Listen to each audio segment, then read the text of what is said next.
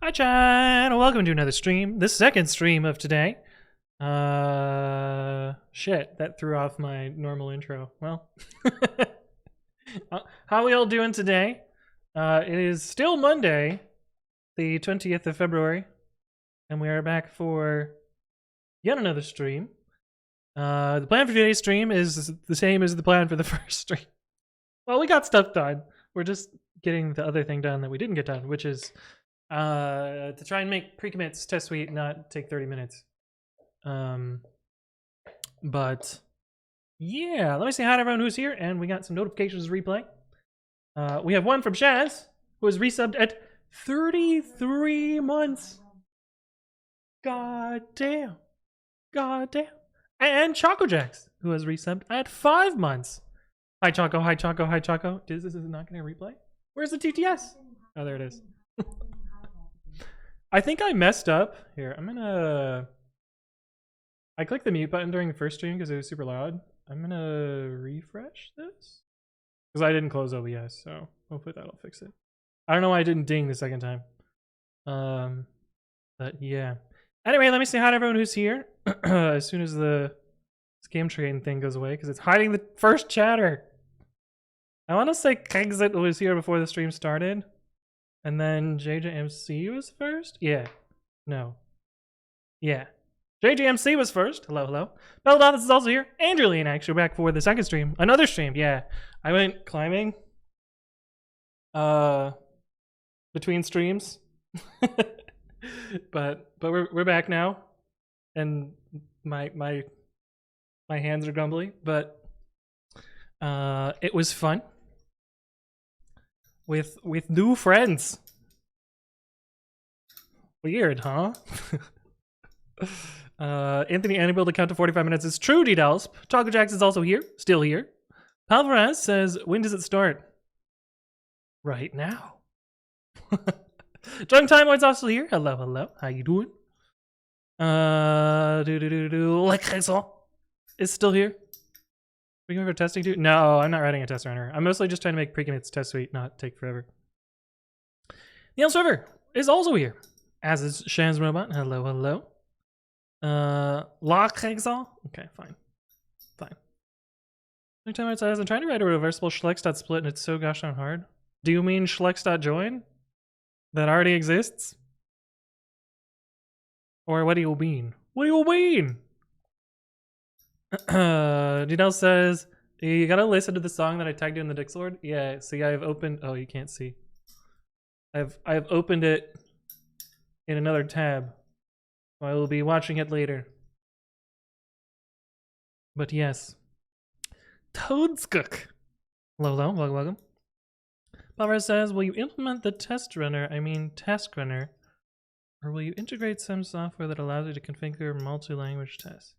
Oh, I think maybe the text of what I'm doing today is a little ambiguous.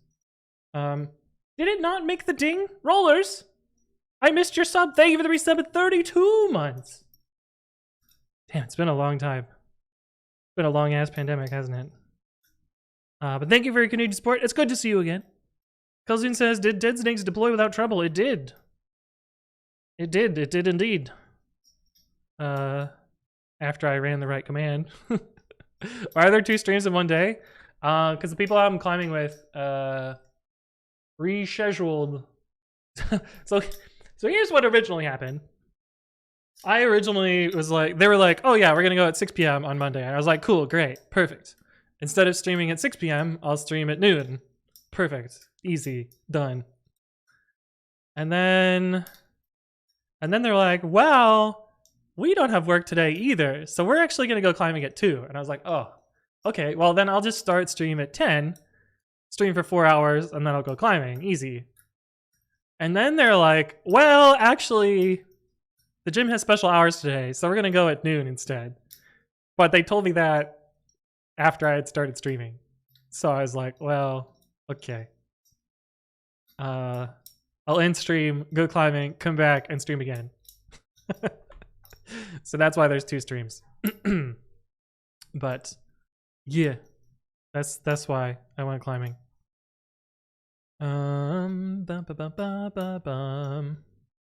Rollers, hello, hello. Is it a bad thing? Yeah, no, double streams is good. Oh Lord, he back. Steve Bandito, hello, hello. How you doing? Nice calluses, yeah, yeah. You can tell that I don't quite hold properly because well, actually, it's better than it usually is.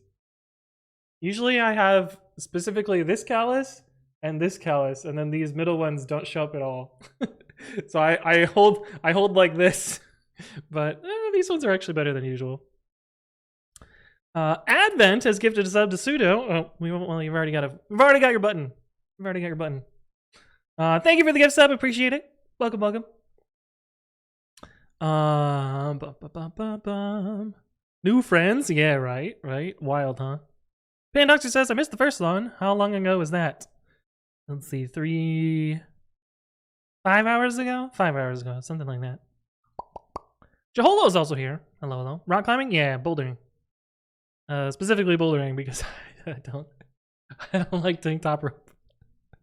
Partially because I find it boring, but also because I don't have the equipment. Yeah. Schlex.join, Schlex.split. Well, Schlex.split A pipe B isn't a pipe. Like, that's not a single command. This is like sort of, you're in an undefined area here. Import. Yeah, that's how programming works. Schlex.split A pipe B. Like this already isn't a proper command. This says this is a special character. Like for it to be, you know, schlexible, it would have to be this. But yeah, I guess if you're trying to schlex multiple commands, that's a whole different problem. And you lose like you lose state doing this. So this is not like you can't use schlex.split if you want to make it reversible.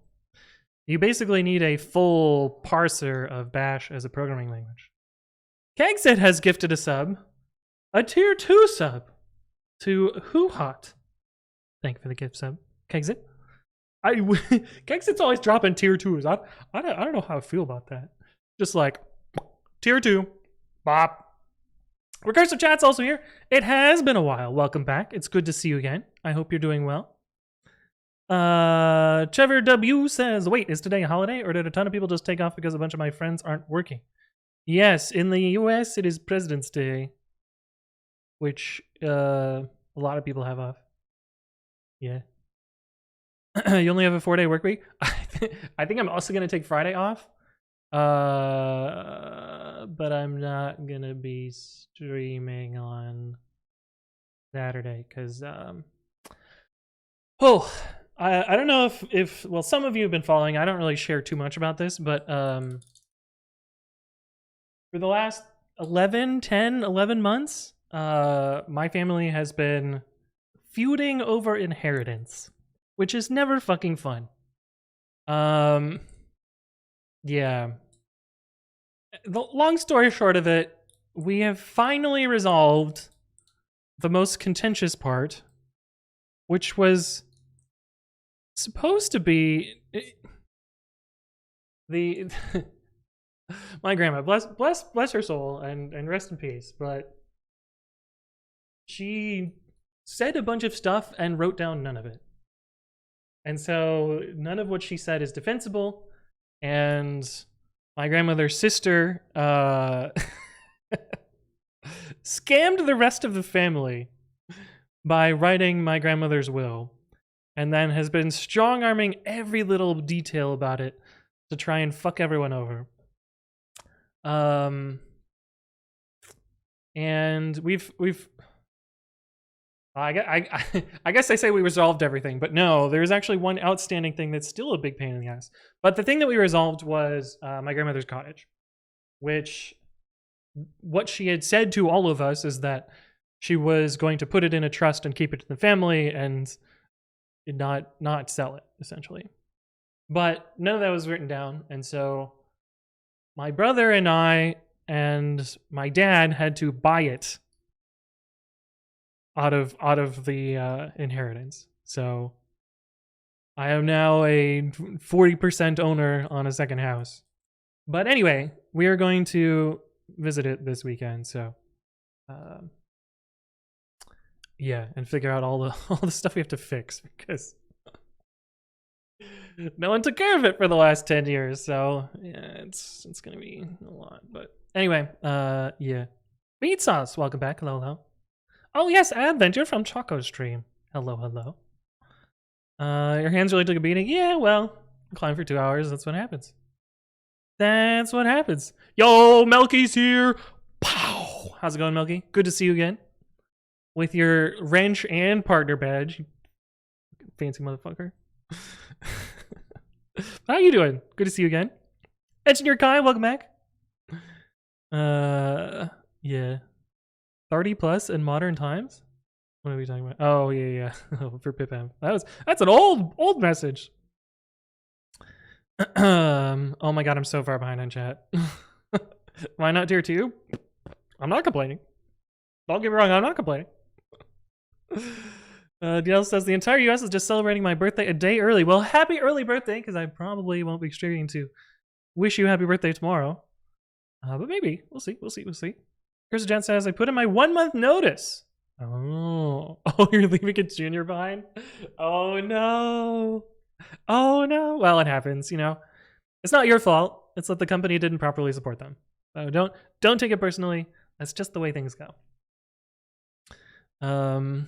But yeah. Family shit sucks, but fortunately it's mostly done. And it says, congrats on being a homeowner. Hopefully you held up okay. Well, now I'm a multi-homeowner.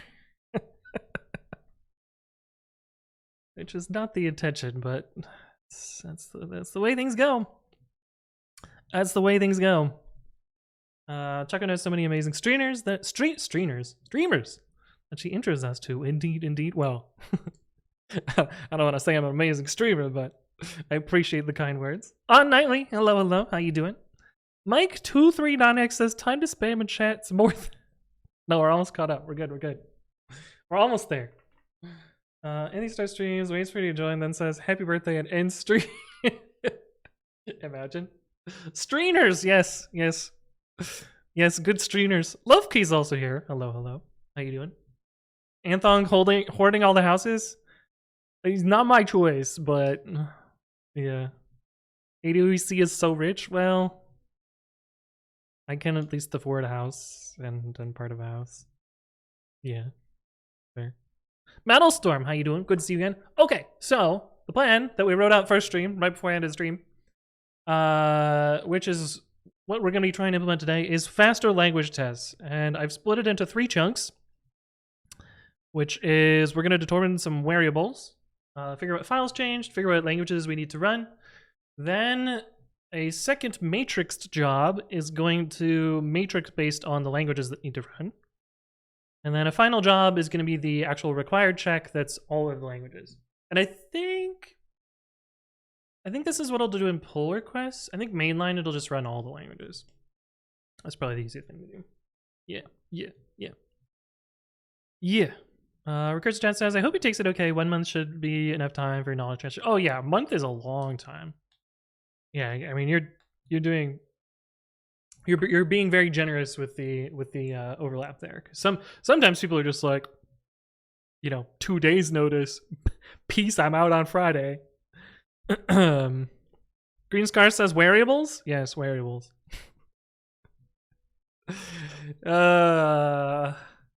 I'm sorry, chat. I'm very brain broken in that I say things funny because I think it's funny, but I realize that it makes it harder to follow sometimes. But sometimes it's very obvious what I'm saying, and so it's great to just like bait people, which I think is fun. Like in today's video, I didn't say the word rust anywhere.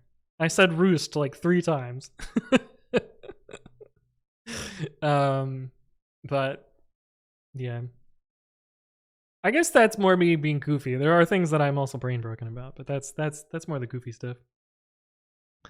I gave 2 weeks notice, but the second week of that was when I was on PTO. 1 month notice was in the contract. Oh. Interesting.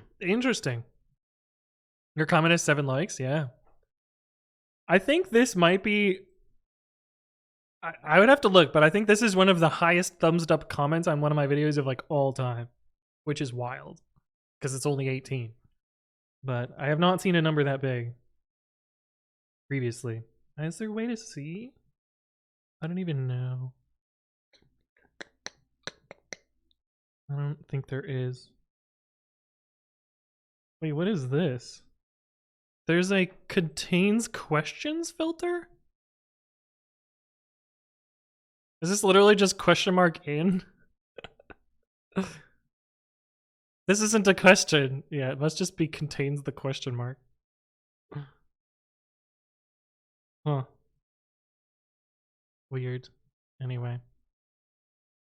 Useless, useless, useless. Yeah, I think they're just looking for the question mark, which is so dumb. My last job was 1 month notice too. Interesting. Great Scar says, speaking of bait, I got a free copy of my Python textbook to give to you. We'll update to use the term variables somewhere as an Easter egg. Nice. Crypt back W back question mark. I think it's just question mark. To be fair, question mark usually means there's a question. Yeah, but sometimes it's people saying things like, yeah, I guess you're right. Most of the time it means a question. But sometimes it's like rhetorical or snarky. But yeah. Okay, so the first thing that we need to figure out is how we can figure out the difference of files in a pull request. And I think there's an API for it. Oh wait, how are we gonna do this anonymously? We could probably do it from Git. Actually, I know we use something at work. Let's just see what the fuck we use at work. Because I know there's like a changed files thing. Yeah. Get them and burn it all down. Yeah. Okay, so there's some like changed files changed. Is this a fork? I hope this is a fork. We'll probably use the not forked version. I don't know why it's fork. It is a fork. Why are you a fork? 3 commits behind.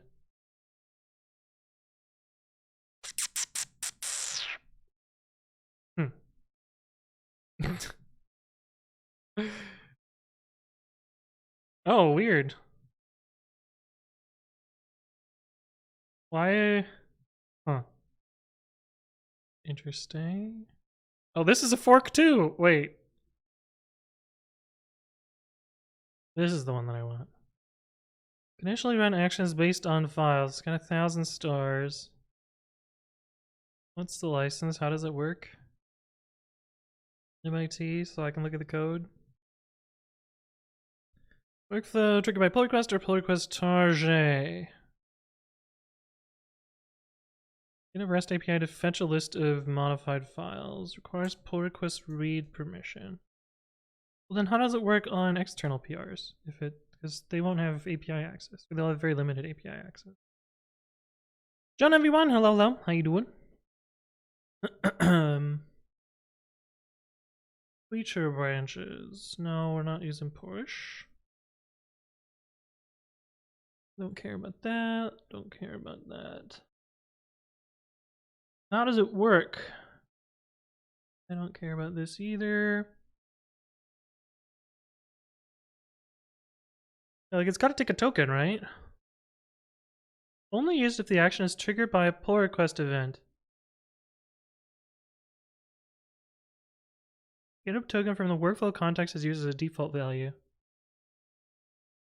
It falls back to detecting using git commands, so we'd have to fetch everything. I guess this isn't terrible.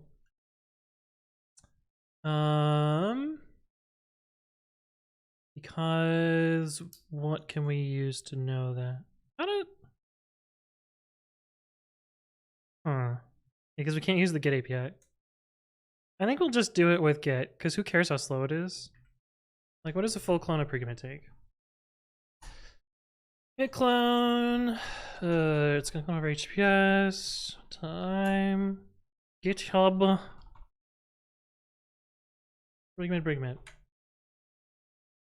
1 second. Who gives a shit?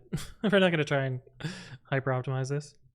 Okay. So GitHub workflows. What did I want to call this? Languages? Yeah, languages. Haniel, thank you for the follow. Welcome, welcome. Hopefully you're doing well. 1227. That was my locker number in high school. Why do I remember that? I have no idea. I have no idea why I remember that. But it was. Languages. And then we're gonna have this, so we get auto cancel. Yeah. And then yobs. Vars. Vars. Determine which files changed. Okay, runs on Ubuntu latest. Somehow we have to do outputs. I don't remember how outputs works, but outputs has something or another here. And we're gonna have steps. We're gonna do actions, checkouts. So V3, V4. I don't even remember. Repos, workflows, GitHub workflows. V3. I love your cat emotes. They're pretty good. They're pretty good. You can make an even longer noodle.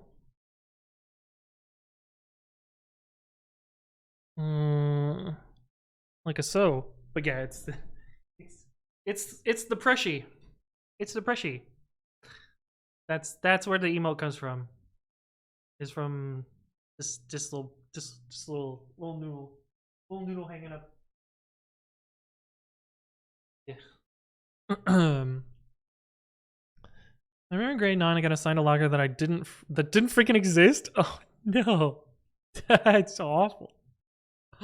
I remember it took me a very long time to find mine in high school because they weren't ordered sequentially, and I had just moved, so I was like brand new to the school district, so I didn't know anybody, and I just had to like wander around. Fortunately, so the reason I got confused is there was like a second set of lockers that were numbered very close to mine, but were not the actual ones that I was looking for. But like I was able to find the elite locker, but not mine. But I eventually found it. Also, I learned how to break combination locks in high school, so I could open anyone's locker. Evan has gifted a sub to Engineer Kai. Thank you for the gift sub, Evan. Appreciate that. But yeah, I remember in college, I would get drunk and I would just unlock all the bikes because I could, not for any good reason, just because I was drunk. I thought it was funny. In retrospect, probably not a good idea. Okay, anyway, this has to say uses, right? With depth 0, because we're gonna look at the get history. Yeah, I mean, it was maybe not the best decision, but okay, how do outputs work? Pretty sure this uses one, right? Outputs. Okay, so outputs maps to something. Okay. So I think the way that this works, I'm pretty sure I can use outputs as matrix variables in future steps. I think. That's at least what I'm going to try.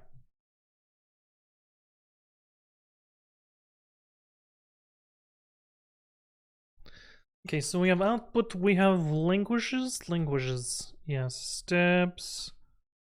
Dot. Do I need to interpolate this? Yeah, I think I do. Steps dot.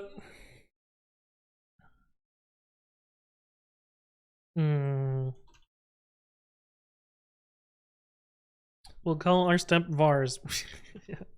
We need to set up Python.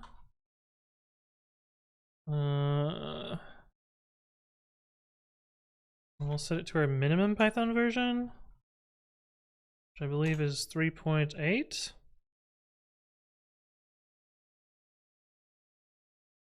Yes. But don't worry, I've been good. I don't I don't break locks anymore. I don't try and hack into things anymore. I'm clean. I'm clean, I promise. I've learned from acquaintances of mine. Acquaintances. Why did I say that word weird? From acquaintances of mine that randomly pen testing a website, you could get in trouble unless they explicitly have a bug bounty program. Because a lot of especially bank companies, they don't fucking understand security at all. So their shit's super insecure. And if you point out the problems with their security, they'll think that you're trying to hack them, when in reality you're trying to help them. If you get what I'm saying. But I've had friends that have pointed out, acquaintances, we're being accurate here. I've had acquaintances that point out security flaws in companies and then have to, respond to the police, which I have no interest in doing that. So I'm going to stay as far away from hacking as possible. But where's my hat? I can't even put on my hackerman persona. Oh, you know what? It was cold. I went for a run, and apparently the only hat in my house is my hackerman hat. So I'm gonna have to get another hat. In high school, we used to open people's locker room locks and swap the contents with another person, same class. Oh no. Dexter Jake, hello. How you doing? But yeah, the locks on the lockers at school had two flaws. One was they were master lock locks, and if you know anything about master lock locks, the combination locks can be pretty trivially figured out by putting tension on the lock and then rotating until it sticks, and then rotating the other way until it sticks, and then rotating the third way until it sticks. That's how you can get open any, well, at least of the era. I don't know if they've fixed that blatant vulnerability since then. But the other vulnerability that these locks had is you could see the latch in the locker, and if you had anything flat and long, you could just go boop and open the lock. So they're not super secure, but Alexandre says, I'm getting mad. There's hot water 5% of the time. I'm fucking tired. I'm not sure what you mean. What do you mean? What does that mean? Sounds like a plan. Yeah.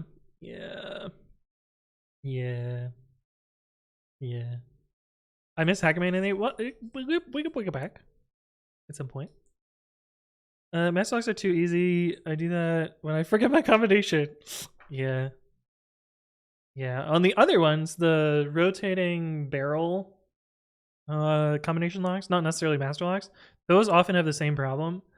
Where you tension and you do the numbers from one side to the other depending on how the lock is built, and just wait until it gets stuck. Marichi says, were they padlocks? Did anyone replace it with a better one? The problem with my high school is the locks were part of the lockers, so they would have had to replace the locker rather than the lock. They weren't loop a lock in thing. They were part of the physical locker. But anyway, okay, so we set up Python. I think I'm gonna need to set up, I need the dev dependencies. Yeah, we need all the dependencies. Right. Yes. And I'm pretty sure Tox4's dev is broken still. Should we fix that? Or should I just ignore Tox and do it myself? I think we're just gonna ignore Tox and do it myself. Yeah, that's what we're gonna do. Blurp, blurp, blurp, blurp. Oh my god. My climbing fingers are not. What? I made the mistake again? Oh wait, no, bang dollar isn't gonna. Right. I didn't make the mistake again, but it was still the same variable. Okay. So we are going to do what? Virtual env. Well, we probably don't have virtual env. Let's do this. Bin pip install requirements dev.text -e dot. And then we have bin Python.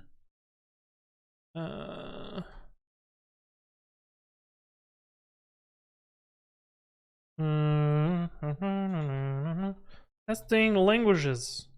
And then we'll call this id vars, but line it up properly. And we'll also set -uxo pipe fail so that we get nice output. I like to do this order. No, do I? Yeah, okay, fine. Doesn't matter. Whoa, that noodle has a tail, Advent.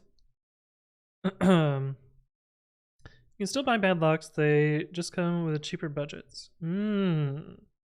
I see. Do I need to state the outputs here, or will it just work? Clearly no output stated there, so I think it'll just work. Yeah. Okay, so that should be the first step. We need to implement this actual script. Real Gamma, thank you for the follow. Welcome, welcome. Hopefully you're doing well. Actually, we can probably just do path equals vf quid vf bin path. Export this, and then we can do that. And this. Yeah. Zaki, thank you for the follow. Welcome, welcome. Hopefully you're doing well. My padlock is made in C. I found a memory leak that I exploited to unlock it.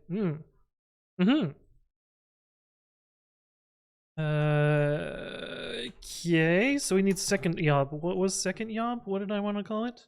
Test language. Test language. Runs on.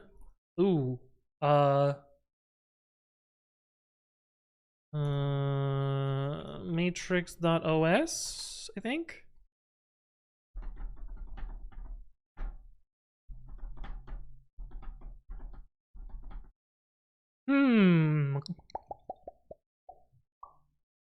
How am I gonna do OS specific languages? I don't know, I'll figure that out later. Maybe we'll make this spit out the languages. Yeah.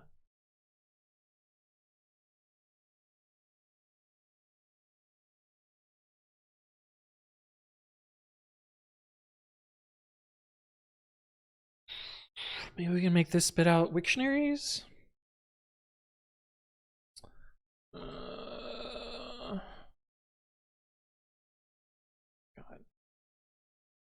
Can't spell.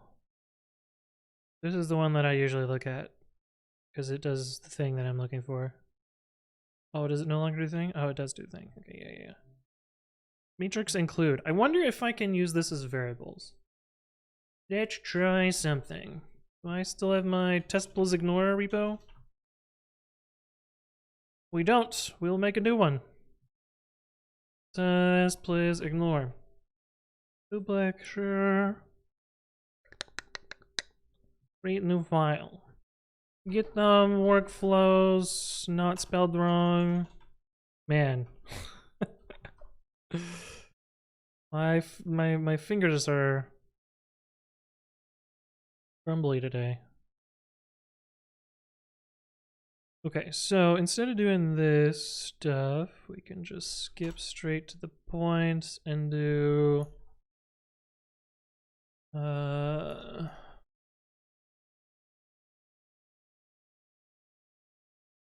want a list. That is not how to JSON. B4? B4. Let's work again. Output. Name equals value. Okay. Langs equals, well, we'll call it language. Languages. Languages is to GitHub output. And then, yeah, we'll do matrix.os. We'll do needs vars. And then we'll do matrix include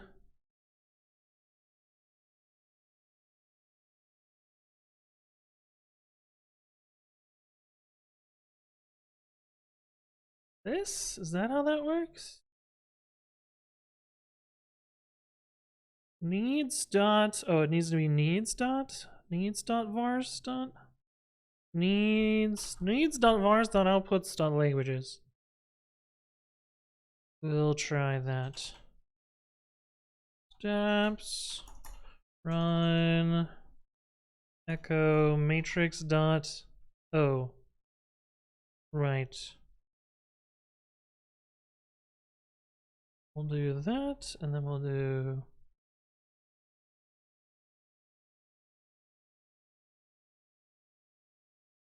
so actually just make this realistic. So we'll say this is language Docker. I hardly know her.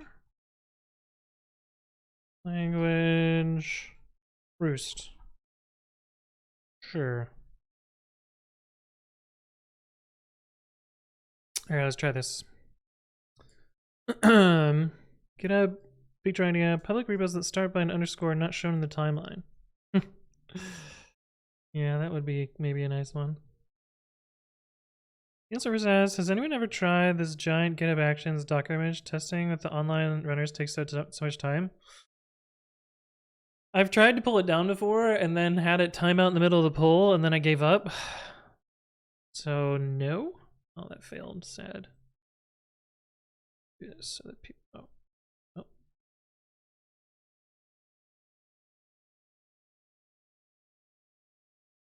I don't need to do the last three, but I just did it anyway. Okay, so there must be a syntax error.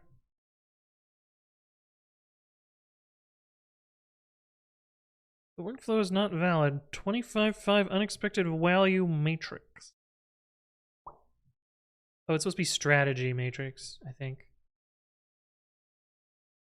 The docs instead of just shooting from the hip. But it's more fun to shoot from the hip. Oh, it even squiggled it here. Strategy. Oh, squiggle's gone. Nice. Dr. Marquis says, what's a trick gotcha Python question you'd ask in an interview? I would never ask a trick gotcha question in an interview because they don't actually test whether people know stuff. It tests more that people can regurgitate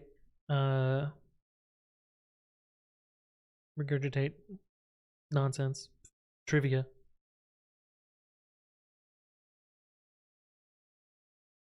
While you're waiting.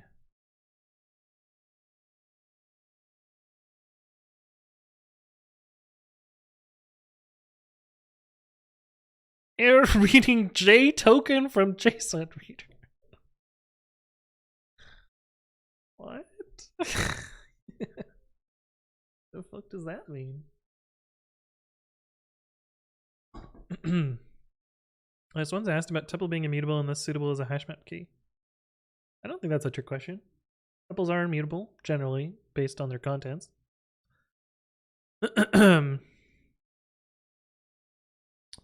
In fact, spoilers. I don't know if it's going to be this week or next week. I just recorded a video about tuples because we just covered that with Juicebox Hero. So why is the JSON empty? I bet I didn't match up the variable names.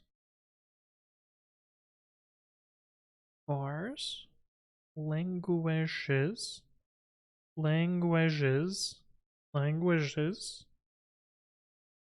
languages.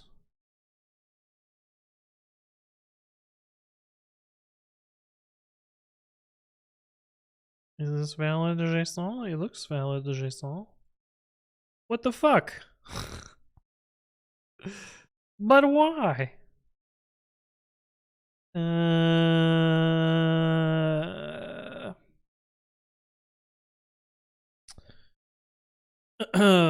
Well, we'll try this instead.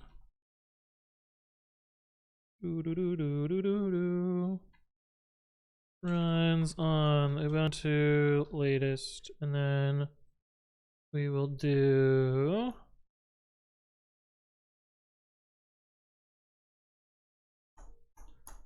if x is needs.vars needs. We'll just do needs. We'll just do 2json needs, and then we can do jq dot. Yes. That'll tell us what happened here, in theory. Polymathic man, hello, hello. How you doing? Good to see you again. Gesson, indeed, indeed. Maldatis. Maldatis is French, therefore it's okay, right?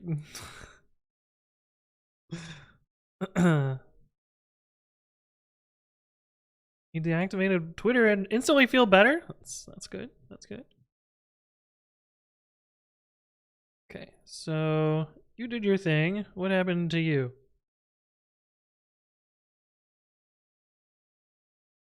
What the fuck? Where? Why? Why do you have no outputs?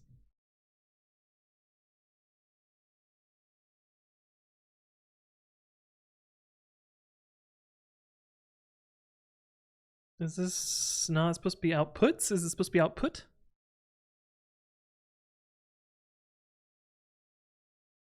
Outputs, key value.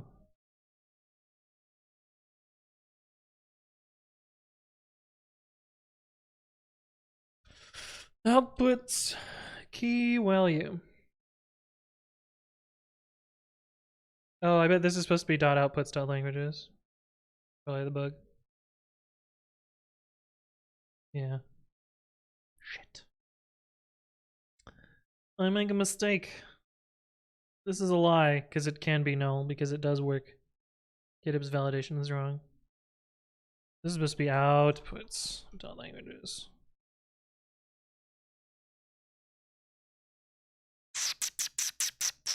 Donata says, hey Thonk, are you gonna be there for TwitchCon Paris?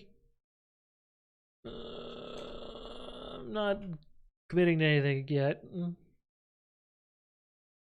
8th and 9th of July. I'll have to check my calendar. I will have just plussed an age. Maybe I'll go. We'll see. We'll see.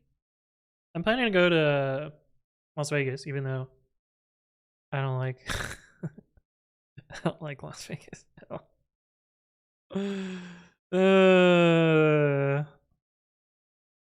E-girls are not on Mastodon though, literally unusable. What about the iLadies? Are they on Mastodon?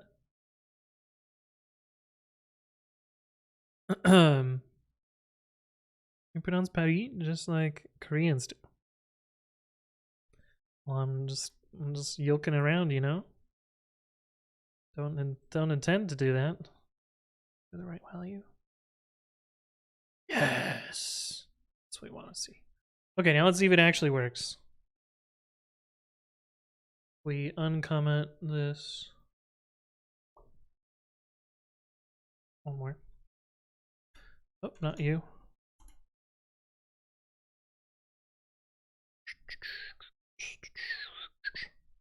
Definitive infinitive. That's a good name. Hello, hello. How you doing? Matrix dot language. Bloop bloop. Bum bum bum bum bum bum. Do do do do do do. Oh, yo, this looks promising.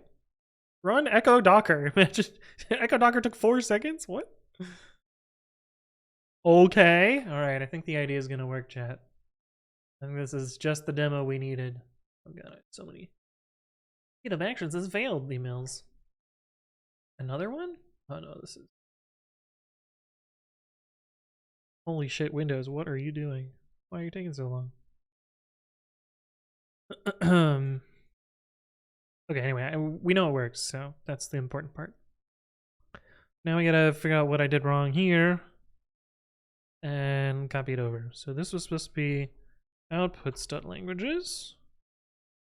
Dimitri, hello. How you doing? Welcome.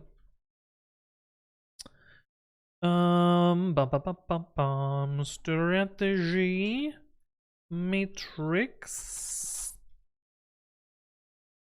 includes from JSON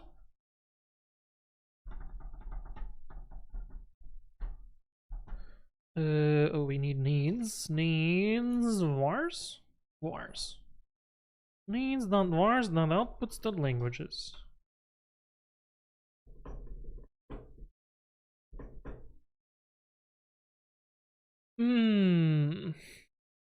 The YAML's a punishment from God to all of humanity. I mean, it could be worse. It could be writing tunnel.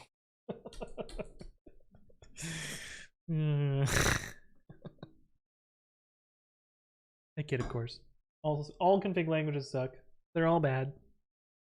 I don't know that we'll ever have a good one, or one that people like, or one that doesn't have glaring problems. But yeah, at least it's not a markup language. Yeah, well, I don't know. At least XML is self-documenting. Copium. All right, so what do we need to then do? We need steps. Actions, check out the v3. We don't need to make u deep. This is actions slash set to Python at v4 with the oldest Python version that we support.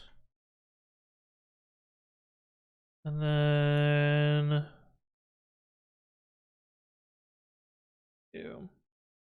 we're gonna have some setup stuff, right? Probably. YAML 1.2 is slightly less horrid, virtually no one uses it. Yeah, it's because no one is actually, it's because it's nearly impossible to build a correct parser for it. Which is also true for YAML 1, but people have tried harder to get that one working. But first and foremost, we clearly need another one, yeah. Surely the next standard will fix this. Surely just one more lane will fix our traffic problems. Not quite. That's sort of false equivalence, but you know what I mean. Okay, we need to set up the same thing here. Then we need to run the one language. Insert xkcd, yeah. That is what I was referencing at least.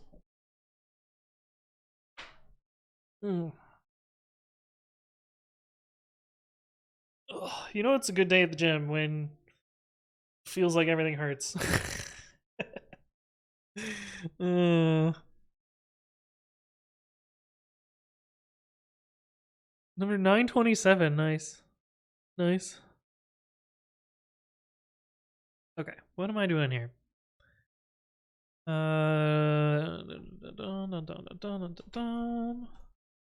That's UXO pipe fail.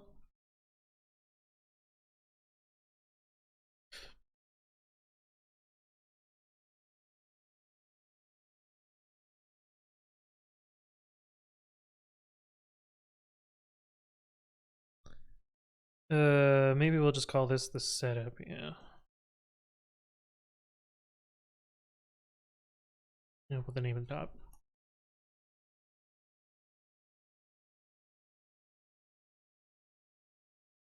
Run tests. Cantember has resubbed at 6 months. Thank you for your continued support. That gets you a fancy new badge. Holy shit, half a year. Welcome back. Hopefully you're doing well. I feel like it's been a bit since I've seen you. June of last year was the last time you talked in chat. Well, welcome back. Hopefully you're doing well. Armchair General's also here. Hello. UXO pipe fail. We need to do coverage run test/languages/matrix.language underscore test.py. And then coverage report. How does include work with coverage report? If I do coverage erase and coverage run test languages, what's a language that doesn't take a long time? Lua?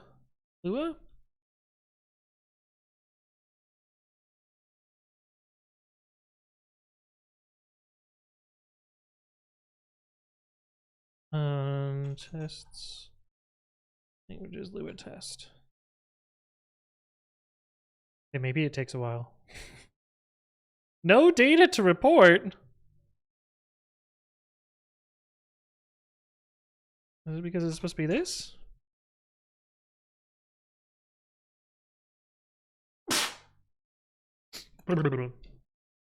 Yes, that is what it is supposed to be. Oh,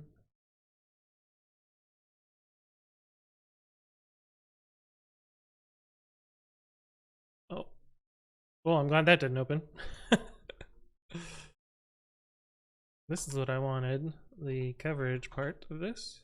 Plugins. Okay. So we do include recommit /languages/matrix language .py and test/languages/matrix language underscore test.py. This seems too simple. Is that it?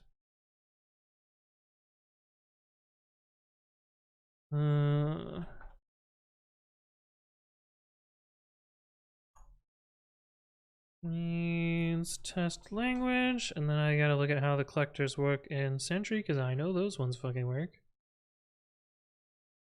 Needs a whole bunch of shit. If always. I don't know why that one's 2004. Should probably be latest.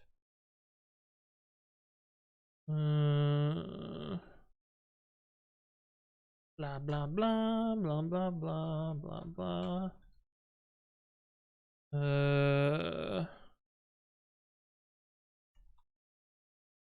Alright, now we just need to draw the rest of the fucking owl.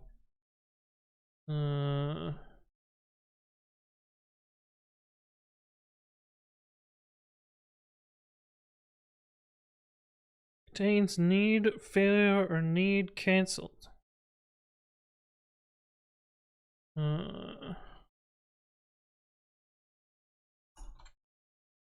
Pendant? Pendant? Dependent.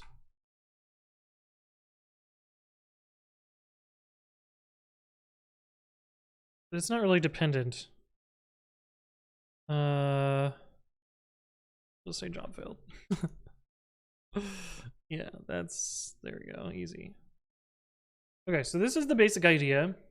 Collect what tests, what languages we need to run.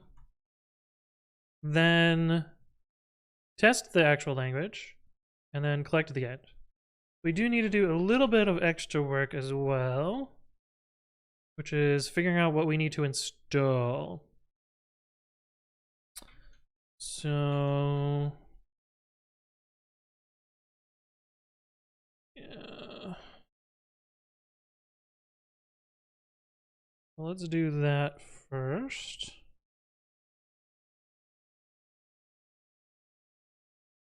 Okay, run testing / get Crossier if matrix.language is equal to Crossier. Run testing / get Dart if matrix.language is equal to Dart. What else we got? Perl Windows.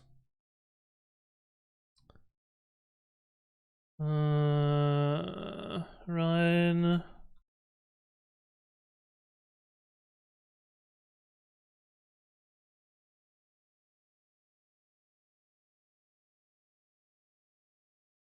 I need to do shell bash as well.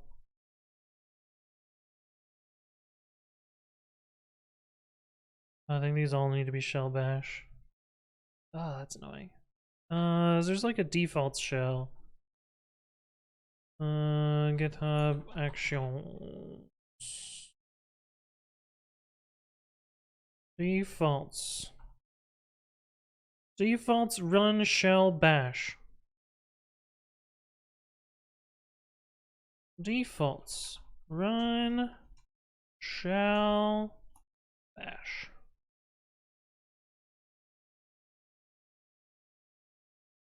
Rara says, SMH dude, you have to reconfigure the kernel so it is parallel to its vector. I want whatever he's smoking. If matrix.language is equal to Perl, matrix.os is equal to Windows latest. Okay, so that's Perl. We gotta do conda. Conda goes before Corsair. Run.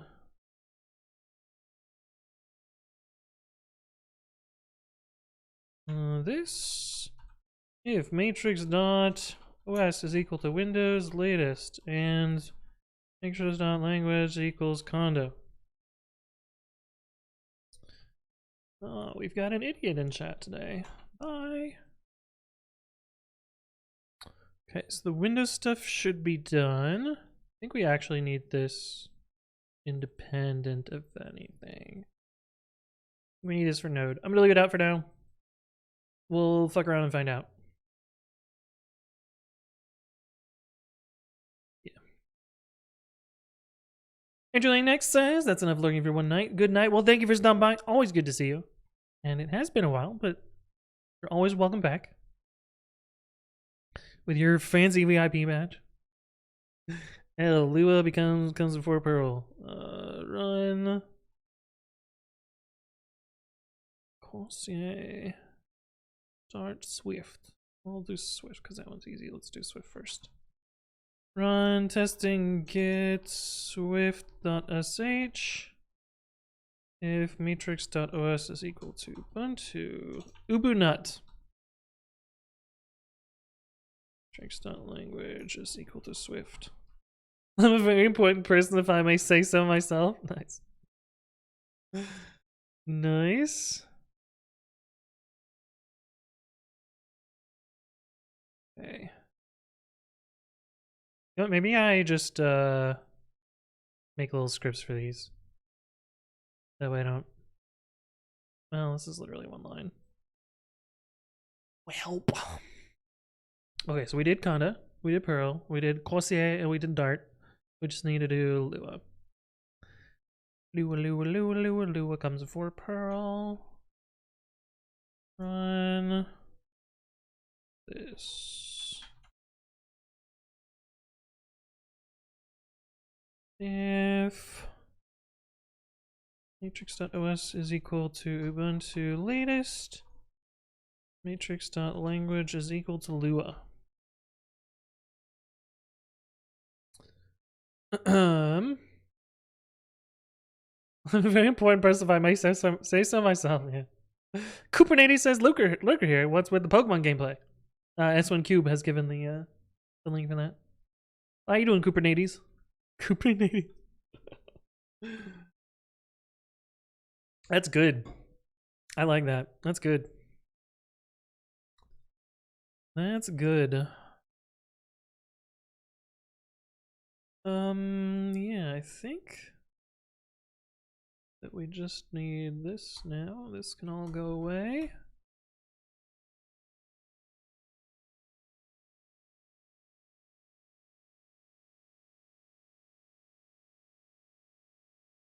I wonder if this is even needed. I forget what this is for. We can probably find out what it's for. Get long dash capital G temp eagles.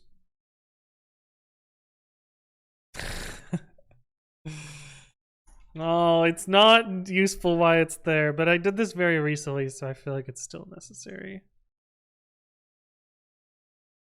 Why would it have not been necessary in Azure Pipelines, though? Oh, it was there in Azure Pipelines.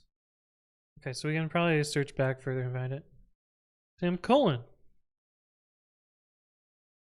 Oh no, is it before Azure Pipelines even? Oh. Rust as a first-class language.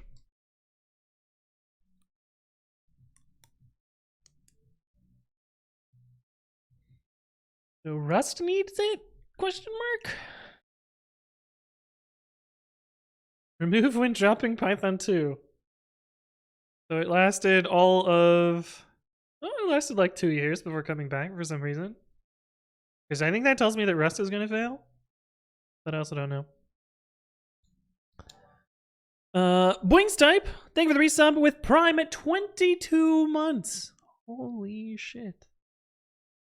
Good to see you again. Hopefully you're doing well. You're almost at that final badge until I make new badges. Kubernetes says, doing well, thanks. Trust you are as well on this fine Monday. Yeah, I'm not working. Well, I'm doing open source work, which is work, I guess. It's just different. What's this Rust? You mean Roost? Yes, Roost. Sorry. My man. C9S? Yeah.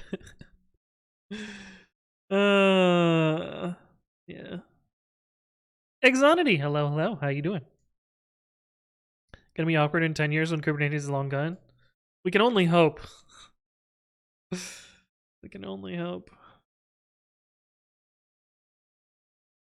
Skip Travis, skip Appware, man, what a great commit this is.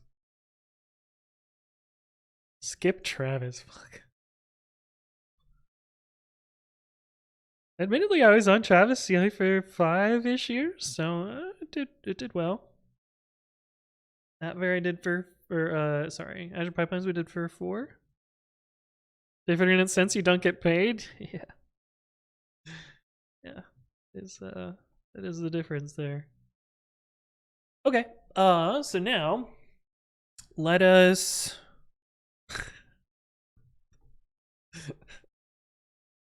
sorry.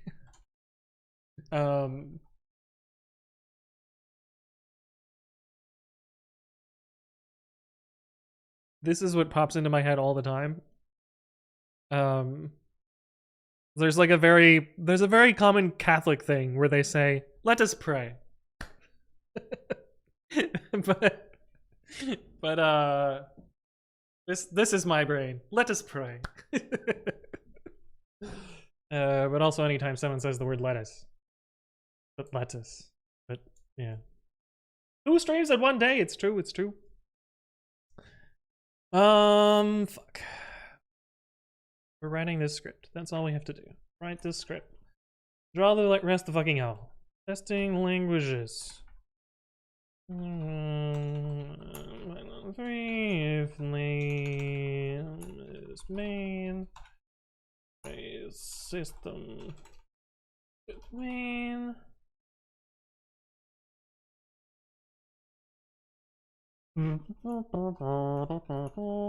Return 0. Okay. So, how do we make this as automatic as possible? Let's figure out what languages are the special cases first. Languages star.py. Let's find the no covers. Okay, so there's not all. We need to ignore all. Ignore all. And probably helpers as well. Maybe we'll move helpers.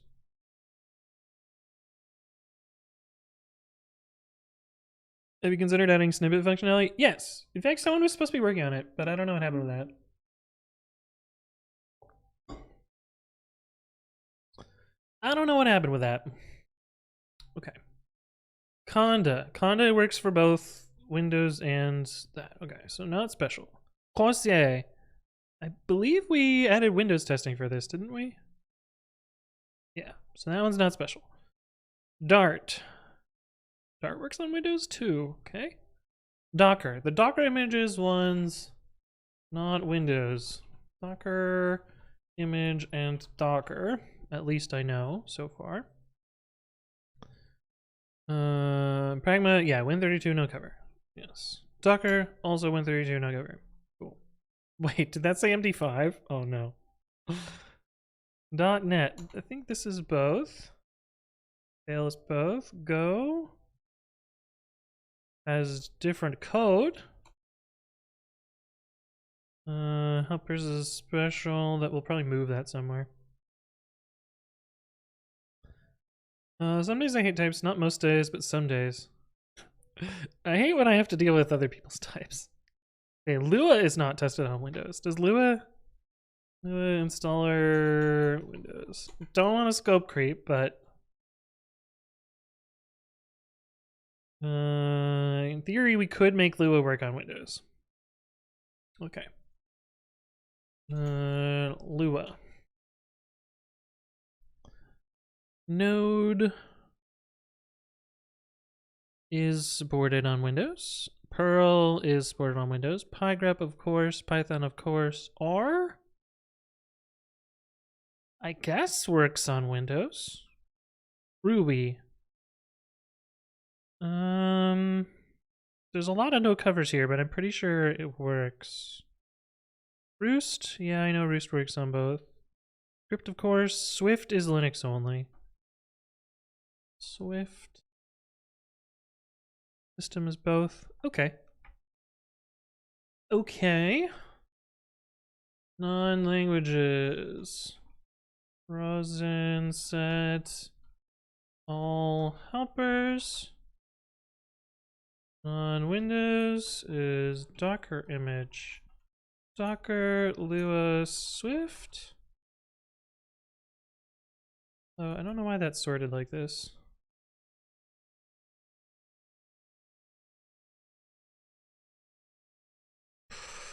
This should also be frozen set, probably. We'll see if we actually need set. I'm gonna need subprocess. Gonna need os.path.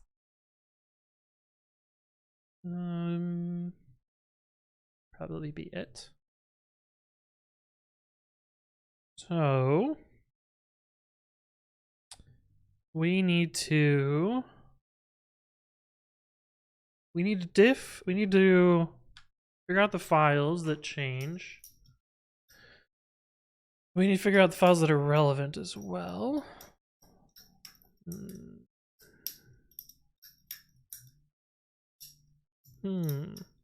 Yes, R works on Windows. Yeah, it's mostly just do I test it on Windows? Lua works on Windows also, but I don't test it there. Swift does not, although it might have changed by now because I saw they were working on it. Like someone was working on introducing Swift on Windows. Wait, this is 2020. Downloadable Swift toolchain images. That makes it sound like... I wonder if they got it working though. Oh. What is your 2? What are you? You're a .exe. Are you an installer?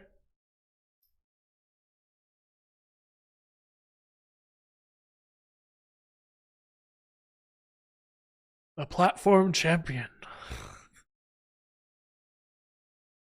What is the little 2 here? Oh, it's just the same thing here. Well, how do install? Where's the directions? Using the downloads. Apple, no. Blah, blah, blah. Linux, no. Windows. Where's the Windows? It's probably just run the installer. Double click on the installer.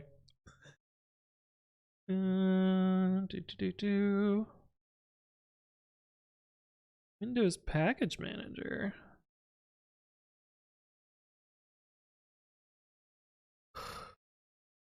Widget install swift.toolchain.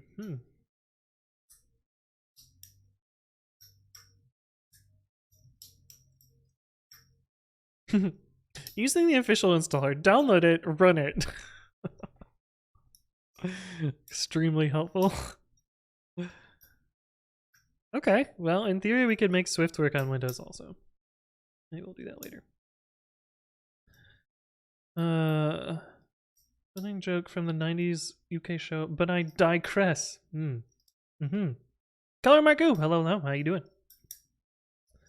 Swift uses Python for debugging. Swift uses Python for a bunch of stuff and like their build.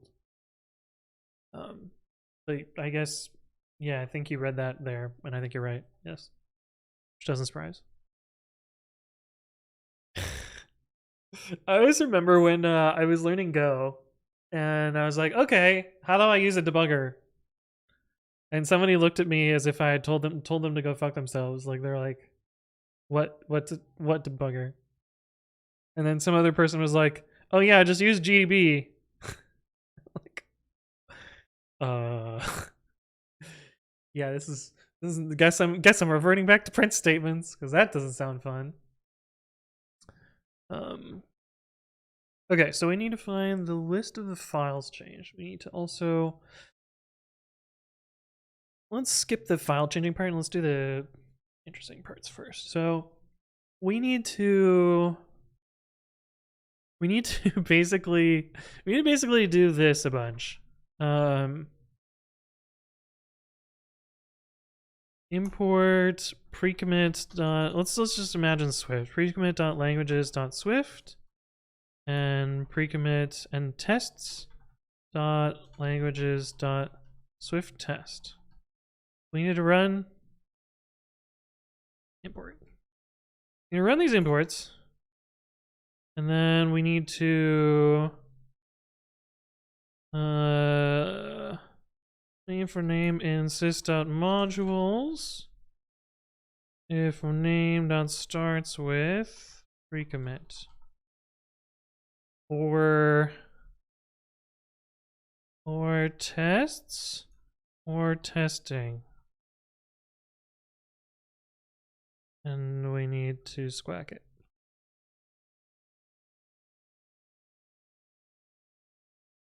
And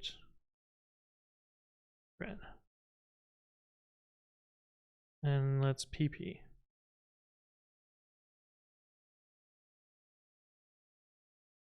What do you mean invalid syntax? Oh, I forgot a semicolon.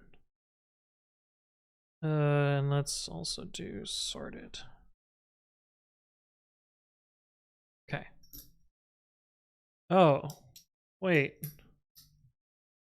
Why did all the languages get pulled in? That's not right. That's not right. We don't want that. Something fucked up somewhere. Okay, we gotta figure out why that happens. The whole point of this is so that they don't get all pulled in.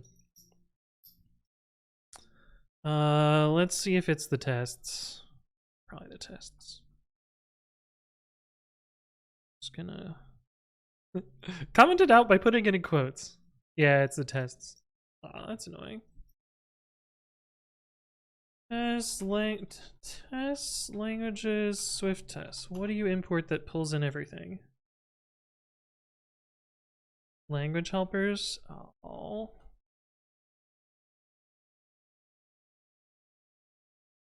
Oh, it pulls in the type. Ah. Ugh.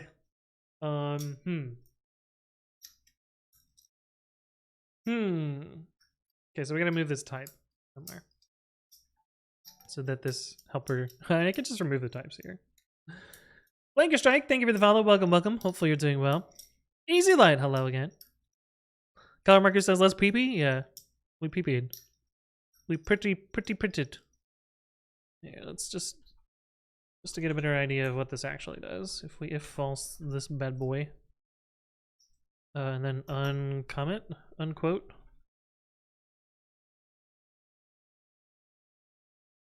Yeah, that looks better. That looks better.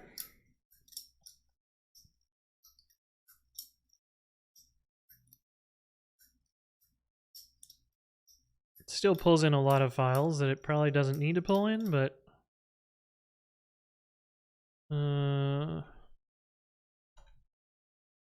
holy fuck. Let's do this.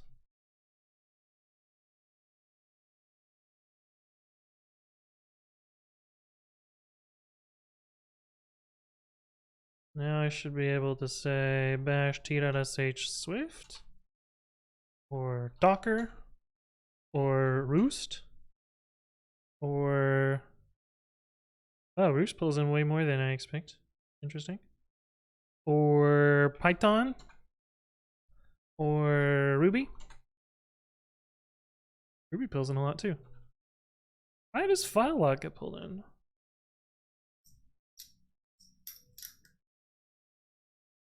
Okay, anyway. But yeah, we have a way to figure this out.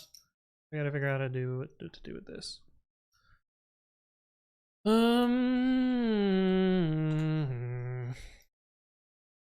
type checking be abused for this? Oh, 100%, yeah. Stop saying roost, it's pronounced GIF? Yeah, exactly. But welcome to the stream, Flanker Strike.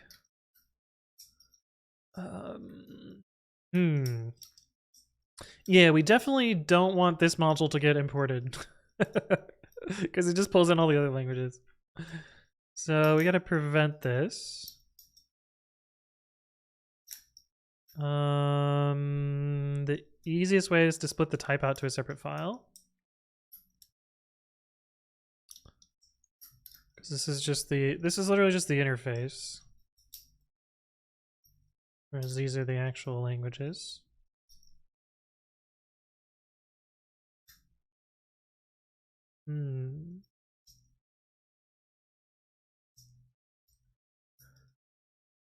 Do I make a types thing?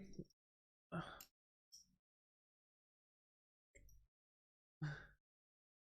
the hell is this?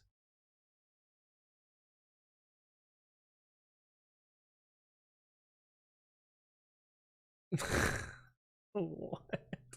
I just got the weirdest spam email. The bottom of it says, "Don't care about the future of brain transparency? You could unsubscribe from this list." What the fuck is this? Who are you? Where did you come from? Random ass PhD that I've never heard of. Oh wait, I wanted to say that I did not sign up for this, that it is very clearly spam. I never signed up for this. Yeah, report. Weird. Okay, the easiest thing to do is to move this type. Header.py? I could put it in helpers. Since that is the interface. I could also move this as well. Where does languages get used? Languages.all.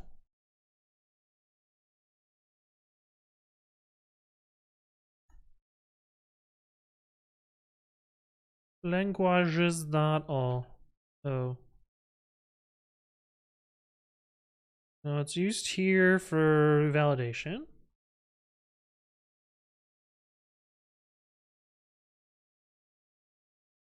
Yeah. It is used here for the actual execution. This is like the important one. What is it used for here?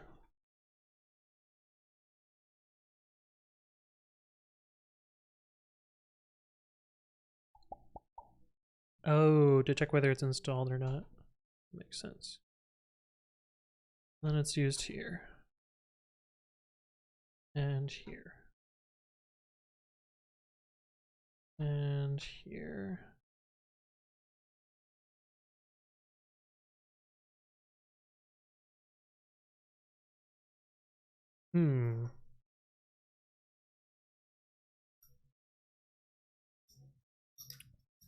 I think I'm gonna move the type into helpers. I think that's probably the easiest. I find the more that I unsubscribe to, the more spammy stuff I eventually get signed up for. This was done through a third-party mailing thing that usually they're pretty good about it because they have legal obligation or whatever. I never checked whether Swift is Swift or Swifty. What? What? Fit on one screen, so I gotta copy it twice.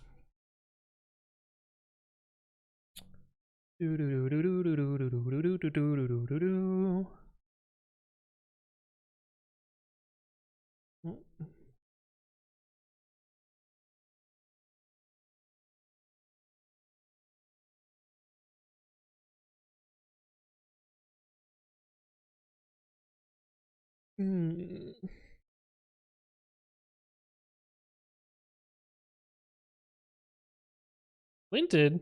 It must be broken. There's a 7 import error. Yeah, protocol is not defined. Protocol. Now you're happy enough to do things. Context manager.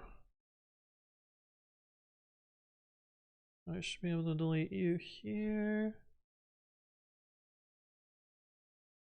And then do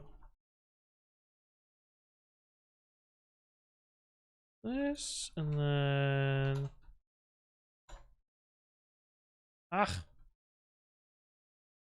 and do this, and now we do Swift again. Good. Okay, that looks good. At some point, I need to split out whatever is getting called in util, but you know whether there's a tool to calculate type hint coverage? Yeah, MyPy has cobertura output. You can use that. Though honestly, get it to 100% and then don't worry about it. Go file by file is what I usually recommend. It's certainly the easiest way to get there. Okay, so now we have isolated things. Now we just need to know what files are and figure out what ones changed. Should be easy to parallelize to. The Black Box, thank you for the resub at 13 months. Good to see you again. I hope you're doing well. Testing languages. All right, so we're gonna have a little program that we're gonna run based on the language. So we're gonna do import sys import precommit.languages.lang. Import test.languages.lang test. And then we need to print all of the files from that lang underscore test. Yeah. So we need JSON as well. And then modules equals sorted. Jaden, thank you for the follow. Welcome, welcome. Hope you're doing well. Sorted v.file or kv in sys.modules.items if k.starts with precommit tests testing. Then we should be able to print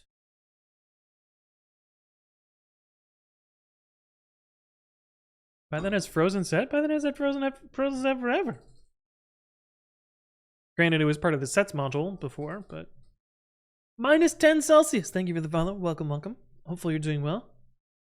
Print JSON dumps modules. Yeah. Pull a little bit of concurrent futures up in here.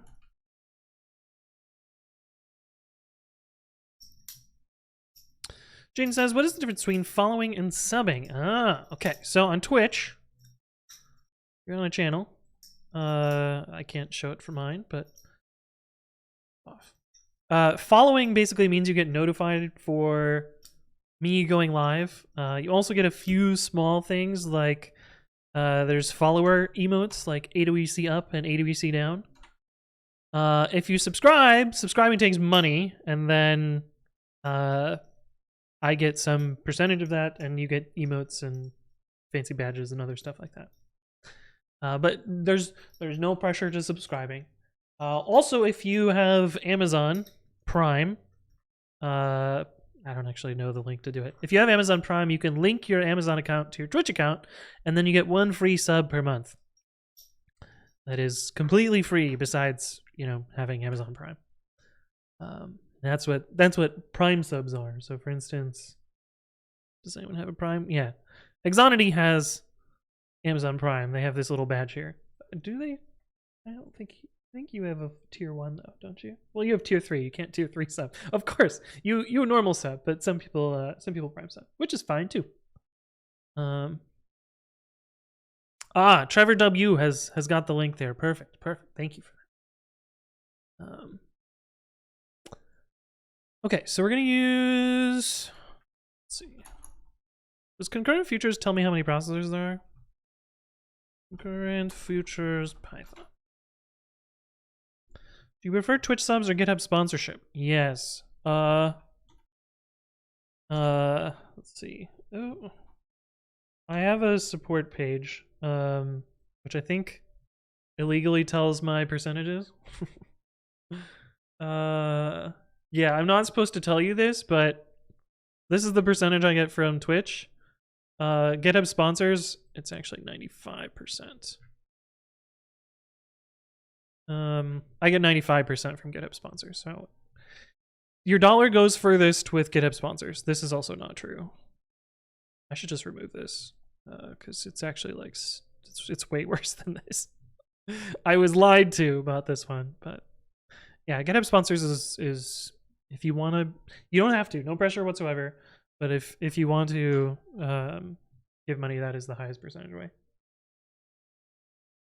Aren't Twitch bits the best option? So I get 100% of the bits number, but you have to pay like 20 or 30% on top of that. So it's not necessarily better.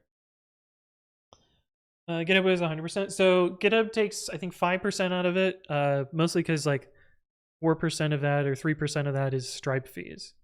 So they get like 2% total, which 95% is cracked. It's really good. Otherwise, they would lose money on it. But yeah. I love how you're not supposed to tell us all this info. Yeah, well, I posted that before I knew it was in my Twitch contract, so sue me. Not like any of this is surprising or private, because literally everyone talks about it, and the partner agreement is fairly public. Loop614 says YouTube. Yes, I have 2 YouTube channels. I have one for my educational content and then one for my stream VODs. Ed says, AnthonyWritesCode, do you know any resources about Python modern best practices folder structure style guide? I was transferred to a Python team from Java and kind of confused with the types and classes, doubling it, and importing from files. Yeah, so that's the thing, is everyone's going to have a different opinion about how to do everything. I have a particular way that I like to set up my projects and, not use classes all that often and have a particular module structure and yada yada. But everyone's going to have a different opinion. And I don't necessarily want to lead you in a particular different way or straightforward or not forward way. Is this Linux? I got the bot. Yes and no. Yeah. Yes and no. It is actually Windows. Okay, does this give me a way to know the number of processors? Can I just set 0 and it does the right thing? Process pool executor. Max workers equals none. None are not given. It will default to number of processors. Yo! Sick. I hate this fact so much. I know the reason too. On Windows, max workers must be less than or equal to 61. And it has to do with how processor spawning on Windows works, and like I think a process can only have a certain number of children, and on Windows one of those children is the spawn manager, or 2 of those children is the spawn manager. No, I think it's that one of them is reserved, one of them is the spawn manager, one of them is the process itself. But it's just such a silly limitation, right? Everyone is free to have the wrong opinion? Yeah. Yeah. Well, everyone has the wrong opinion. Yeah, it's a VM. Yep. It cries an AMD Threadripper. Yeah. Okay, so we want to do step one is find relevant files for languages, and then step 2 is find the files that changed, and then step 3 is overlap and output. Yeah, something like that. Okay, so with concurrent futures, oh, we probably also want to say we want them to all run. Well, we'll worry about that later. Don't have to do too much at once. Tofufufu, hello. Yes, the MOTD is I am soft.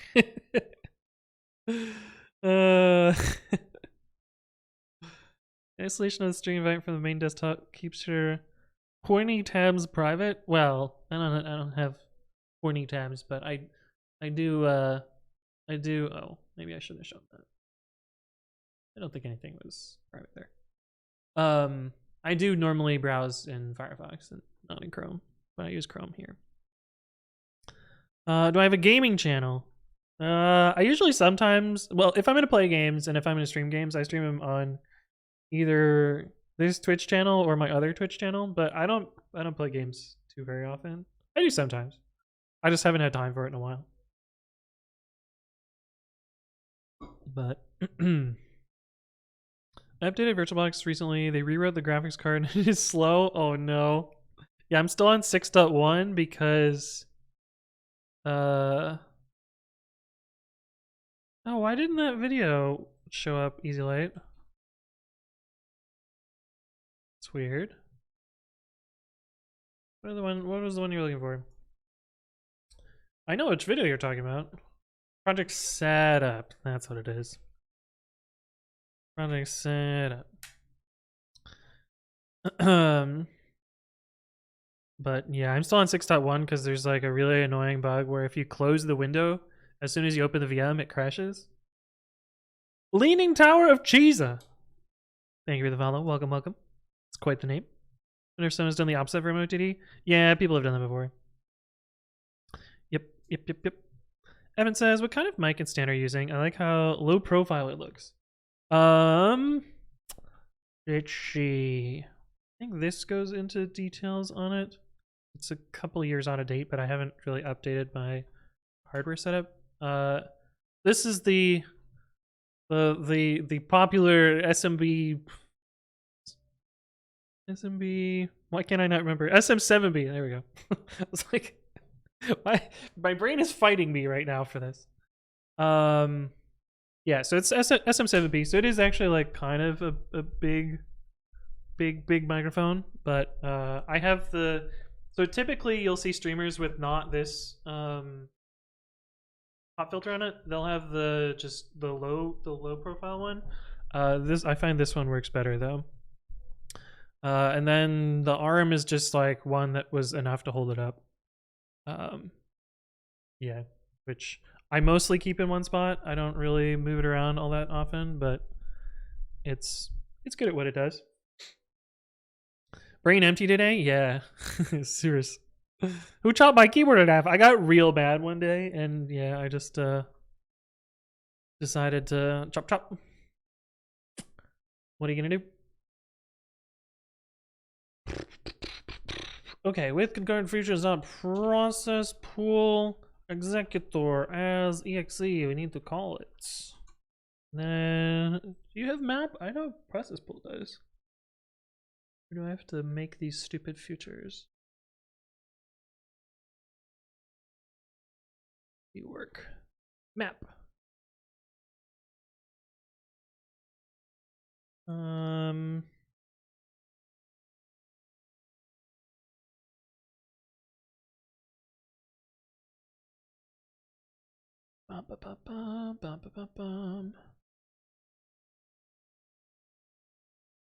Func raises an exception. That exception will be raised when its value is retrieved from the iterator.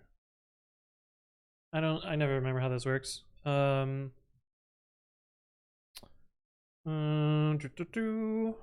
just say language is equals Roost and Ruby and Swift. Files equals. Oh, actually, I want to use a thread pool executor because we're going to be calling processes.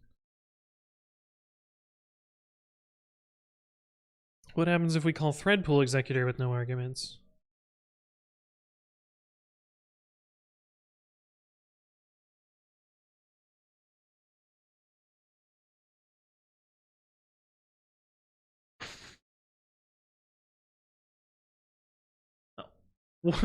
Multiplied by 5. God damn it. Why? But why? That's annoying.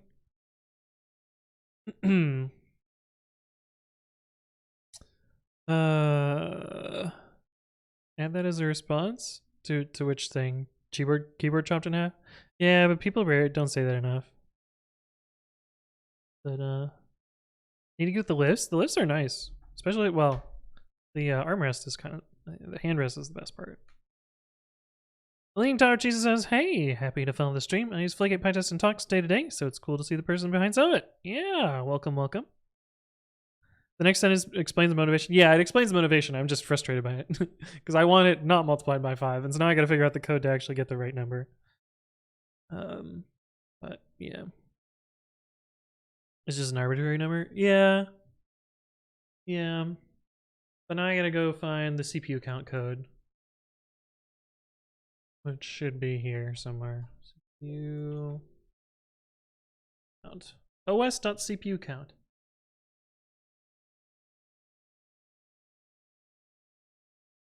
We limit it. Wait, this isn't documented.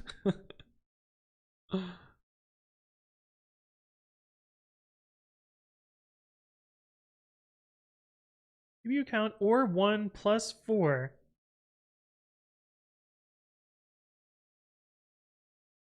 What the fuck? This is nothing compared to what the doc says.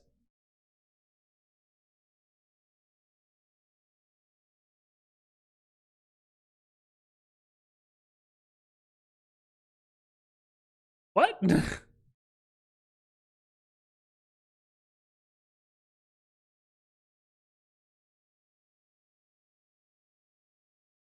Where was that?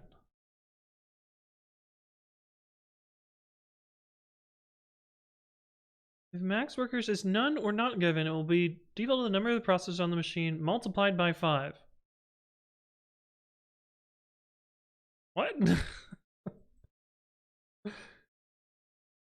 This shows me CPU count plus 4 or a minimum of 32.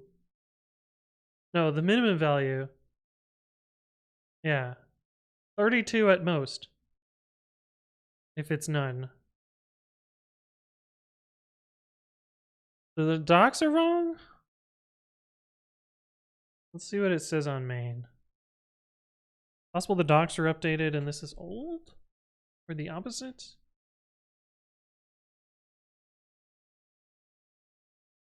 Yeah, this is the same logic there. Let's look at the blame.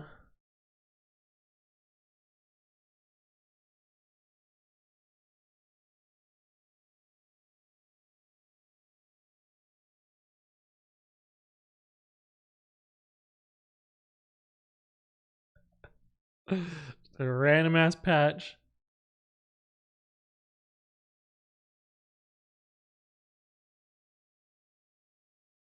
Oh, did I just miss this in the docs?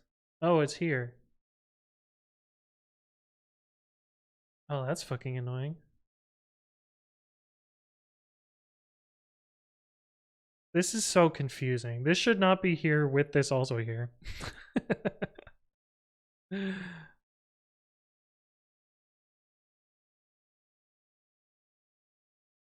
Wild. Okay, anyway. Trevor W says, I've never actually watched to see what the Pokemon thing does, but I have now watched it run into the same Lairon 10 times in a row, and I'm rooting for something else to happen. Well, you have a 1 in 1,365 chance that something else will happen. Well, it's fairly unlikely, but it can happen. Read down it change? Yeah, but This is just fucking useless knowledge. This is historical context, but it doesn't need to be here. This should not be first. Or it should say, this is no longer true in 3.8. But anyway. Especially because 3.5 is end of life. 3.6 is end of life. 3.7 is getting close. You're saying there's a chance. There is a chance. Yeah, it happens. It happens. In fact, if we look at my spreadsheet, it has happened. I select the whole column. It has currently happened 1,696 times I have acquired a shiny Pokemon. Jane says, why is there a game under the keyboard? Why not? Because I like shiny Pokemon. And then you just say bye. Okay. Bye, Jaden. Thanks for stopping by. Okay. So os.cpu count. os.cpu count. We already have OS. Perfect. Perfect. Lang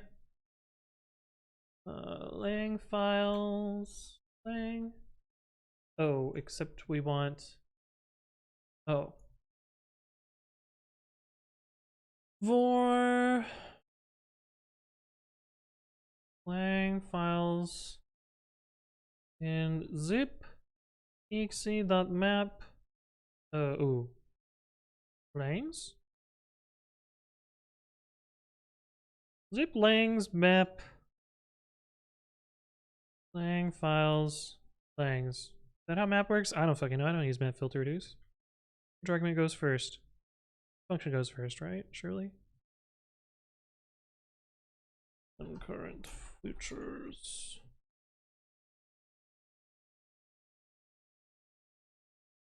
Func star iterables. Okay. Sick. So then we need to do lang files. Lang stir to frozen set? Frozen set. Frozen set stir. Return process done. Check call. Check output. This dot executable.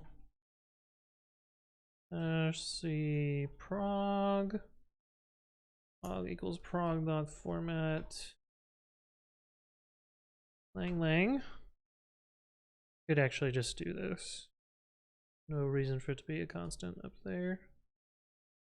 And then we can do an F string.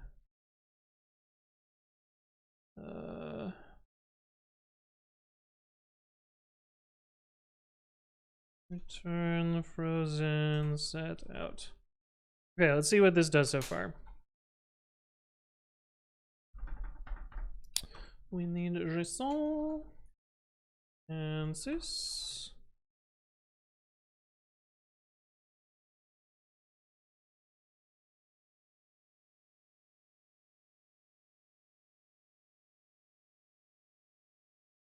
Did that work? I don't know. Import pprint and then pprint.pprint files. God, pretty printer is so ugly. Ah, but it's full paths, whereas I want relative paths. Frederick Plays, hello, welcome. Is this going to be used in Docker? What is this?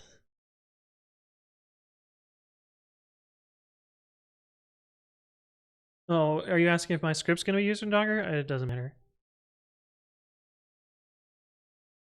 Probably not.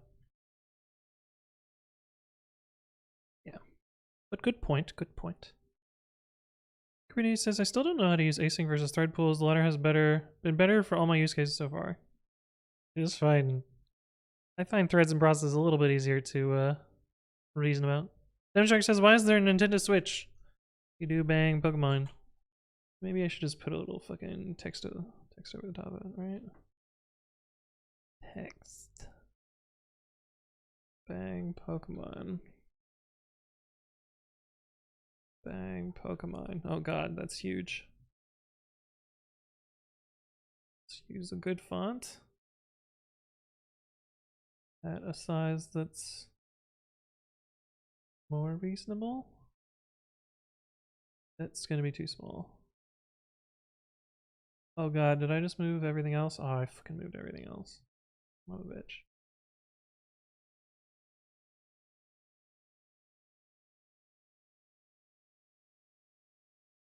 It's gonna be white text for some of the time. I guess I could give it a black background. We're doing it live! Background color, opacity 100%. Let's give it a little bit more font size. Like 28. Then we gotta move it back into place.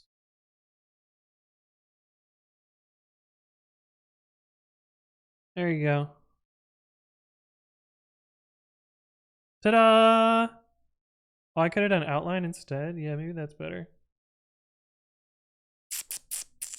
There is a setting for that, I think. Outline. Outline color black. And then remove the opacity. See what that looks like. Yeah, I like that one better. Nice. John Mega! It has been a bit. Welcome back. Good to see you again. But yeah. Clap. Fixed. Fixed. Okay, I think this is working. So now we just need to get the full list of languages. Oh, and we need not full file paths. Yeah. So we also need os.path in here. os.path.rel path. That there. I need. What else do I want? Oh, we need to actually get the right list of files. os.path.splitxt.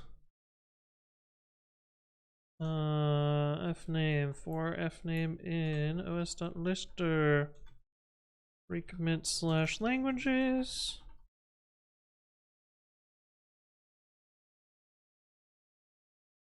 If fname not in init.py, all.py, and helpers.py, which is this thing that we put up here. And that should get us all of the languages now. Oh, of course it does. Oh, we need splitxt 0. Whoops. No module named PyCache.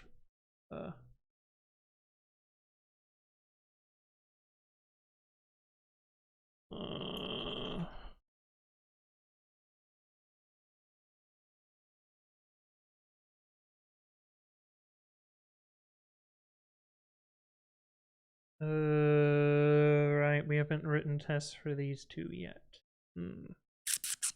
Stitches! Hello, hello, how you doing? There's a typo, should be Pokemon with an E? Yeah. Grab his iPad! Hello, hello, how you doing?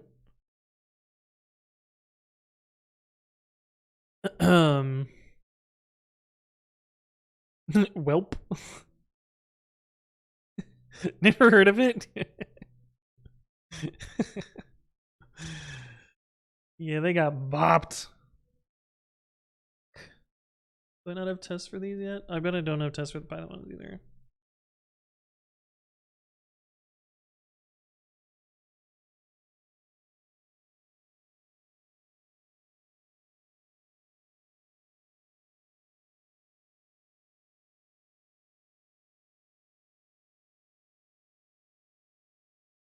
Maybe it does. It's certainly slow enough. How the IFA? Hello, hello, welcome. Damn, why is this taking so long? What is it doing? Clearly something. Oh, it's missing one line. No.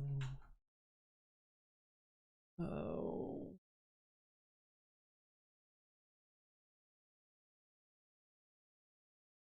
We'll have to fix that. Sure, this continues to work for platforms where the default language. No, I don't think it's that.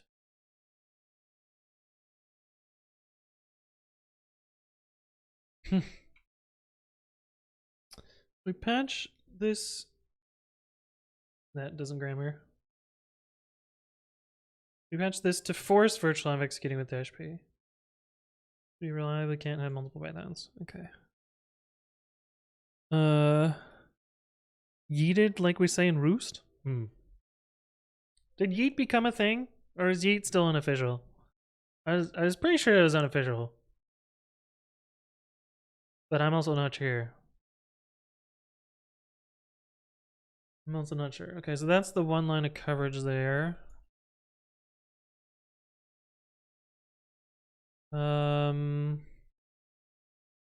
Yeah. Let's do a thing. Just run a script hook. A bunch of them. We're just gonna do one language test for script. The purpose of yeet being, it's I don't know. I don't remember the specifics. It has something to do with like exceptions, if I remember correctly. You are too big.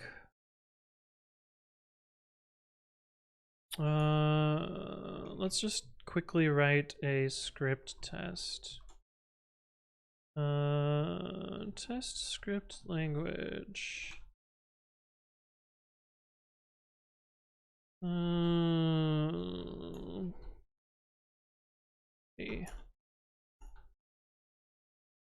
Where do you come from?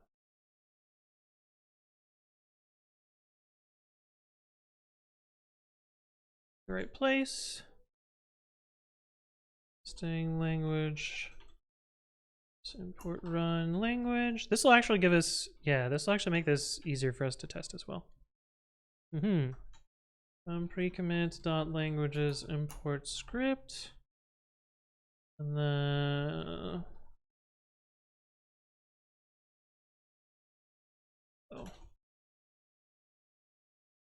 join path main exe.write text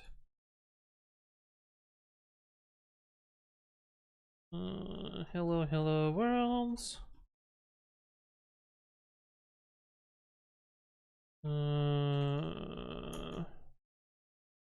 run language script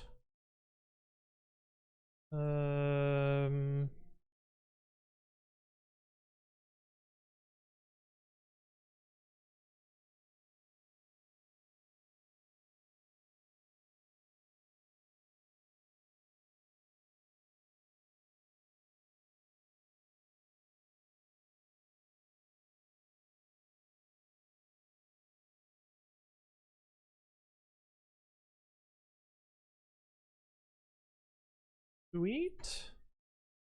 So that's a script test. We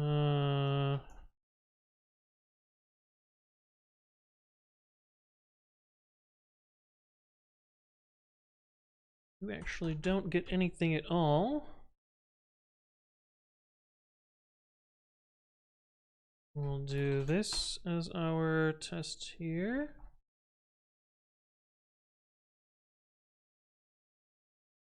Executable not found. What?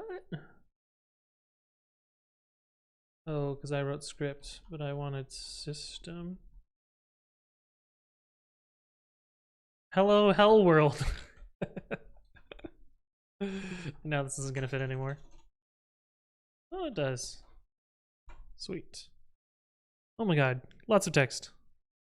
Check out yeet errors in my code. Yeah, don't we all? If a team in your org is dumb as fuck and keeps making breaking changes, API signatures, etc., that breaks your microservice, is it worth making a test suite between the two, or should we call out the other team and CC their manager? Sounds like, I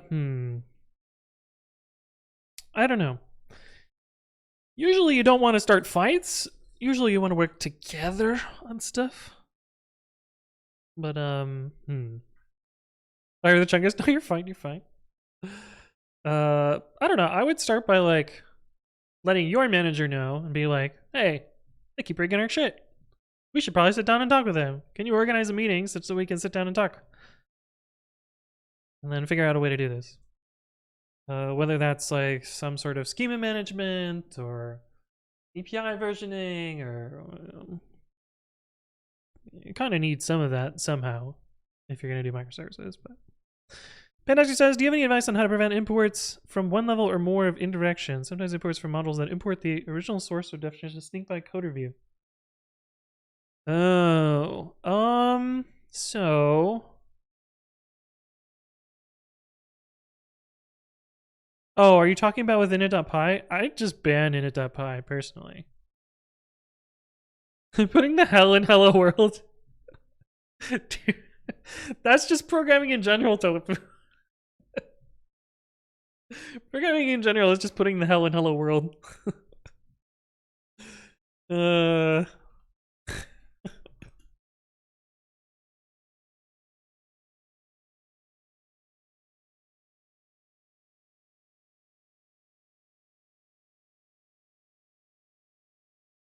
Oh god.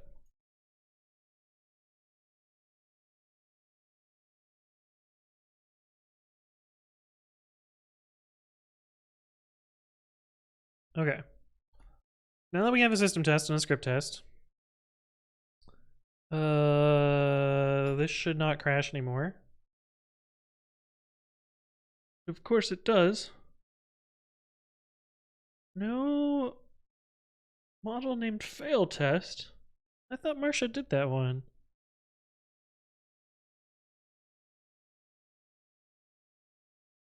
I thought Marcia did that one, or did she do PyGrep? Yeah. We named the file wrong? Am I not up to date? Maybe then I'm not up to date. There's no conflicts. Yo? Okay. That looks pretty good. Sweet. Rate a contract test and every time escalate every time it fails. Hit a fun bug, ended up taking 2 days for one line fix, partially because of workflow issues. Oh no. That's always the worst. Always the worst. I think he has the better answer. Yeah. Yeah, Pi is fine for our project, but sometimes B imports from A and C, and C imports from B instead of directly from A. I think MyPy can help you with that. MyPy can prevent unnecessary re-exports, but you have to have embraced the type system. Turtlebind says, "Hello, what am I looking at?" Kingston has helped out. What does this mean? So long story short, I maintain, well, I created this thing called Precommit, this open source framework, and right now, the tests take too fucking long. Like the Windows tests take like 25 to 30 minutes, and the Linux tests take like 14 minutes. I think I can get this down to like 3 minutes, and only running the slow parts when they actually change. So we're writing a bunch of complexity to avoid running the test more often, essentially, is the idea. Although, I'm realizing now that because we touched this file, it's going to run all the tests. But that's fine. That's kind of what we want it to do. Like, if you touch a thing that's core to everything, then it reruns everything. But otherwise, it doesn't. Yeah. Okay, so we do language tests.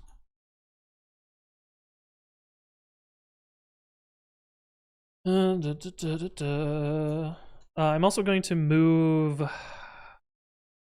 going to move that repository test. This one, we're going to move into the Python test. Test languages Python test. Testing import run language just to get it to 100% coverage. test language version Python hook temp path. So we write out all the garbage, don't we? Damn. Temp path joins setup.py, write text, setup tools import.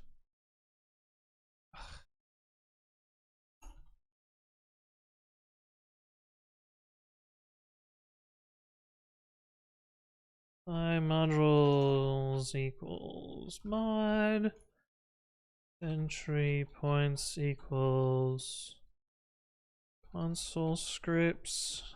Doesn't fit on my line anymore. No. Console scripts. My exe equals mod main. I'm using double quotes. What is this? Work has poisoned my brain.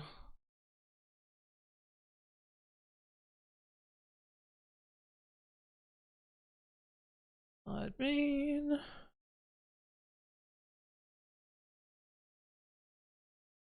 That is one of the few things I could do at gunpoint, which is write a setup.py that works the first time. How to fix performance, remove test cases? PyTest Exdis goes burr? Nah, Exdis would just kind of break shit.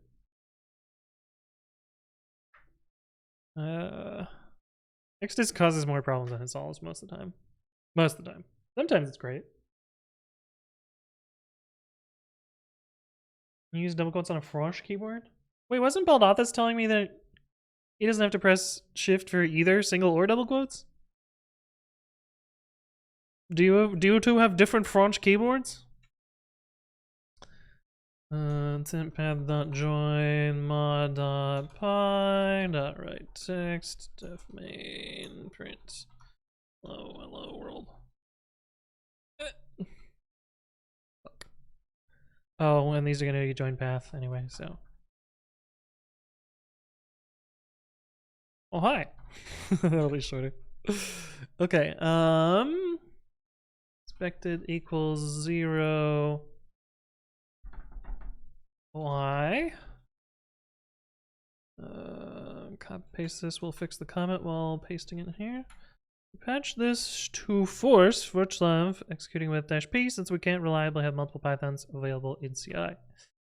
Yes, and then we can do you down here. Search run language Python my exe. It's expected. Not \b.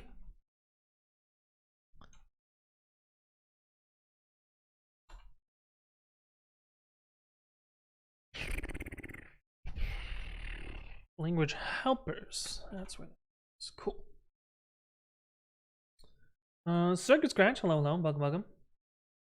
Part of MyPy would help with that. I've been Googling a bit but can't find it. MyPy implicit re-exports. Disabled. Disable. It's like no implicit re-exports. Yeah, no implicit re-export is the option you're looking for. Azerty belongs on a garbage heap? It was you built out this. Watchdrew is also here. How you doing? I used to have to press Alt for brackets before I switched to a US keyboard. Not even left Alt, but right Alt? Ugh. Ugh. Ugh. Leah, welcome to the stream. Hello. With a different character set. Dogfish, you've changed your color. How you doing? Good to see you again.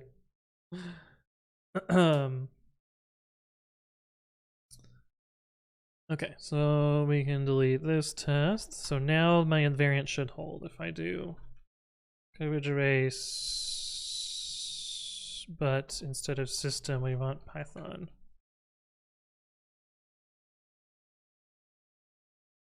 It's gonna take.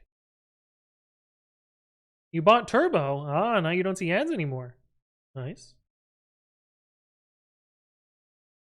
Noise.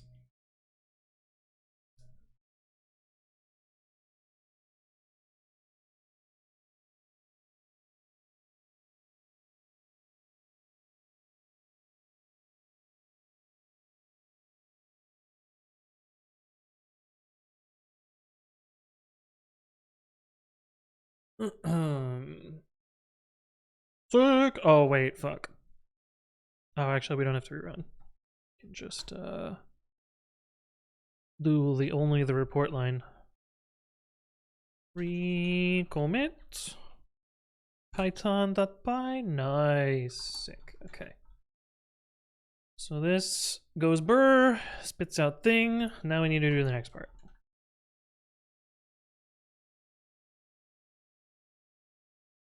More money for Bezos, less money for me. Yeah. Yeah. Sad. Okay, testing languages. We have done step 1. Sick. Find the files that change. So we want git diff origin head triple dot head. Which of course is nothing because we haven't committed yet.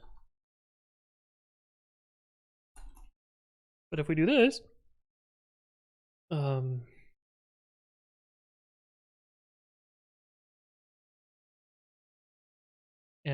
unfuck whatever I've done here.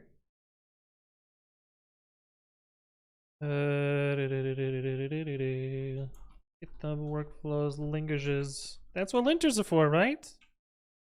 Oh yeah, this should be name. Good call. Good evening. Gonna add the shoe. There was some other thing as well. What was the other one? Imports. Languages. Oh, context manager. We have protocol. We have sequence. We have prefix. And then this doesn't need this.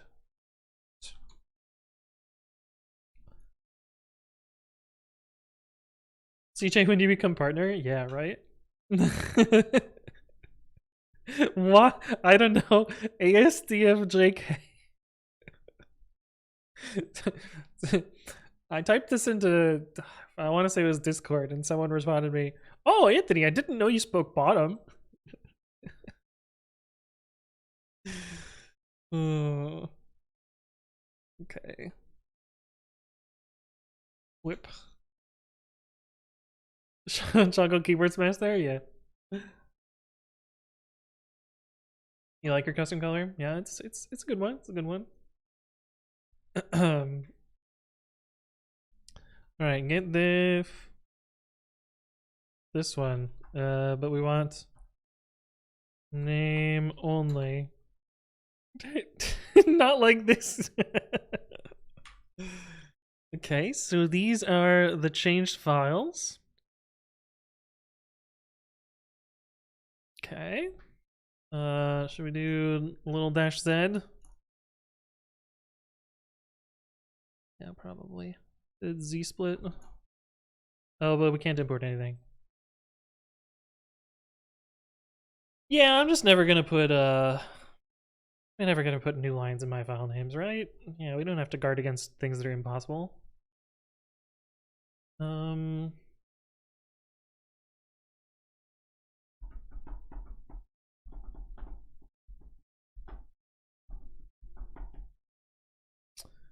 bum, bum, bum.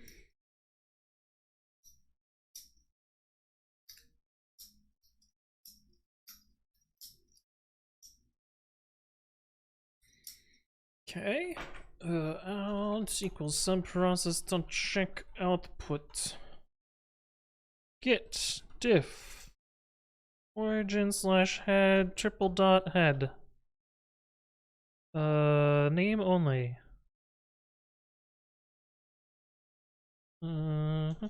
Diff commands.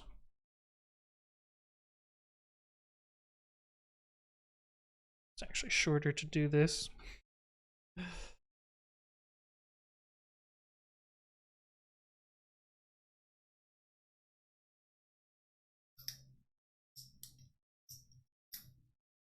A 5G technician says my manager is giving me crap again for putting emojis in file names. Like, bro, it's in the spec. You can do that. What's his problem? Am I right?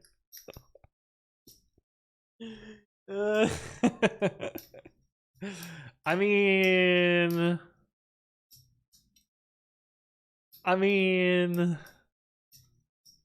Your manager's probably right. Okay.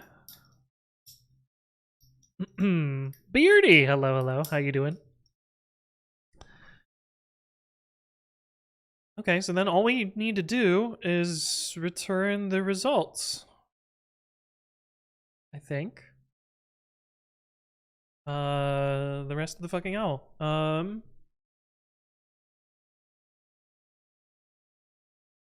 Matched equals OS language lang or lang comma lang files in files dot items. We have clobbered the files.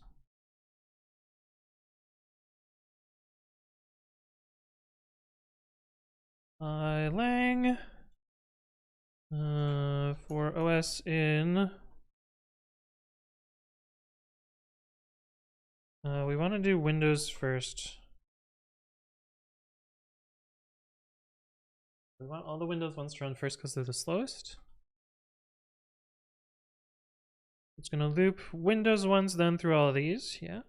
Okay. For OS in that, for lang files in this.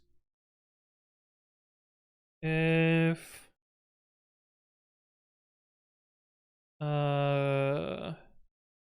lang files intersects with files, I'd probably write it the other way. We also need to do the ones that are excluded on Windows. If OS does not equal Windows or lang not in non-Windows. We just inline this. There's no reason to have this up here. And then we can write it as a set literal, and the people thing will do its peepholing. Damn, it's too long. Never mind, we put it down here. Non-Windows. Is this right? So if it's Windows, this is false or... If it's Linux, it's true. Yeah. This is the same as saying if not OS equals Windows and lang in non-Windows.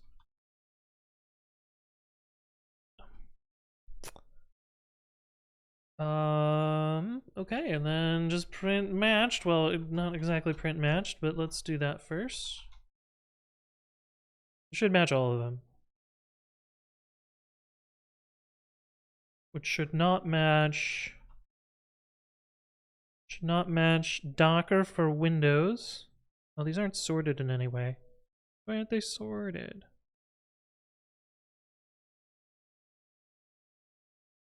Where's my sorting? This needs to be sorted.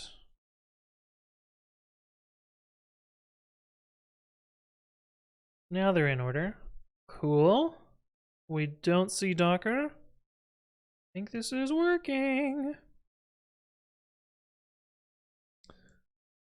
Putting emojis in file names is blasphemy is using spaces. Yes, my file name smileyface \n file.x. Yeah. A 0 with space? Can you? Probably. What is it? 2009? Echo. 2009, or is it 20B? That must be wide space. Yeah. Why do I remember that? I don't fucking know. With open hi 200B.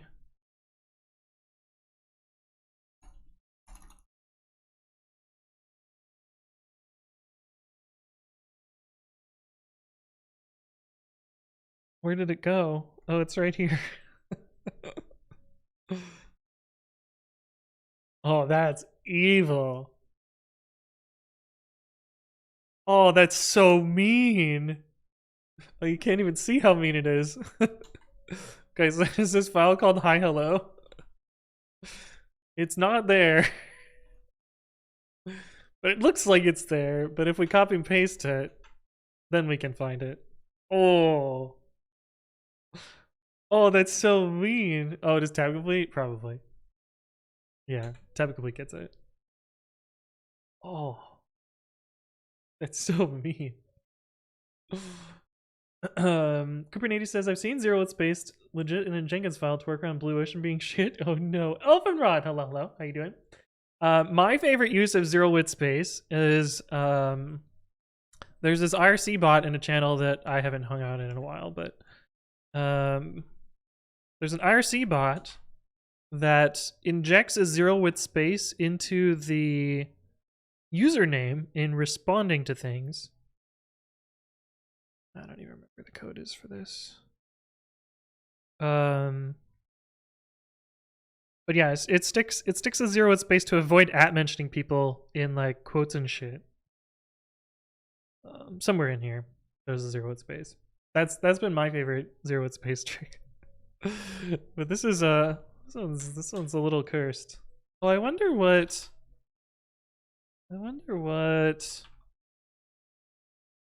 Hopefully this knows what to do with it, right? 200B. Okay. Fortunately.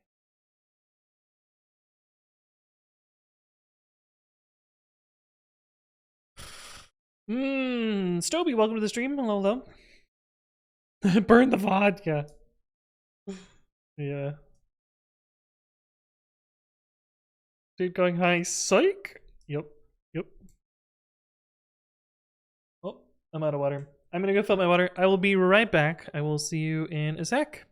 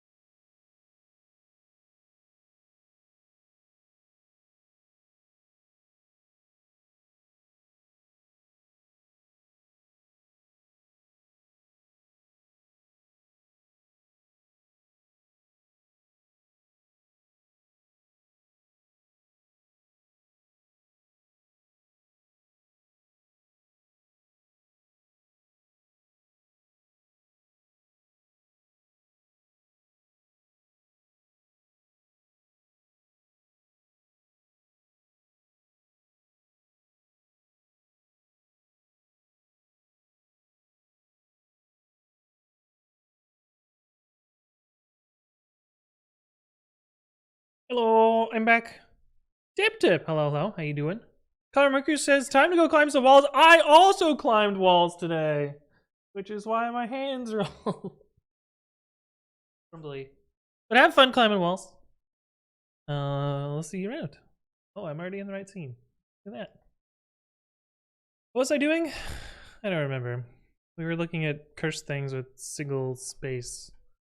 Oh, we were just showing that the script basically works. We just need to finish it. Testing languages. We need to do something. I satisfied.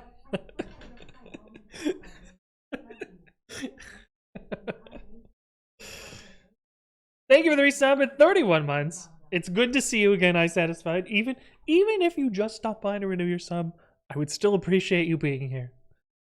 Even if you didn't stop by just to renew your sub, even if you just stopped by, I would still appreciate you being here. But I think you're right though. I think the last couple have been oh no, you got one in between the last two. You're 50-50 ish. Little Source says, I had a fun one today. We translate our app. We get these translations for a third-party company. They've decided to use full with commas sometimes. Oh, that's fun. That's fun. What a mess. Stonefish says, Anthony and I are on a stop-by only relationship.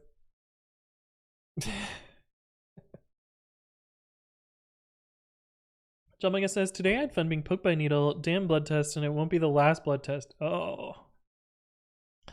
Yeah, I know some people that have deathly fear of needles. And, man,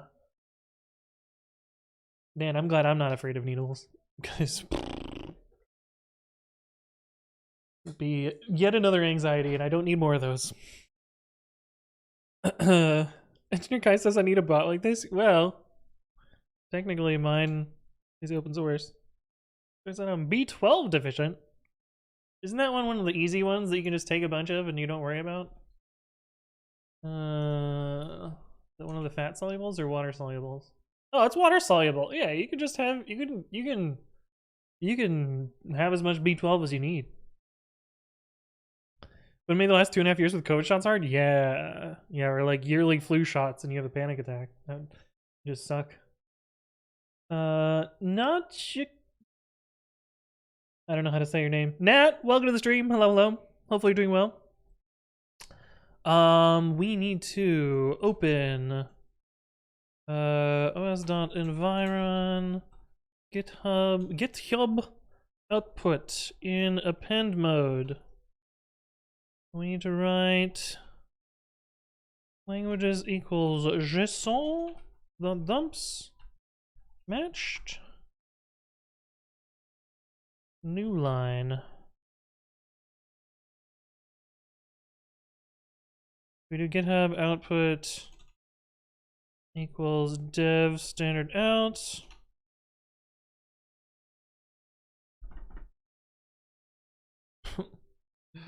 File or stream is not seekable. Do I just want A and not A plus? File mode's A. Opens the file in append mode. A plus then. Do I just want A, not A plus?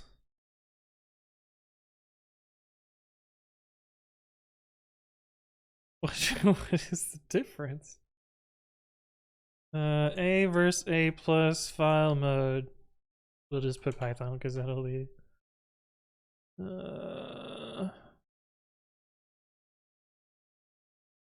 I think A plus means it has to be seekable. That's the only difference. Open for writing. The file is created if it does not exist. The stream is positioned at the end of the file. Subsequent writes to the file will always end up at the then. Oh, at the then current end of the file, irrespective of any seek. A plus. Open for reading and writing. The file is created if it does not exist. The stream is positioned at the end. Okay, so it's literally just that it is seekable and it forbids it. Got it. So A is what I want.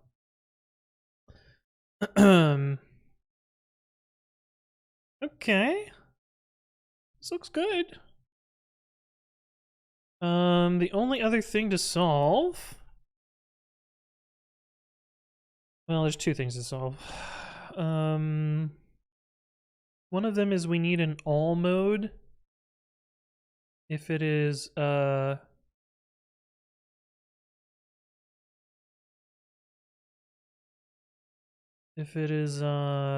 main branch. The other thing we need to solve is coverage for the rest of the fucking owl. Are you not using the red pill at all? Yeah, I'm using it right here.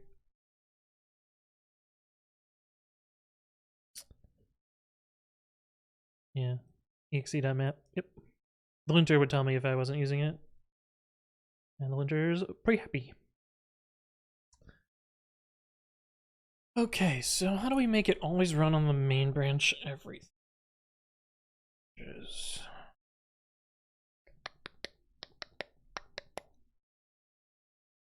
We would need to pass in argument here.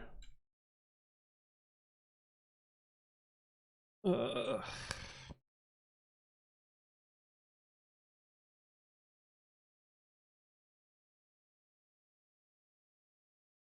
hmm.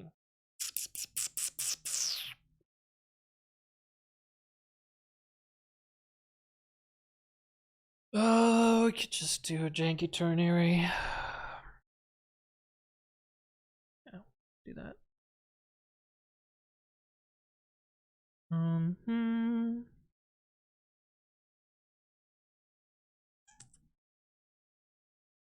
Oh, we don't need you anymore. Type this to confirm. Gonna give my monitor a little rub.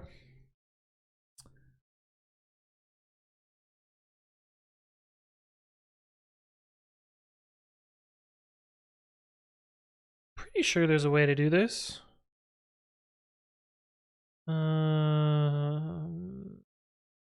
Actually, I'm sure I've done this before.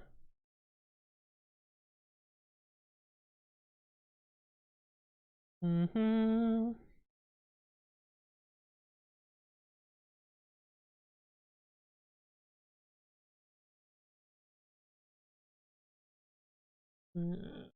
Yeah.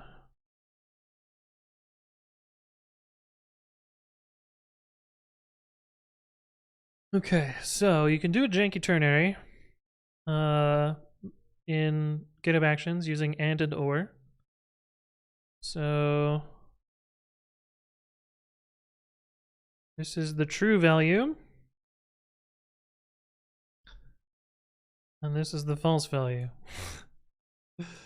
This will pass dash dash all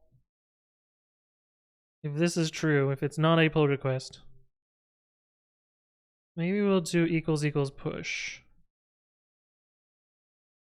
That way it's shorter.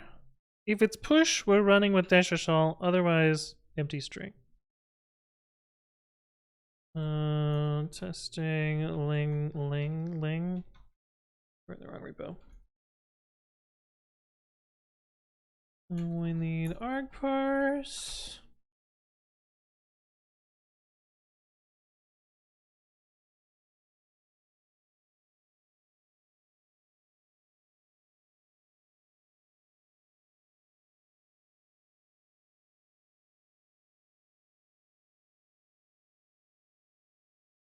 Okay, so we want to skip this.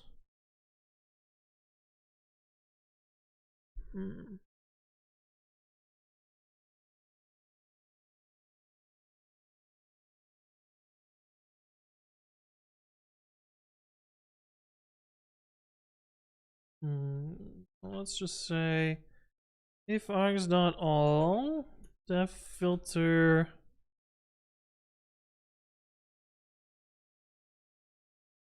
files will be a set of stir to bool. Turn true, otherwise. Sergey the noob, thank you for the follow. Welcome. Hopefully you're doing well. Kubernetes says, thanks for your GitHub actions on YouTube. We're going to start migrating to actions at day job. Good to know where some of the rough edges are. As if it's not all rough edges. Files filter. Files filter, files set stir to bool. Oh, this should be length files. Yeah.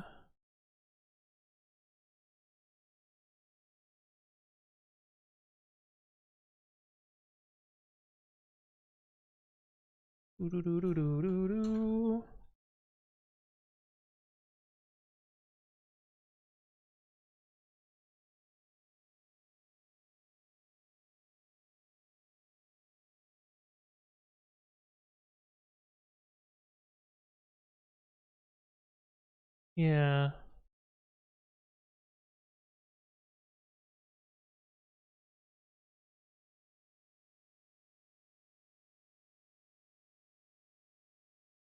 Think that'll work?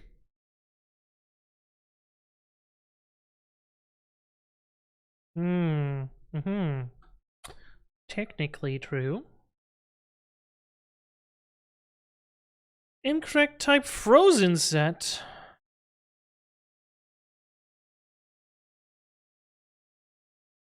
You can have your frosty set.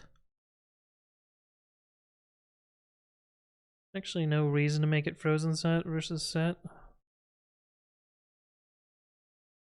But that'll do. Alright, so if we did... Well, it's always going to match the same for both right now. Oh, I didn't want to do that. I make a mistake. I'm going to get add issue. Wow, why did I type get add dot? I haven't done that in a very long time.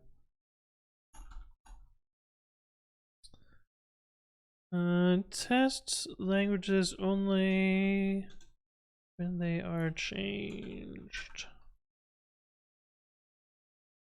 Yeah, so if we do testing languages, it's not the tab I did it in. This one. Yeah, so if we do this, it should take a long time and then spit it out. If we do this, it should be...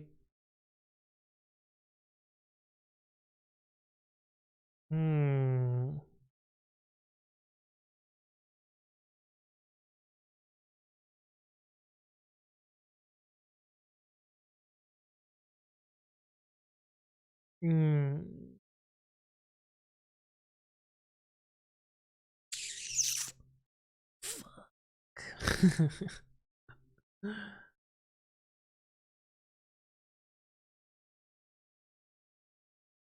Oh, duh. Yeah, that makes sense. Shit.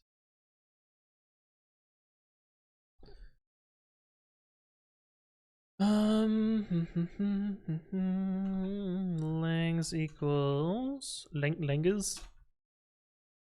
Lang for lang in langs. If by lang and files.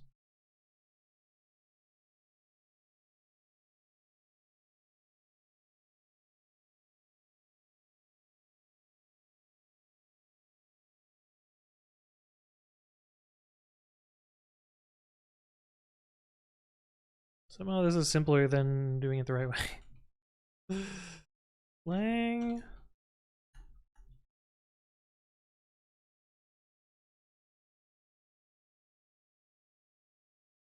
Yeah, here it is written out.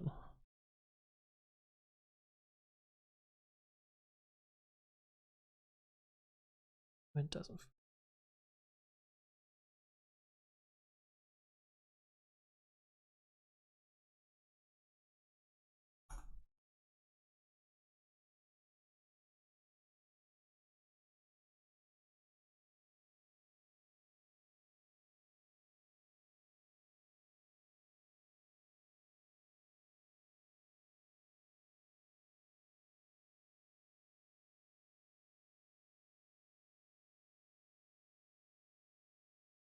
Yeah, so that should be very speedy, and this should be a little bit slower, and they should produce the same result due to the files I changed. Storm says, do you know if frozen true on a data class tools like MyPy infer final type on all props?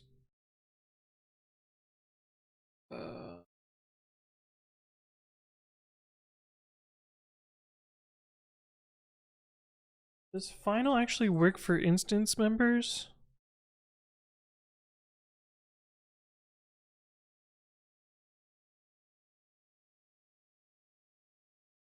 Not reassigned after initialization. I don't think type checkers know that, but they might.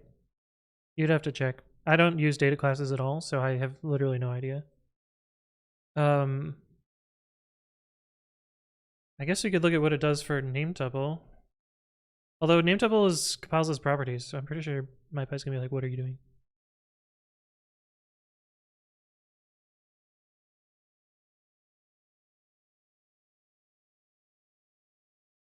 Oh, MyPy 101. We're gonna get a big auto update day today. From typing import names tuple.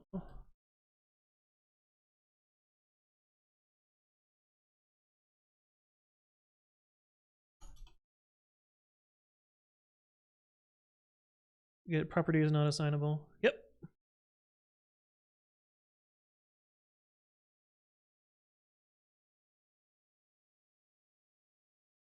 But it doesn't really tell us whether it's final or not.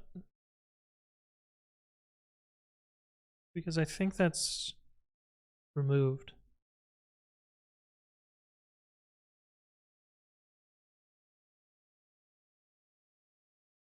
Anyway, I don't know the answer, Metal Storm. You would have to poke around and find out.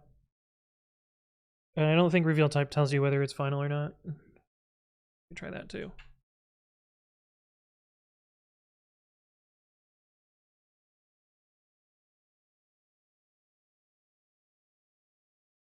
I'm gonna say literal 3. Yep. Literal 3 question mark. The question mark means that it's inferred. Yeah, so I don't think final is kept around by the type checker. Okay, this in theory works. Let's demo it on a different branch.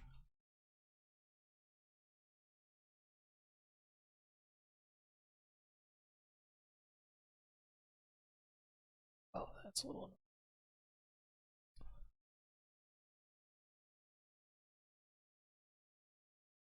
Oh, but we're not gonna have those tests there. What was that I got you line? So I'm not in a virtual env here. And I don't have MyPy on the path. But if I do MyPy tdo.py, you forgot to activate /venv. I got you due to my command not found handle, which is a function. This gets called when a command is not found. So if we blah blah blah, it'll run this part here. But otherwise, if it finds that the executable is executable and lives inside my virtual env at venv bin, it'll print this little message and then it'll run it. Yeah, it's a cheeky way to be lazy. Zero the Or, thank you for the follow. Welcome, welcome. Hopefully you're doing well. Isn't that kind of cool, Mitas? I think it's kind of cool. All right. Let's say that we put something in here. Well, we gotta actually make a real change.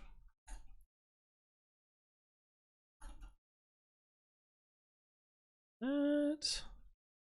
Wee Tommy, hello, hello. How you doing? Good to see you again. Now we do ./L now.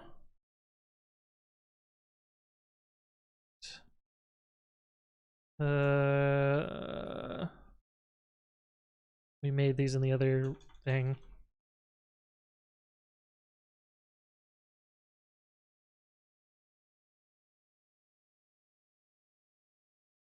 This should only tell us that we need to test Rust.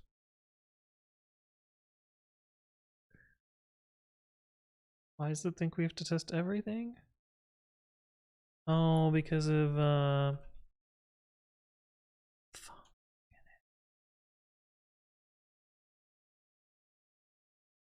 this.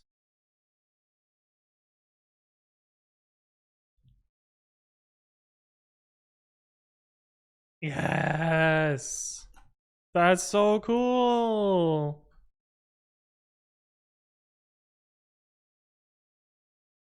But I just realized another problem. A small problem. A fixable problem.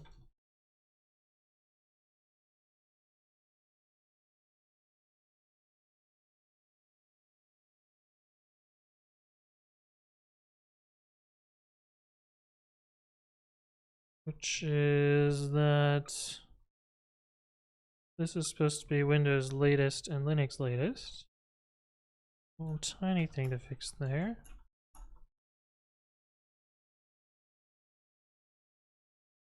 Other is the coverage problem. Reminds me of the fuck. Yeah. I'm a little less okay with it. But Fleming says, TH Anthony, I was wondering if you could have figured out my previous message. It was, I need blood tests because reason. Maybe you can figure out with this. It turns out that I'm not straight, but gay, but I still only like women.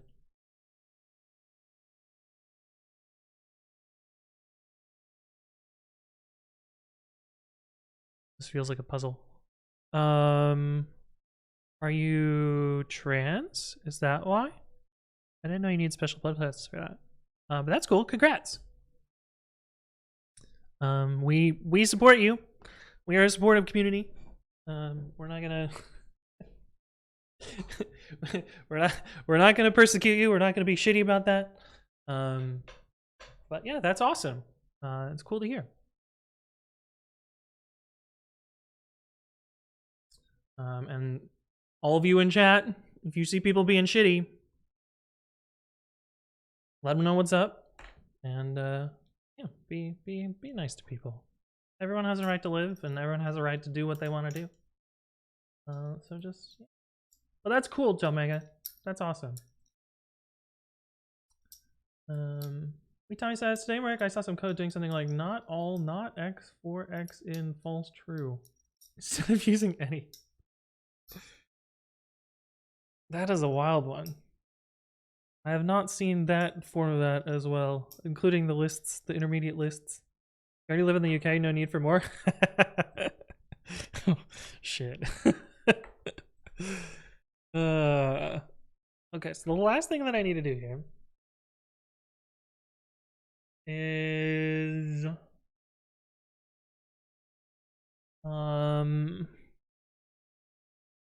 make coverage for the normal testsuite work. Which I think means that I'm going to be abandoning my special workflow thing, as much as it's kind of nice. Because I can't think of a clever way to do coverage, but, you know, override the coverage command slightly. Well, I guess we could just change it in talks, right? Yeah. We could just change these commands. They aren't going to get used anywhere else. Now I gotta remember which one it is supposed to be. Might seem kind of random, but it's one of those things that's really nice to be able to just say, yeah, I agree. I agree.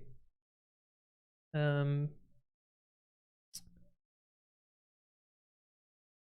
defaults? Is that where that lives? Code defaults. Ugh. 2 branches. 3 years ago. There's no fucking way I'm working on that again. Is it omit? I think it's omit during run.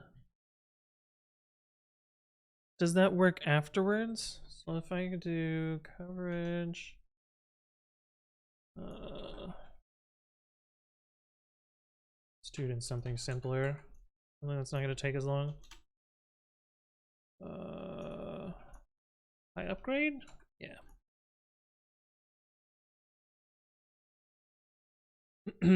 So if we do coverage race and then coverage run I test dash k not f strings, then coverage report, it should be mad about the f strings files. I don't have a breakpoint in here. Why? But why? Coverage, yeah. Blah blah blah blah blah. So it should be missing coverage in these files. Okay, so then if we do coverage run omit I upgrade features f strings.py. Does it work there, or do I need it on the report line? So that did nothing. Okay. So if I do omit I upgrade plugins f strings here, And okay, it works. Okay, sick. So I can just do coverage report omit equals. Why did that get colored? Pre-commit / languages / star and test / languages / star. Although we still have this test and this test. I think we have to move those. Yeah, we're gonna move those. Oh, it's gonna make a change. What does checkout -- dot do? It discards all changes starting at dot. So if we have something changed in a file here, and something changed in a file here, we have two differences. If we do get checkout with no arguments, it's not going to do anything. But if we do get checkout -- that's also not going to do anything. Yeah, but get checkout -- dot does do something. I don't know if the -- is required there. It might just be how I've typed it every single time.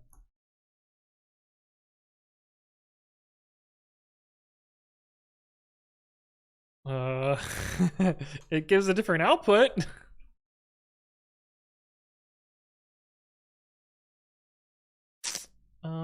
I think what this is doing is dot is treated as a tree. Yeah, so it's using the index's tree object, which happens to be the same in this situation, but I don't think it's the same situation always. I don't know. I've just always typed it that way.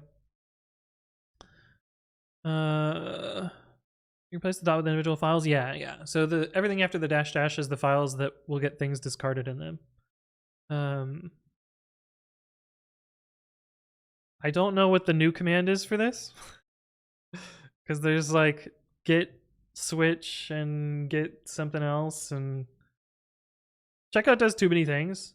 I am old school, so I know all the things that checkout does.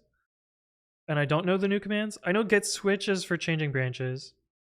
There's like get restore. Is it get restore is the one that I... Restore a specific path in the working tree with contents from a restore source.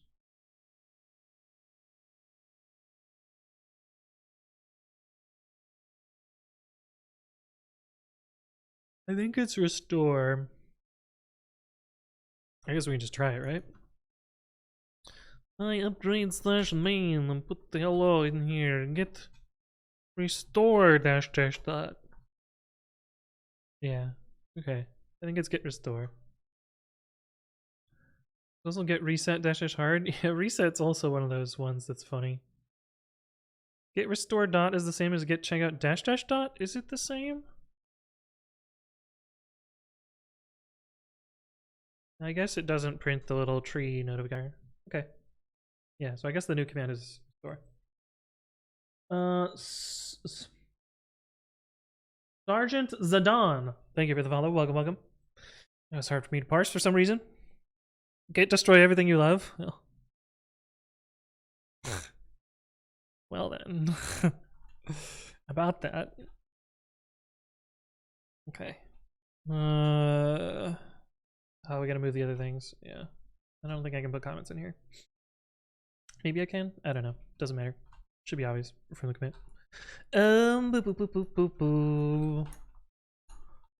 So we gotta move helpers somewhere. It's such a bad name already anyway, so. But I gotta come up with a name that isn't bad. The worst part, coming up with names. Oh.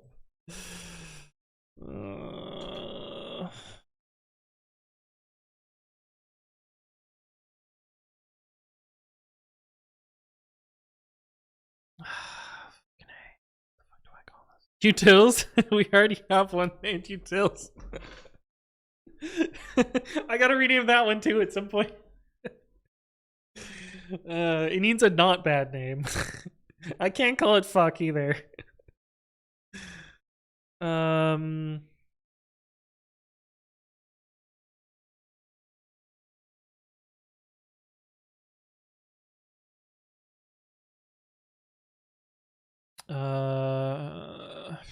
I could just call it language underscore helpers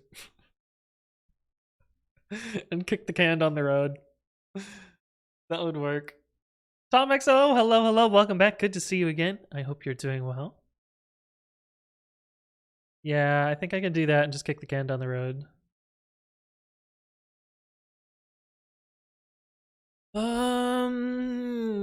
Let's see what that looks like.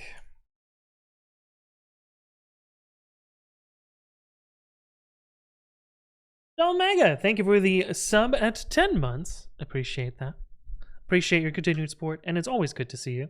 Utils tool the re-deadening. Yeah, I don't know if that's going the right direction. I don't know if that's going in the right direction. Doing okay, run command.py. It does a lot more than that. Common.py. What if I just called it language? No, I probably have variables that are language somewhere else. Just gonna make it annoying. Yeah, there are already variables called language. Needed the sub for the emote? Yeah, A2C Bongo is kind of the best one. Knack Lyric's also here. Hello, hello. Good to see you again.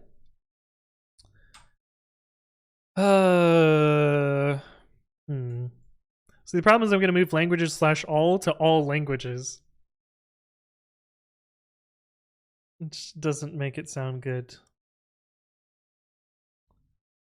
You can just typo it language. Right? Explain the variable to us as if we are ducks. Mr. Duck, why am I why are you watching me write code, Mr. Duck? Get down from there. That doesn't make any sense. The problem is it's just a mishmash of language functionality. Remember Duck Bucket? Yeah. I know what they were. I know what Engineer Kai was going for, what they were trying to go for. But I think whatever I come up with, I'm gonna hate the name. Name it functions? No, that's a bad name too. Helpers is a bad name. Functions is a bad name. Utils is a bad name. Common is a bad name. They're all bad names. Lang or language is a good name, but it collides. So like I said, now, well, thank you for stopping by. Always good to see you, and I hope you have a good rest of your day. Well, it's probably late there now, isn't it? Just don't name me languages 2.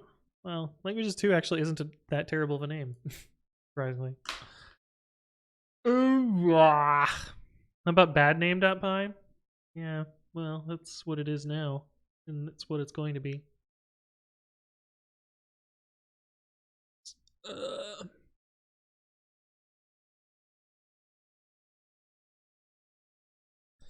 see, how does it get used? Yeah, right now we have like helpers dot. And sometimes, not this one though. Sometimes it does this.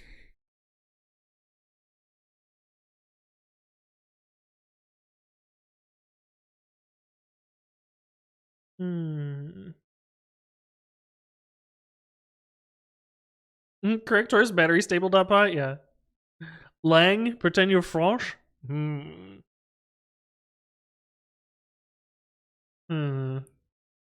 I don't think that's good. You know what? We're spending too much time on this. It doesn't fucking matter. But now we gotta do.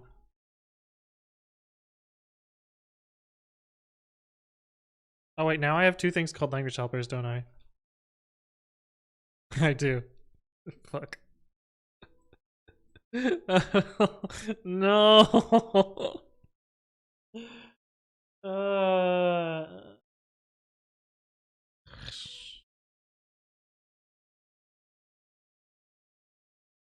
I think this is a bad name for it, but we're gonna call it language base.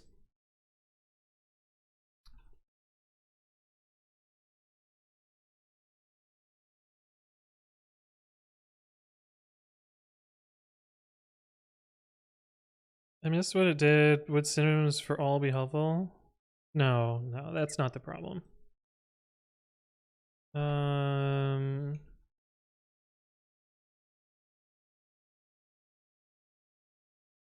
gonna partially automate this.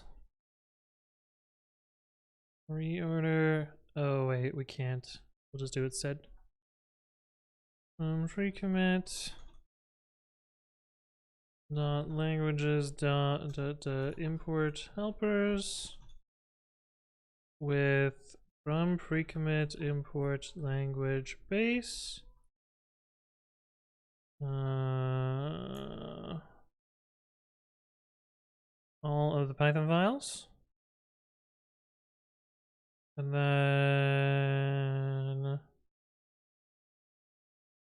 let's see, did that work?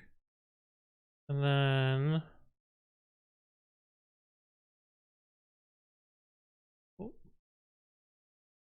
then we will do word boundary helpers dot with language base dot. This one I'm less.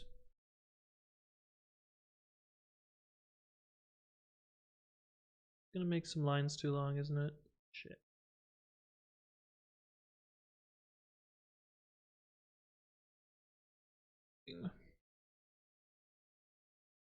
And I have to go through and fix all the too long lines.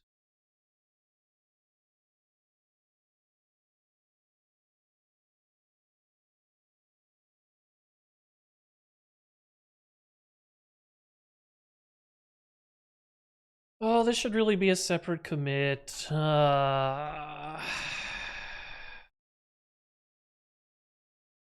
but it doesn't apply.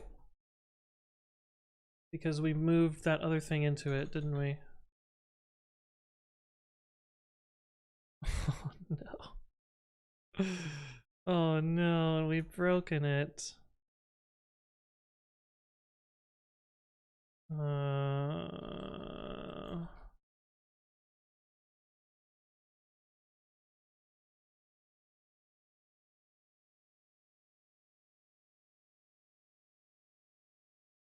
Oh no, this is disaster.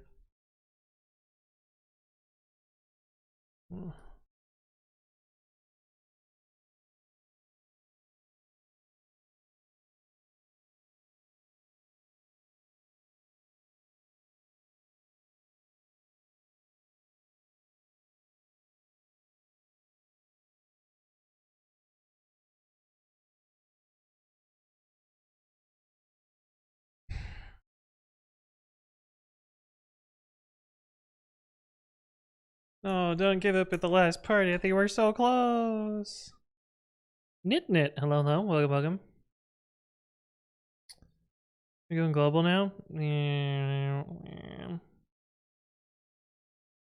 This file must be the start of a massive inheritance hierarchy? No, there's no inheritance at all. Oh no. I don't know. Also, we have to do git move.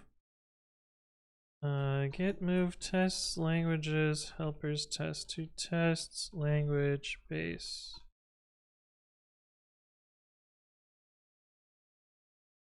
Undefined name helpers. Oh, what? How is there not? Oh. Yeah. True.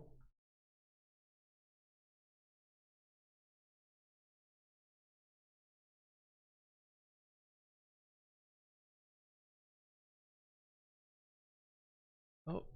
Yep. Wow. Have not made that mistake in a while. But it's good that we have the pre-commit hook there. Say line too long. That's true. It's so painful. But if we made you... No, it still doesn't fit.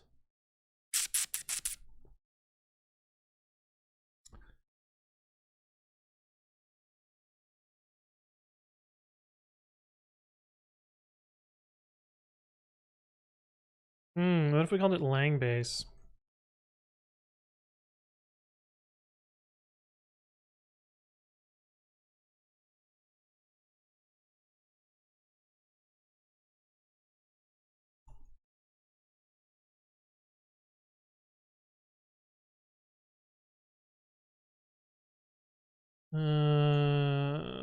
Said language base, lang base.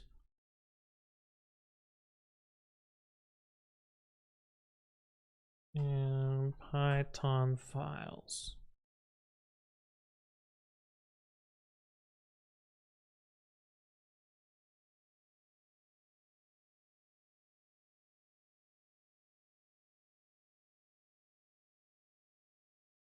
Oh.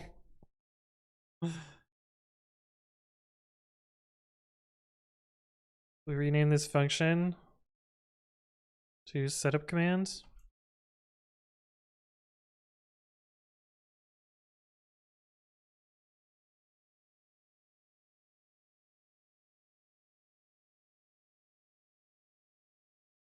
Yeah.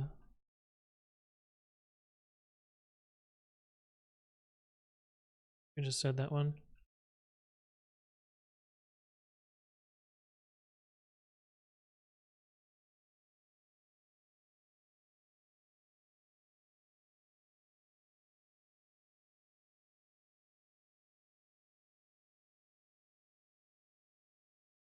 Was on 43.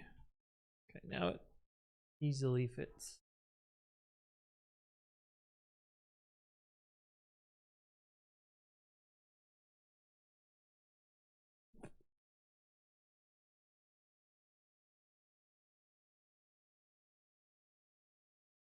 What? 162? Oh.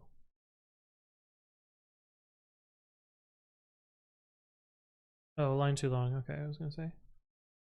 Deanne Rudolph, thank you for the follow. Welcome, welcome. Hopefully you're doing well.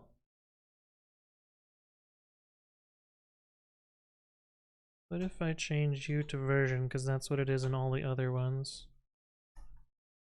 Git grp.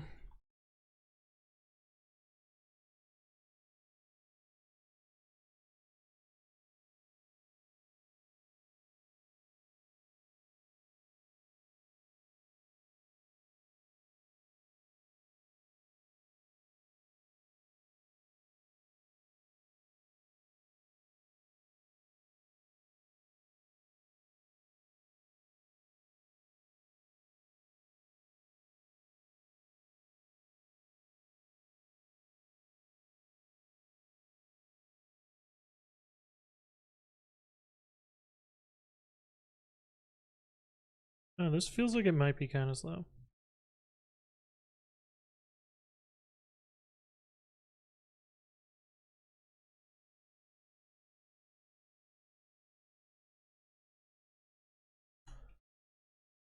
Get out the shoe.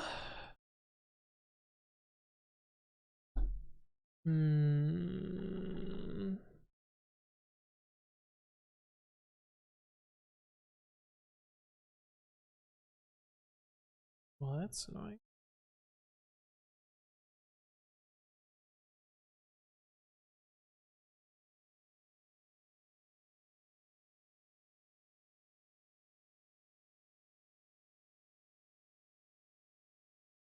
Okay, so then we need to cherry pick that out and then fix it again. Move language helpers. We also have to move the languages as well.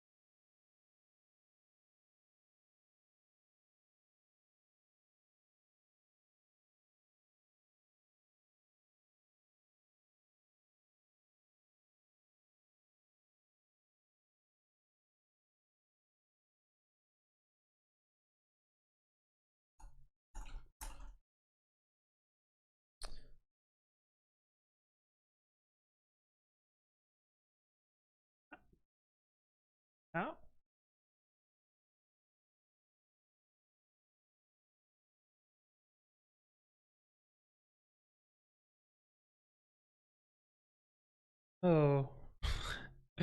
Why did that even work?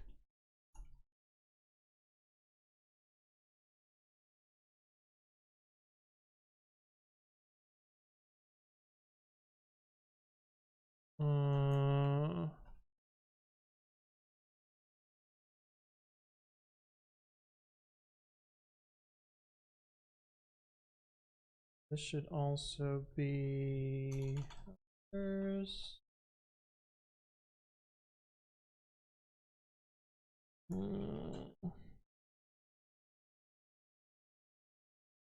You should be happy, right?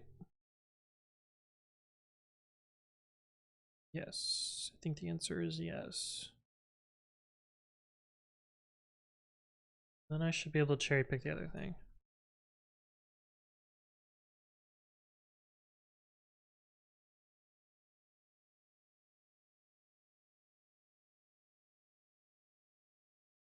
Then I should be able to squash.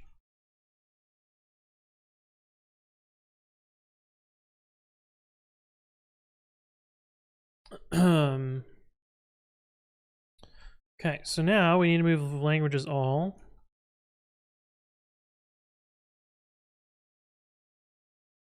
Gotta move this file out.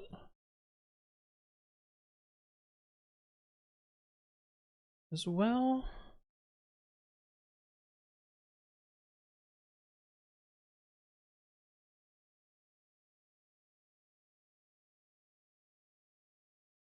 Real grand great name there.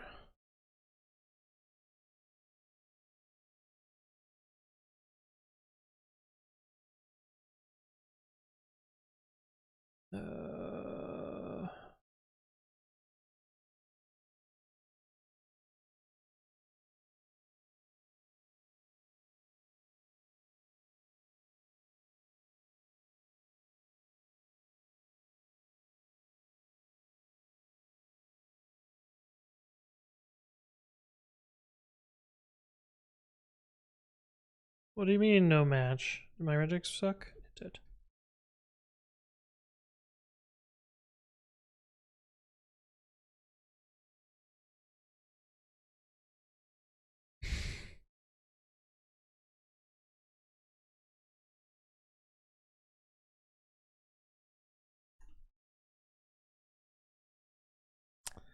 Not a good name. We're gonna call that language names.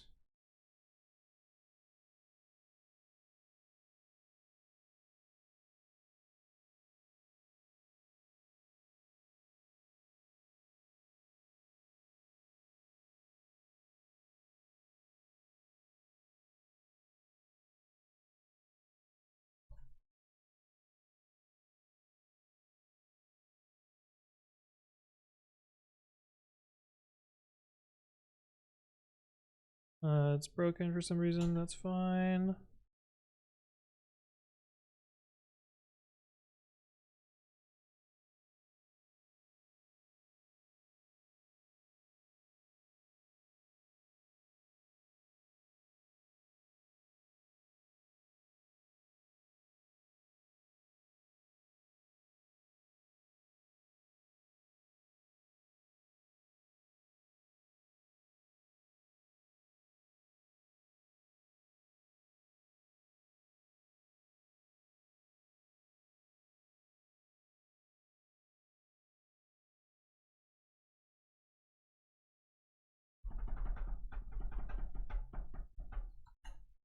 Sick! Let's fucking go! Alright. Why are you whip?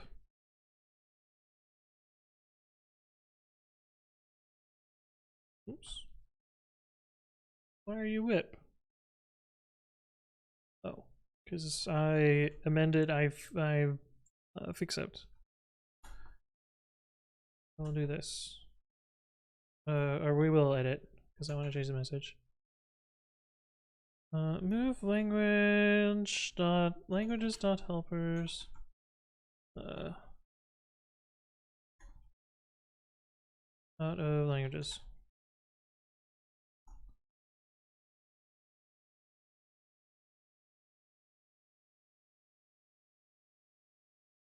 Why does this say languages base? This should say lang base.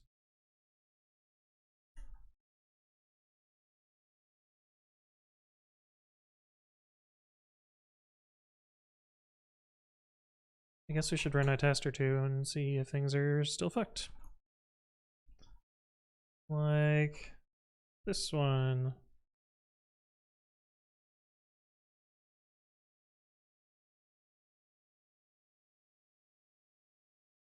It's looking fine. This is the other thing we can do is run the test collection. And run the full linting. Yeah, that looks good then. Okay, this is the first patch we're gonna put first. And words. But we gotta wait 30 minutes for this one to finish.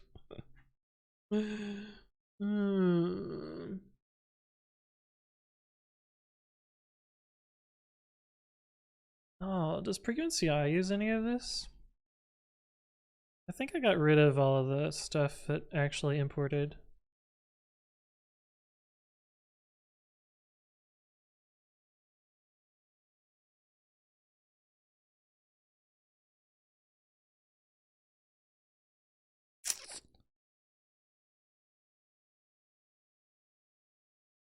Yep, it is all gone. What about in you?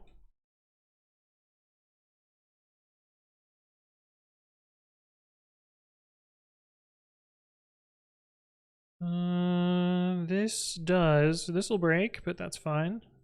Doesn't actually matter.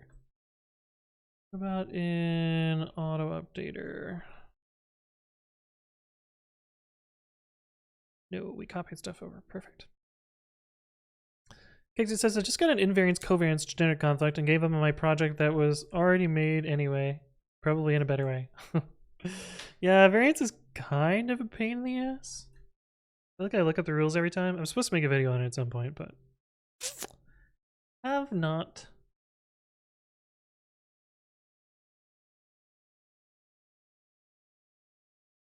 Alright, whole fuck ton of renames seems good enough. Create, and we'll enable auto merge. Alright, we gotta figure out what else to move out of this other one. Git checkout.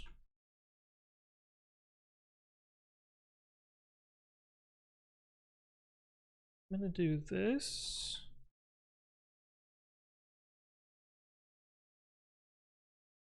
Alt F4! How you doing?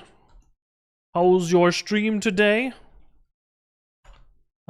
Good to see you again. Thank you for the raid. Welcome, raiders. My name is Anthony. I usually work on open source Python. Today we're working on pre-commit, which is one of the things I've created.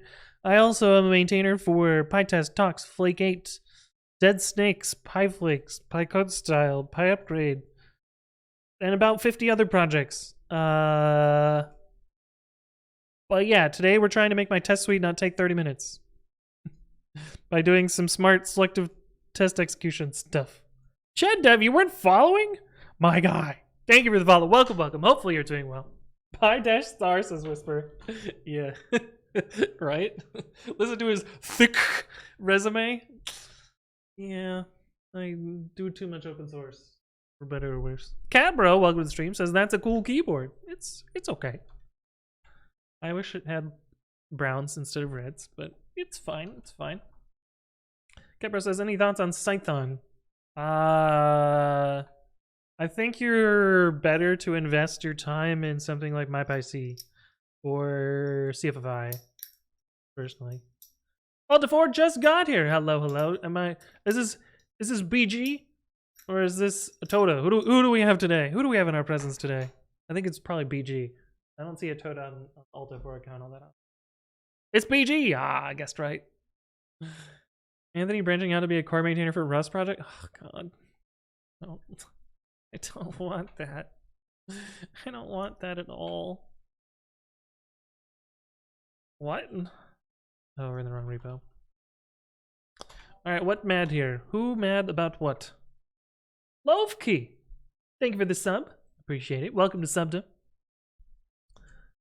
I think we want the top one and not the bottom one. Yes. Okay, deleted by us. Alright, good.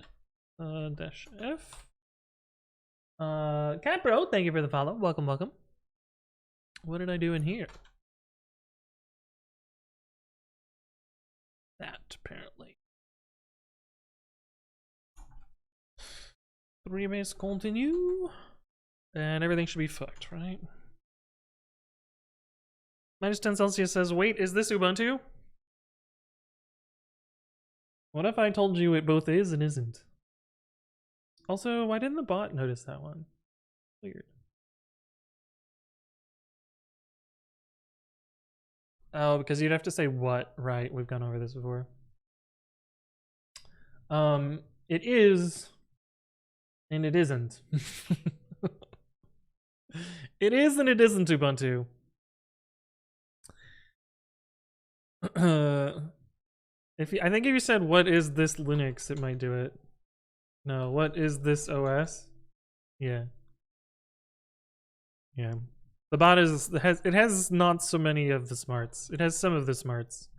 A few of the smarts even. Okay, big ol' action file, that thing. We wrote some more tests. Oh, also I realized that I need to not have PyTest go into this directory, which I didn't think about. And I also can remove this. We don't have that file anymore.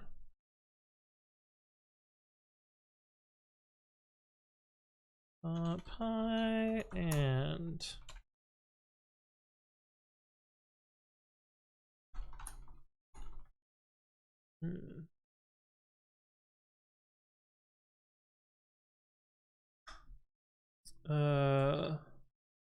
just Ubuntu in a VM? Yeah, it's just Ubuntu in a VM.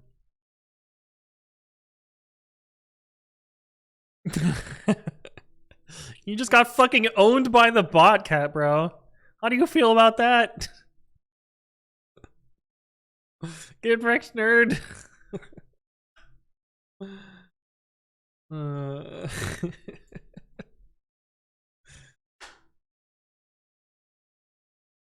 Thank you, bot. May I have another? Right.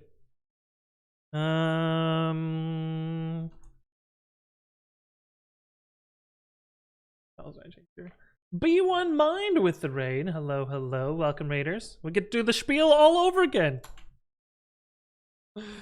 My name is Anthony. I usually work on open source Python software. Today we're working on Precommit, which is a tool that I wrote that makes it easy to have linters and formatters in all sorts of languages and integrate with Githooks. I maintain a bunch of stuff in the Python ecosystem. Some things you may have heard of, such as PyTest Talks, PyFlakes, Flake8, Dead Snakes, PyUpgrade, and about 50 other projects. But yeah, thank you for the raid. How was your stream? What were you working on? Welcome, welcome. Soda Limon, thank you for the follow. Welcome, welcome.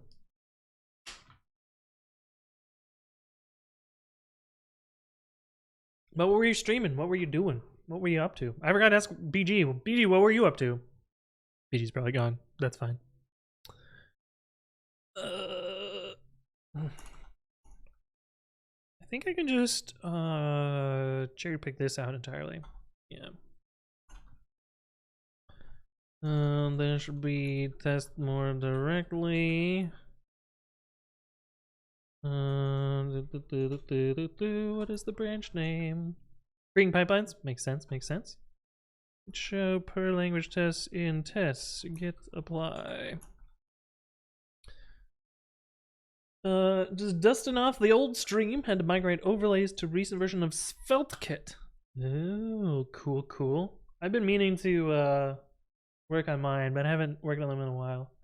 This is an overlay that I made myself. This little chat widget here. The really cool thing about this chat widget, if you don't mind me chilling for a sec. The really cool thing about this is Where's the repo for it? Yeah. The really cool thing about this is it is a truly serverless overlay.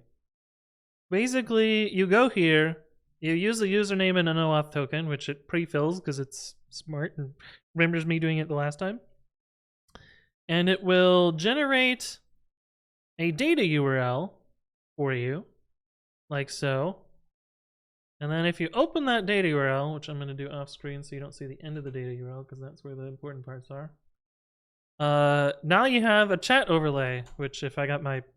Oh, I rotated the token. Damn it! I rotated the token. Well, if I had a valid OAuth token, you would see something. You would see something like this. So I guess I can just copy this URL and show you that.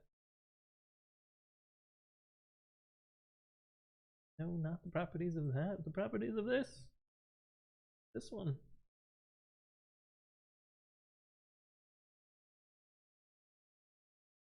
Here, don't show you the data URL. Okay. So now, if you type in chat, it should show up here. Ta-da! But you can see it's a data URL. There's no server running. It's literally just literally just a URL, and does it all for you, which is kind of cool. Chillin' heavy mirrors, semi-FK, gotta get food. Sounds good, sounds good. Don't feel obligated to stick around. You gotta eat the food. I understand. Jedev says, how many years have you been streaming? I started streaming in October of 2018. So we're coming up on the big 5. Oh, and the other cool thing about this data URL overlay is it also supports I don't actually have BGTV. Is it Bongo Tap? Yeah. It also supports BGTV. Woo!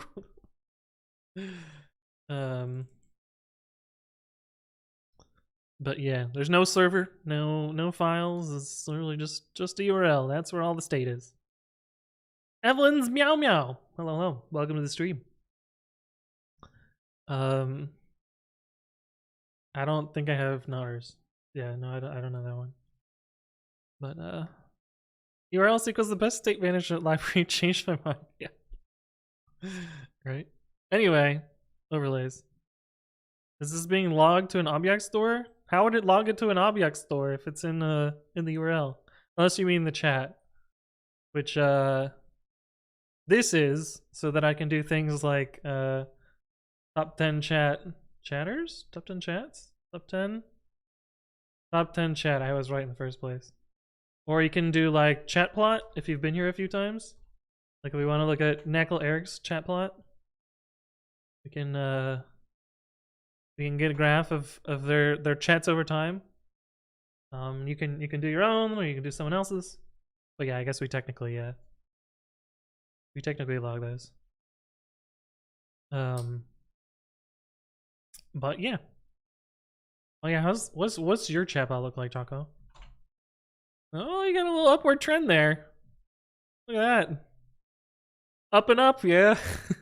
Yeah, you need at least 2 days to have a chatbot though. No. But anyway, yeah. Yeah. It is a thing. What is GDPR saying to log in my messages? Well, if you're putting personal data into Twitch chat, you I feel like you might be having a different problem. But anyway. Stinkfruit, why would you put **** into Twitch chat? It's such a bad idea. You can tell which Pokemon streams are by looking at my chat bot. That's true. You do hang out quite a lot for the Pokemon streams.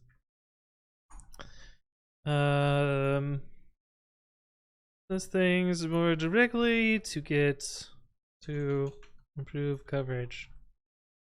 Yeah. Crunchy Lupia, hello. How you doing? Good to see you again.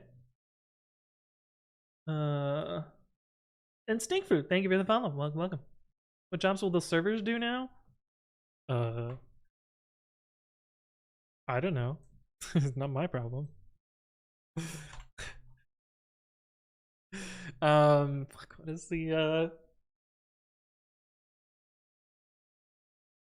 there's like a montage that from Spider-Man, which I love it so much. That I can't remember what the actual. I know I've searched this too. I missed the part where that's my problem. That's what it is. I missed the part where that's my problem. And then there's like a montage. I don't think it's this one. This one. This is one of my favorite videos. Yeah. That goes through my head all the time, especially at work. But yeah, I love that video so much. Okay.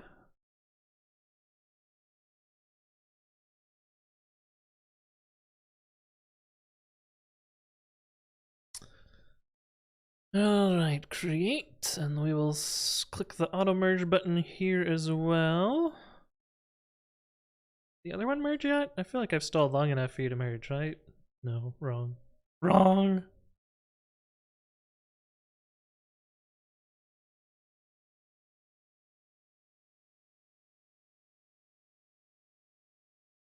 It's got another 15 minutes to go, probably. But that's what we're fixing. That's what we're making faster. The edits? Yeah, aren't the edits good? Oh, I fucking love that video.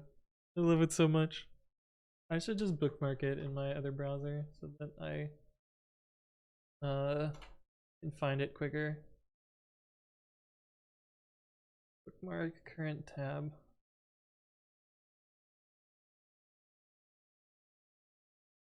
Oh wait, is this the one that I even watched? Yeah, this is the one. Yeah. But somebody subtitled it. Anyway, it's a good one. This is one of my favorites. All right, so we should be able to rebase again. Check out this.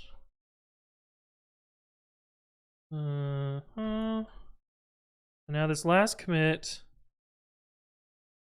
should be just the things. Oh, and I kind of want to see what happens if I delete this. Kind of see what happens if I delete this. Is there 2 million with WSL2? You should check out.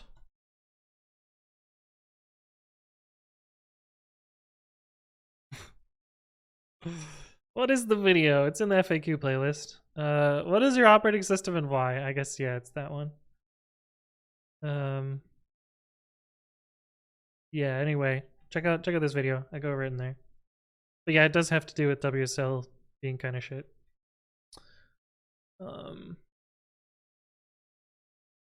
So I kind of think I can get. Oh, but I won't know until I merge because of the way. I will defer that one until later. Yeah, because I don't want to change too many things. We're gonna leave that one alone. But I think the rest tests will fail if this is right. We'll see. There's some issues with it. I'm not a developer. I'm a product manager. Oh, cool. Suboptimal Eng. Welcome. Anyway, let's just do git show again. Big bunch of red. Fine. The new workflow that hopefully works. Bazan Razami. Thank you for the follow. Welcome. I hope you're doing well. Is this concurrency for the workflow or for the job? I hope it's for the workflow and not the job, because if it's for the job, then we have a problem.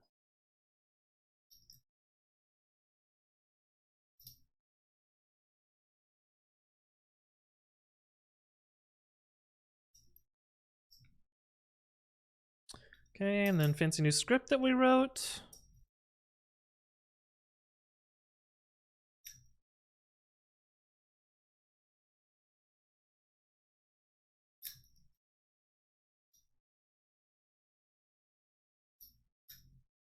Maybe we should just, instead of having this slightly confusing Boolean expression, just have a block list.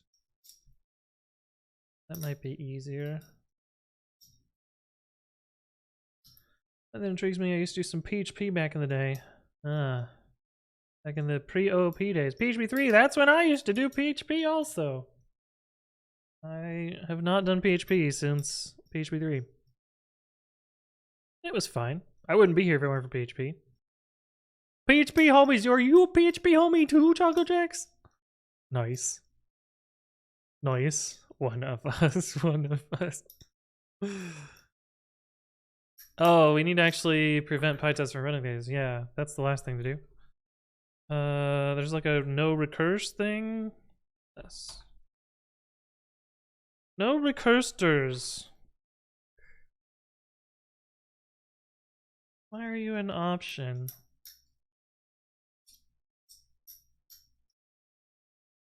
I remember constantly creating and dropping PHP projects in college. Yeah, I have a lot of unfinished PHP projects that I just haven't gotten around to in a while. I made a vocab quiz, which was very useful in high school and college. What was it called? PHP Dash? Yeah. Code is terrible.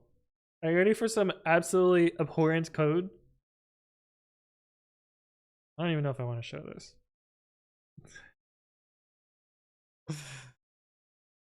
Okay, this page is not bad. This is the bad page.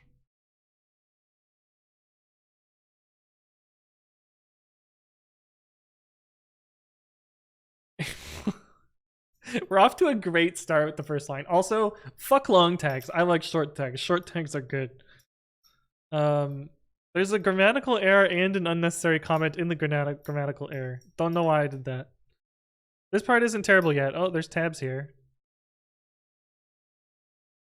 Weird that I used tabs later rather than earlier. That feels the opposite of what I would do. This isn't the terrible code yet. Ready for the terrible code? Where is it? Where is it? Where is it? Somewhere in here is the entire alphabet.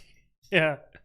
The entire alphabet, and then the entire doubled alphabet, and then the entire tripled alphabet.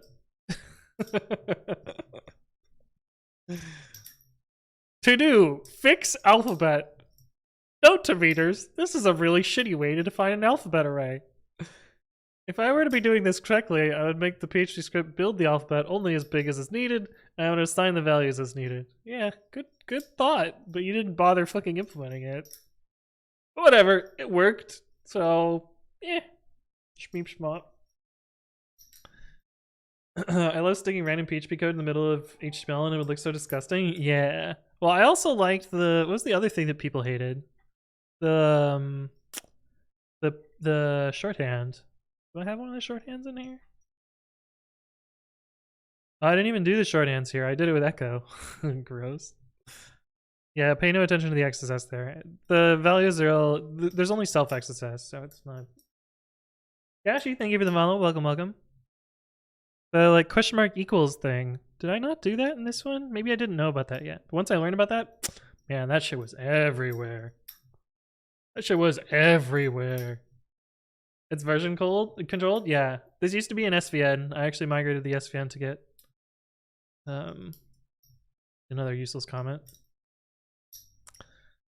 End the tag just to print out 2 TDs and start it again? Yeah. What did the answer page do? How did this work?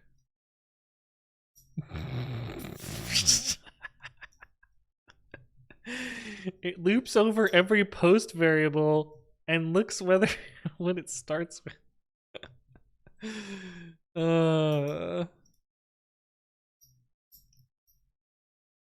Interesting. Put file contents.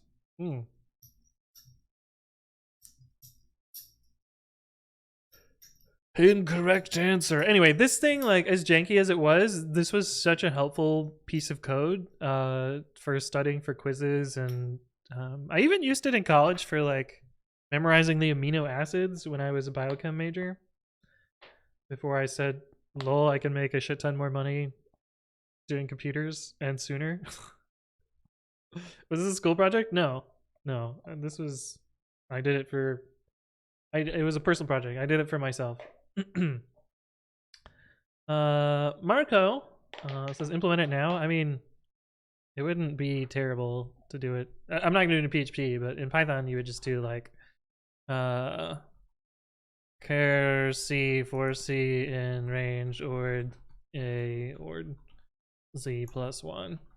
Look, it's the alphabet. Or you could do even better, and you could just do string dot ASCII uppercase. Whoa, there's the alphabet. And if you want to list, you can listify it. And if you wanted to do doubled, for I in range 1, 3, well, it'd be 1 to 4 times I. Ta-da! Oh, except it's not in the same order. That's less good. But we can do it like this. 1, 4. Then get rid of this one on the end. Ta-da! There's the there's the same version of my shitty array, but done in one line. Professional software engineer using standard libs? Well, yeah. I guess if we wanted to do it using the standard lib, we would do, oops, string.ascii uppercase. Ta-da! Yeah, anyway. And then I could limit it to particular, whatever length it needed to do. How would I do that? You could just build the whole thing and then do, you know, I only need the first 10, but that's less fun. You would probably zip with range and then mod 26 and then divide 26. Yeah, so let's say that n is 66. Sure. So you would do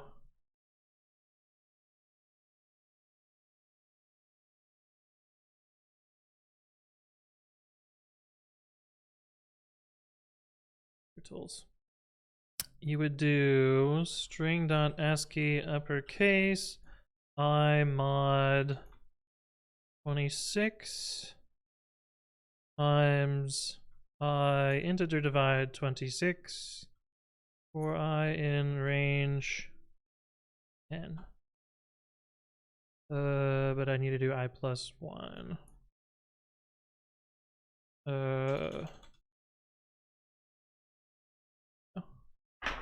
And now it works for arbitrary length. So if we wanted to do the first 100 quiz things, we could get up to quadruple V. But anyway, kind of just a neat little thing. Oh, you have the stream epic? Yeah, it's because I answer the same shit over and over and over. Okay, so I gotta figure out how to use this option. Pretty sure you can do it on the command line, but I don't remember how. Activate. Oh, you can just use PyTest addops. That works, but I don't. Oh no, that's for command line. Dash little c. KMX. Warnings collection. Oh, I can just use ignore.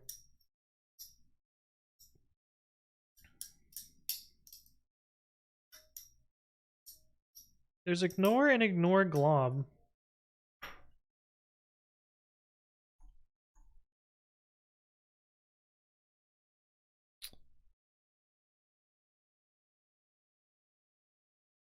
What is the difference? None? For some reason? Ignore test/languages. I wonder if these stars need to be here.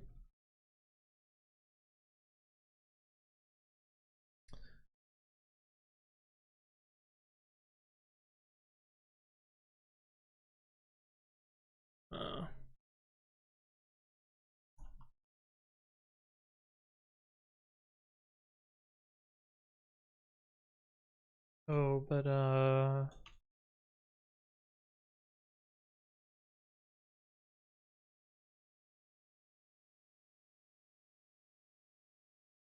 ignore pi upgrade slash, or no, test slash features.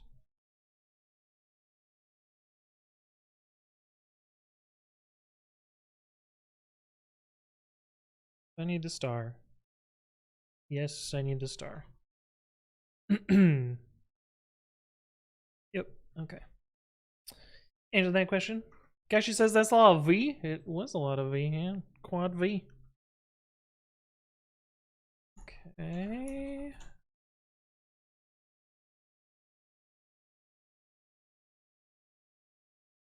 Alright, so now we just have to wait. Unfortunately. The other one finished? Surely it's been half an hour, right? 28 minutes. Damn, we're so close. Yet so far away. Oh, it's done. Burial. Hello, hello. How you doing? I've recently written an API, Python Advanced API. Someone has suggested I implement BDD testing. Have you told them that they're wrong?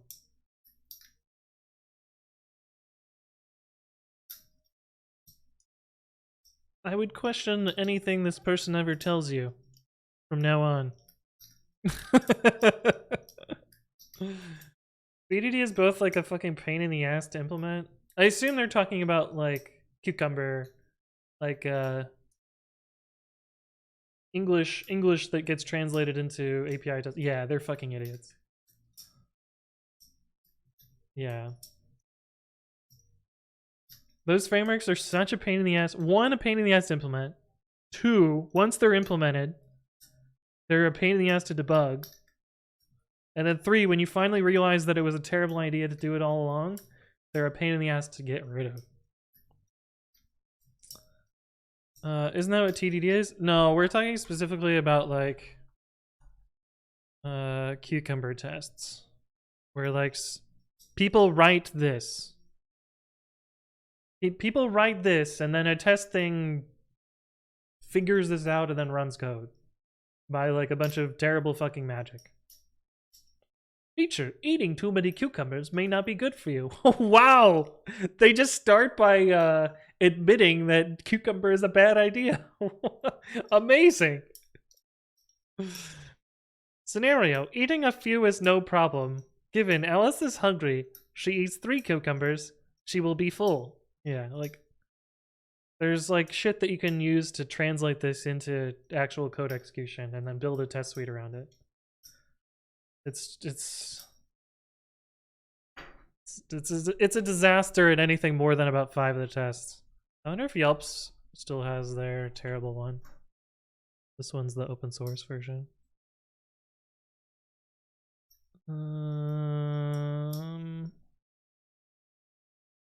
Where's their actual BDD shit? Scripts. No, I don't think this is that. Is it in here? Yeah, oh my god, they still have them.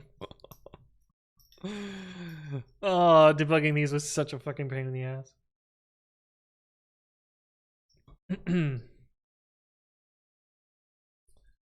God, these were such a pain in the ass to debug. And the other part about this is I bet they're still using my fork of the BDD framework because not only were they a pain in the ass to debug, the BDD framework that they were using was broken in like a very basic way. Where is that going to be? Is it in here?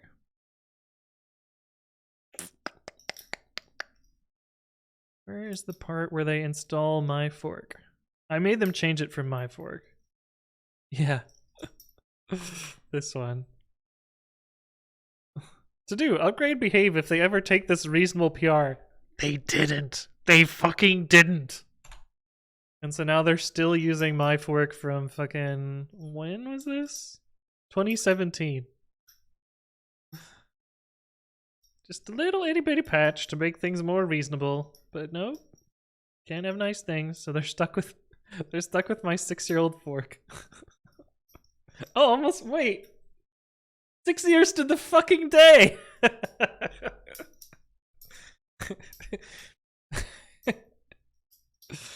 That's not even the best part of this. The best part of this is the absolute mental acrobatics that the maintainer took to not accept this patch. I'll just let you read this. It's gonna make me mad if I read this. So I'll let you on your own time read through that.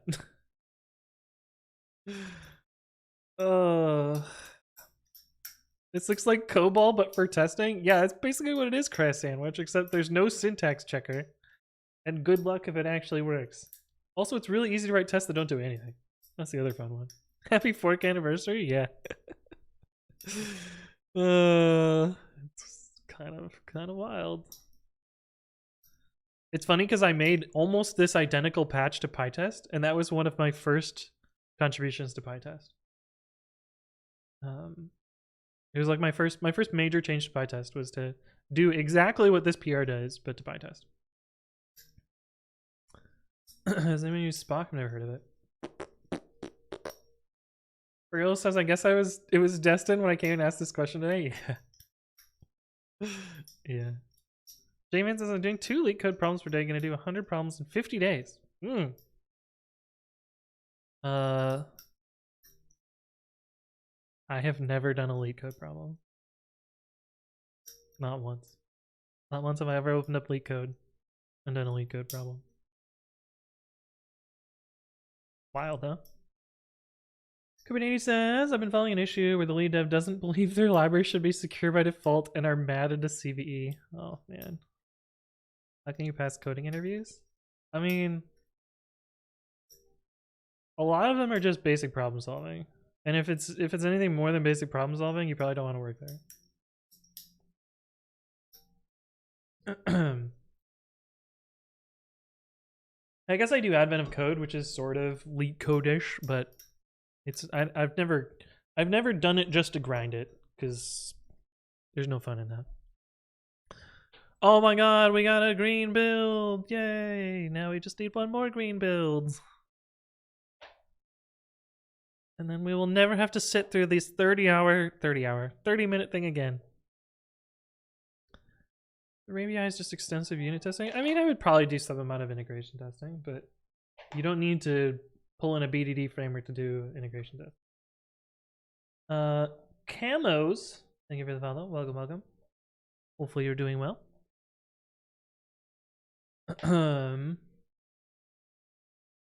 It says I've fallen so far behind. My last job was at a software company like Confluent, except for Apache Pulsar. Out of my depth with cloud architecture. Yeah, well, I wouldn't say that most people need to know that. Unless you're doing architecture. Adorable Dreams! Hello, hello, welcome, welcome. Hi, darling. What basically are you making? I'm dumb, I don't know any codes or geek stuff. Bang today is the one, but I don't know that it's actually going to help you understand better. I am working on a tool that I made called Precommit. Precommit makes it so that people can more easily run linters and code formatters, things that make sure that their code is good, or makes their code be good. And it does so by installing tools automatically and then running them on the files that need to be run on. But the tests for this thing take fucking forever. Way too damn long. They currently take like 30 plus minutes on the primary branch to finish. And I don't have time for that. Well, this one only took 25, but sometimes they take 30 minutes. So I'm reworking them so that I don't have to run most of the tests all the time.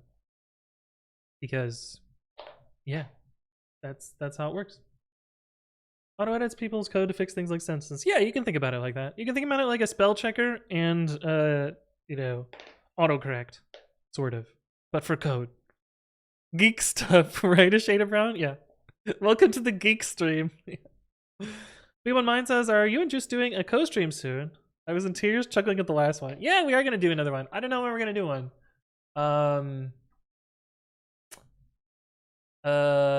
Maybe Tuesday, no promises. I'm out of town this week, so Tuesday would be the only day that it could be. But we'll see. We'll see what happens. Oh, actually, it could be Wednesday. So I could do either Tuesday or Wednesday. Tuesday. Are you using MarkDoc? No. I'm actually using my own terrible, partially. I wrote a custom Markdown parser. It sounds worse out loud, but here, let me show you. This one. Yeah, so tables in Markdown and in RST fucking suck. So I made a different syntax for tables, which allows you to put as much arbitrary text you want in a column. It reads a lot like, you know, HTML tables, which was how I was able to make it simple and stuff. But this is a table. But then beyond that, it's just Markdown for the most part. There's also a few other small things. Somewhere in here, there should be an example of one. Maybe not in here. Maybe in here?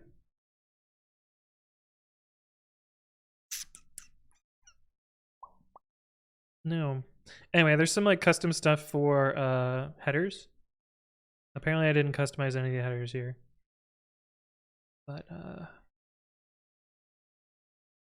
yeah, it's basically Markdown, and then it slaps it into an HTML template, and then eventually looks like this.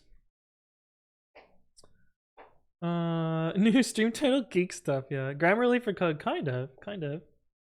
Clip T9M, hello. It's good to see you again. It's been a bit.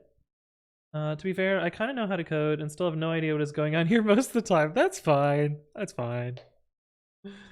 Marchow says, what is the autocorrect? Does it modify the code? It can do anything. The tool itself doesn't do anything. It runs other tools that do that auto modifying. Most of the popular ones are things like import reordering or white space auto fixing or stuff like that. How did I add custom parsing to Markdown? So there's this library in Python that I'm using called. It is called. It's not listed there. Shit. Damn. What is it called? Oh, that didn't work. Markdown code blocks. What do you use? What is? Oh, is that not where it lives? Markdown. Is it in my personal repo? Yeah, there it is. It is called Mistoon. I think I can get rid of this less than 3 because they fixed their thing. But Mistoon allows you to. Where's the script? Make templates. Is it in here? No.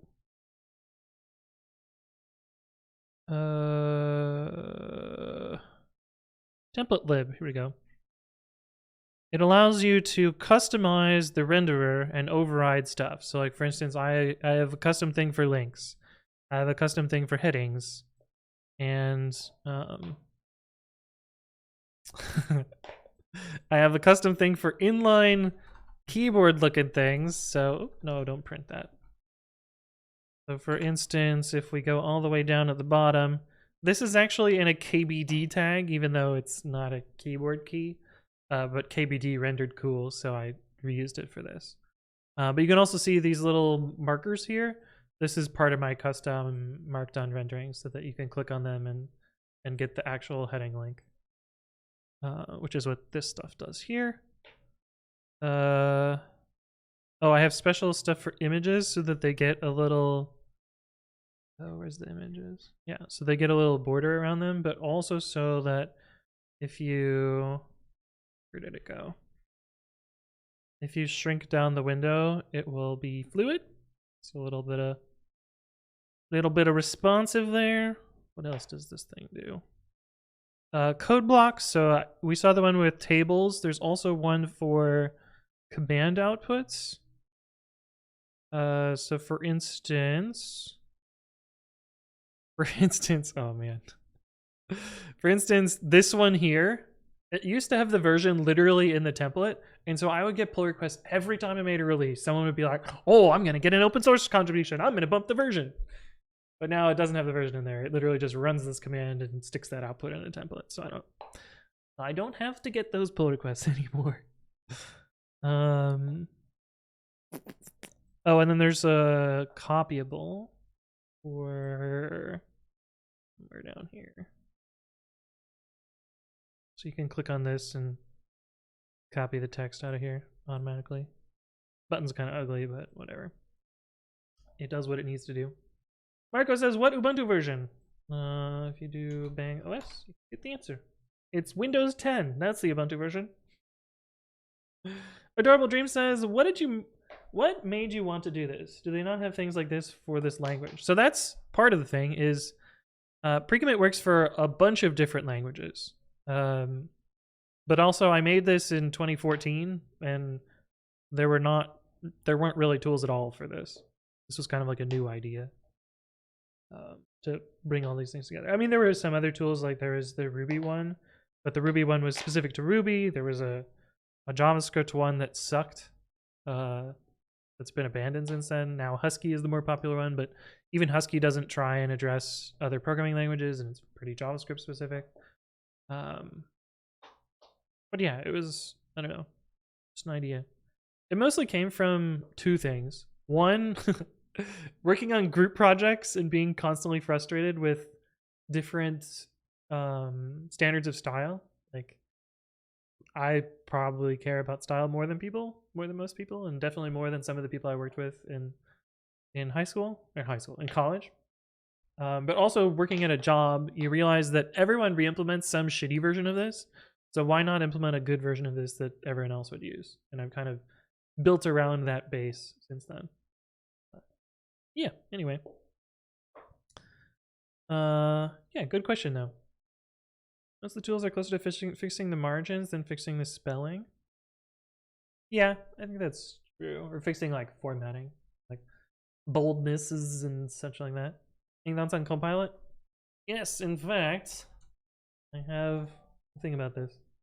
NVR, thank you for the follow. Welcome, welcome. Hopefully you're doing well. Oh, is this done now too? No, that was the old one. Sad. 31 minutes, you should be done. Why are you not? Why you know? And I keep clicking on the wrong thing. It must be close to done then, right? Really? And then we can have the moment of truth where we show whether this actually changed things or not. God, what is it doing? That's the other thing that I don't like about GetUp Actions is it doesn't stream the output. So I can't like scroll up and see what's already done. I just have to guess at where it's at. Which, it's quite annoying. Close some of these tabs because we don't need them anymore. What was I looking at here? Oh, git restore, yeah. Oh, wow. Okay, now it's done. Feel like I'm in the room with the architect? What does that mean? Is that like a movie or something? Okay, that one's merged now. So finally we can rebase this branch. And we can see whether it worked. Sort of. Oh, we need to fetch first. Alright, do we wanna from the matrix? Oh yeah. Why is your college partners wrote enough code to justify that? It was mostly things like, you know, if people write like this pissed me off in college. It shouldn't. But like I would prefer it written like this. But if people write it like this, you know, I could write a quick little thing that checks for this as a pattern, for instance. You know, like if is not a function, put a space after if. You know, return is not a function, put a space after return. Those sorts of things. You know, curly braces should have a space before them. Things like that. This was like kind of the first version of this, and actually, the first version of this is checked into this repo back in March of 2014. And it looks very much like that. So you can see here, like, I mean, it's obviously changed a lot since then. The output actually looks fairly similar, but there is a series of tests. Yeah, they were hard-coded. You know, forbidding tabs. I don't have any of the C++ ones in here, but the output looked very similar. Let's see if we can actually run it anymore. I think it doesn't work anymore because it has Python 2 prints. Let's see, if we fix the Python 2 prints, is it runnable?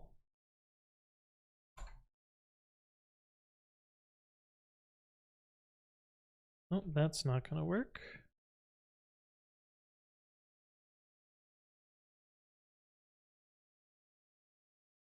Like, I think even the oldest version of this might sort of still work. And it actually should look similar as well. Yeah. So, it's still, you know, come a long way, but in a lot of ways it still looks very similar. But yeah. Anyway. I switched Python because white space matters? C++ was just all they taught in school, so it didn't really make it. The college group project experience definitely involved a lot of other people's unfortunate style. Hey, yeah, there you go. Avatar says, had someone at work type CSS with no white space. Oh no. They were the minifier themselves. I wish there was a from past import print. You know, it wouldn't be that hard to do that. Do you want me to show you a similar project that does a similar terrible thing like that I made? So we're gonna make a Python 2 virtual env here for a sec. Bear with me. And in Python 2, there's no such thing as f-strings, right? So if you did hello thing, this is an f-string. That's not gonna work, right? Python 2 is gonna be like, or Python 2, it's gonna be like, what are you doing? That's invalid syntax, get down from there. What if I told you you could install this library that I wrote called future f-strings? And then after installing future f-strings, you could put a special little comment at the top of your file that says coding future f-strings. Just this special file, you know, with these dash star dash, looking all nice and pretty. And now Python 2 supports f-strings. So what happens is it rewrites the file at startup to look like this. A little bit of smoke and mirrors. But I made this initially as a joke. The worst part about this joke is I think it's my third most popular Python project.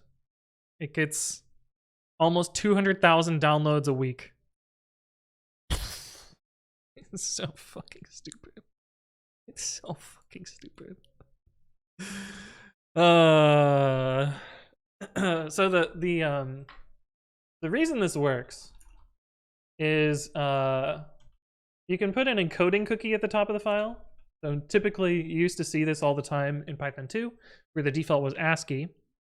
And so instead you would do UTF-8 so that you could write, you know,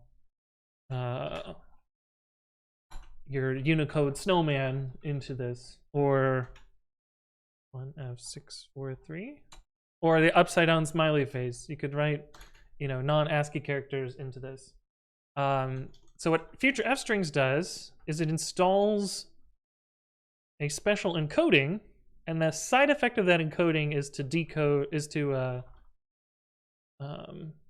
ignore that. So if we had like fi dot decode future f strings, invalid syntax. Why? Oh, because we need this. The side effect of that encoding is to turn f strings into format calls. And then the other half of the magic is a little special file. This .pth, which registers that codec registering using exec. So yeah, that's how it works. But yeah, what have you done? Right? Ryken and Swift, thank you both for the follow. Welcome, welcome. Hopefully you're doing well. Pandexter says a little bit of human introspection was needed before making this hearsay publicly available. I mean, I made it as a joke.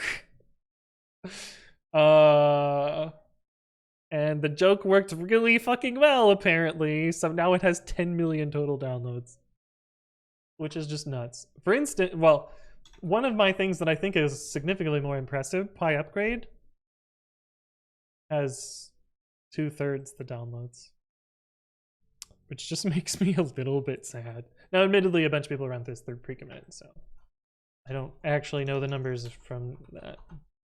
And thank God pre-commit is way more popular than this, but man, I could have been real depressed if we looked at the numbers here and they were smaller. Franken says, print hello, hello, hello. Wolford's also here. How you doing? Wolford, you changed your color again. Programming version of It's Just a Prank, bro. You're not wrong, Outdavers. Also, it's good to see you again. What's the rule of the internet where if you do satire too well, you start attracting people who genuinely believe what you're mocking? Yeah. Yeah, that happens a lot. Also, you want to see something else crazy? So I said that you can't really know how often people use stuff through pre-commit because it does everything through Git. You kind of can by looking at the clone counts per repository. Oh shit. Oh my god, this has gotten so much higher than last time I looked. What the fuck? It's getting... What? This is 10x the last time I looked at this. This repo is cloned over 100,000 times a day. And 1.2 million clones over a 2-week period. What the fuck? I feel like this has to be one of the most cloned repos on GitHub. But it's kind of nuts. That's fucking 1.2 million. Holy shit. But then we can kind of see how much Pi Upgrade gets used from pre-commit doing this. So you can see that Pi Upgrade gets 200K over a 2-week period. So similar. Imagine getting a penny for all those clones. Yeah. Yep. Imagine fucking a fraction of a penny. Imagine getting anything from it. Then I feel like I get negative from it, but yeah. Adorable Dream says, are there any ways to make the same type of thing, same color? Same type of thing like function or class. This way new people that don't know anything can actually see what those words terms mean. You mean like in syntax highlighting? Yeah, that sort of happens. So for instance, like all of the keywords in my file are purple. Is that what you mean? All the comments are green, all the strings are this orangish color. Built-ins are I guess singleton built-ins are this bluish color. Parameter names are this color. This is based just my syntax highlighting, whatever highlighter I use. Oh, built-ins are yellow. Yeah. This really shouldn't have been this, but but yeah. And this is consistent across other programming languages as well, in my text editor at least. So let's see. Grammars. Yeah, so for instance, here's a whole bunch of different programming languages. You'll see that, you know, this is a Docker file, so it has strings that are still this orange color. These are numbers? I don't know. This is get rebase stuff. But yeah, basically your editor theme will tend to do that.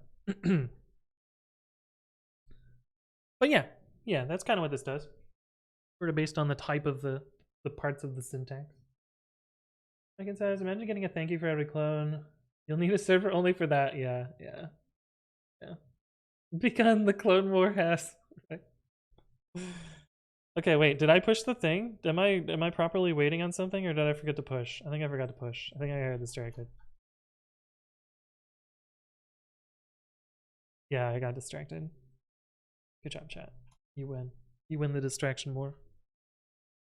Okay, delete a whole bunch of shit, add a brand new thing, script that does it, and then the right things to make that not run the old tests. Moment of truth. Well, not necessarily moment of the truth. All right, vars is running. This is the first step of things. Shit. Oh, it's fetch depth. Fuck! No!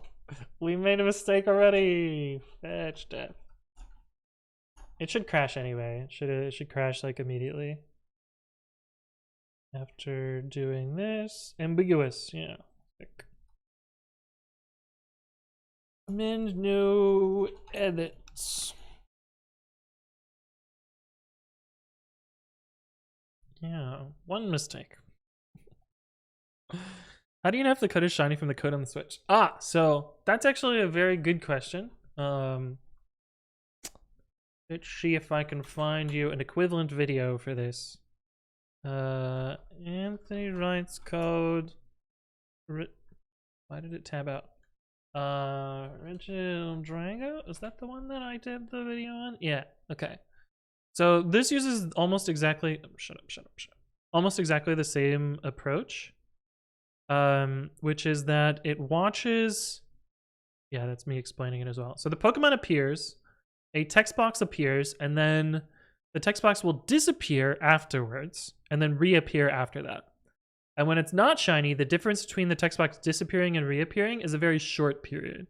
So in this case, it was 469 milliseconds. But when it's shiny,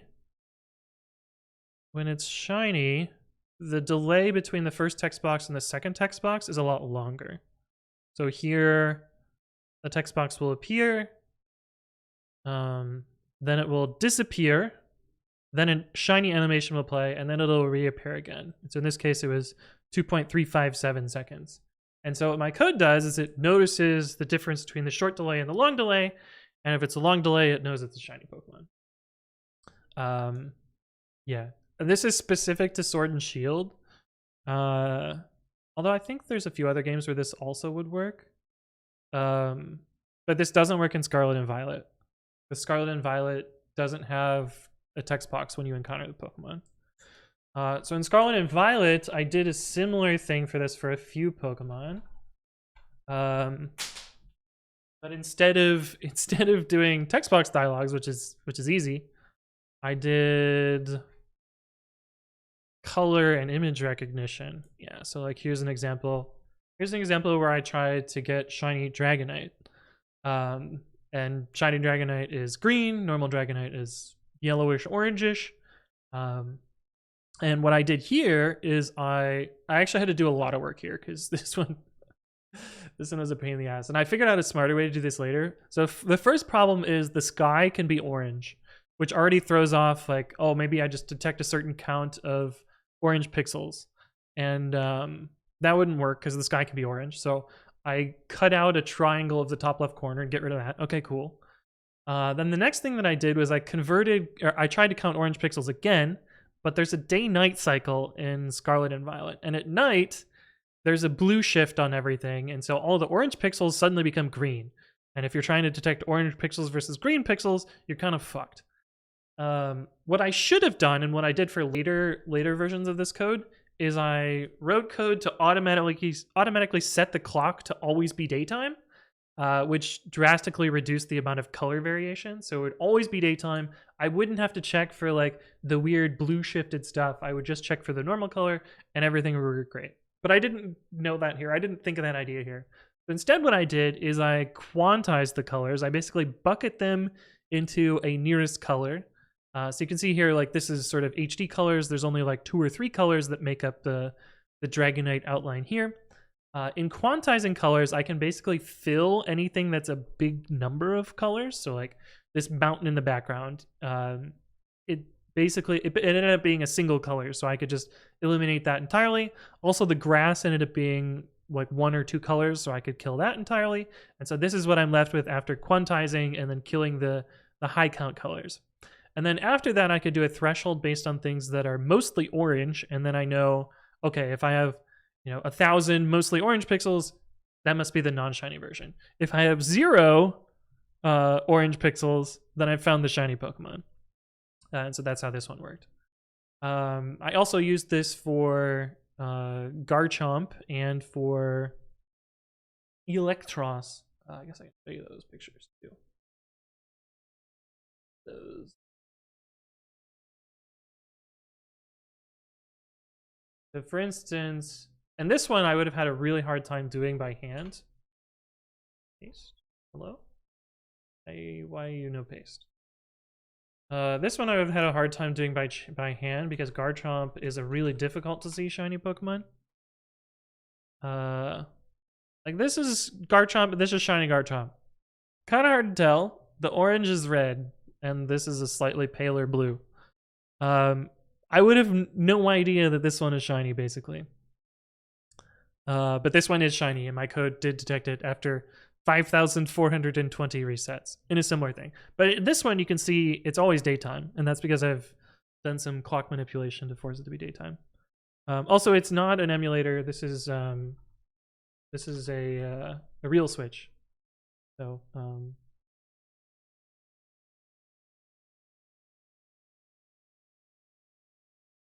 interrupted? No. Anyway, you'll just have to trust me. I have a microcontroller that's hooked up over there.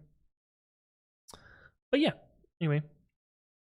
The fact that you know that Anthon brain per usual.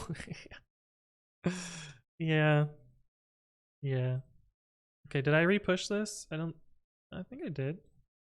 It's still red. Something else is fucked. VAR is still failing. Why?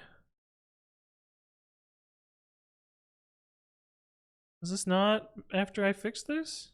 Why do you not have origin head?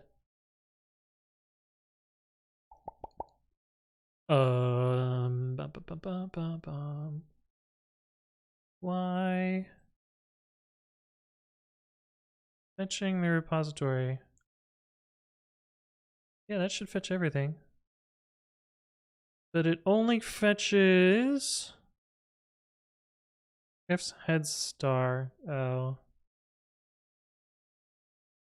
So it's not going to know about origin head. It's only going to know about origin main. Yeah, it only knows about origin main.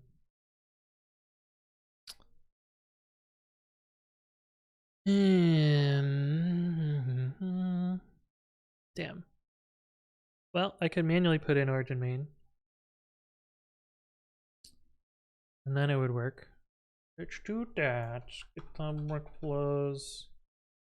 Oh, I'm also interested in seeing, like... Oh, these got interrupted. Why did they get interrupted? Why did you fail? Oh, because we have coverage missing. Interesting. So I'm going to have to add more tests for these as well. Oh, that's funny. Right, because I made things that are only used by those. Figment util line 40. Ew.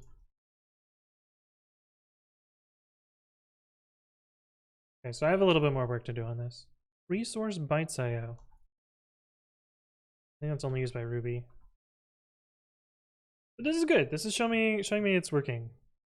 Sort of.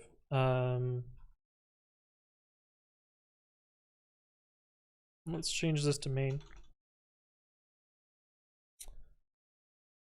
And at least show that it can run the languages separately. And that'll show me all the stuff I need to fix. Do I sell Pokemon? Why would I sell Pokemon? It sounds annoying. Sounds like they did a whole bunch of complicated steps. Yeah, I did. I did a whole bunch of complicated steps. It's true. AKA Campin says, do you usually do any design when coding a new product / idea, or do you just start coding? I have some experience now, but I find myself stuck thinking the end product is not going to be great or not scalable. Generally, I recommend to just fucking start. Especially if you're just building personal projects. Don't worry about design. It'll come to you as you need to adjust things around. But as you get better with figuring out how things are going to work and how you're going to build stuff, yeah, you'll want to put a little bit of design effort into things. I roughly do a little bit of design. Like today, the thing I did today, this was the sketch of what I wanted to do. Would I say this is design? Not really. It's just kind of like, and I wouldn't have done this unless I was streaming. I would have just kept this in my head. But yeah, that's what this does. But my recommendation to most people is just fucking start programming. You'll get bogged down in trying to make sure that it's perfect before you even start and give up on the project. And you're better just start. Don't plan to plan, just plan, and don't plan, just do, sort of thing.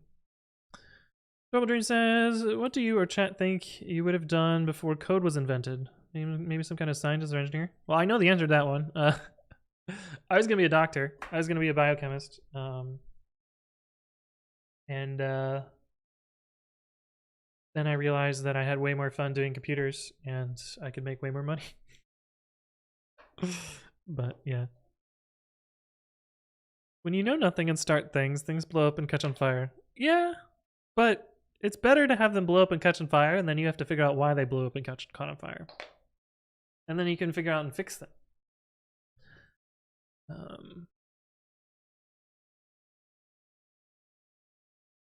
But yeah, the cool thing about this now... Oh. What failed this time? Why did you fail?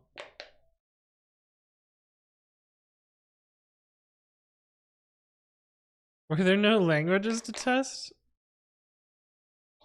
I guess there were no languages to test. Why job failed?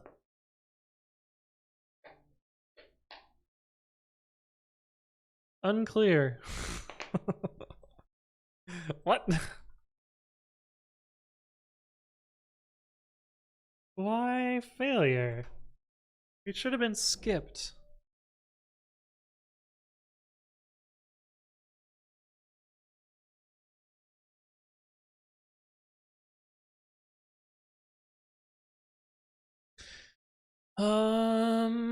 Yeah, that's kind of weird. Why didn't... It must have been an empty matrix, right? We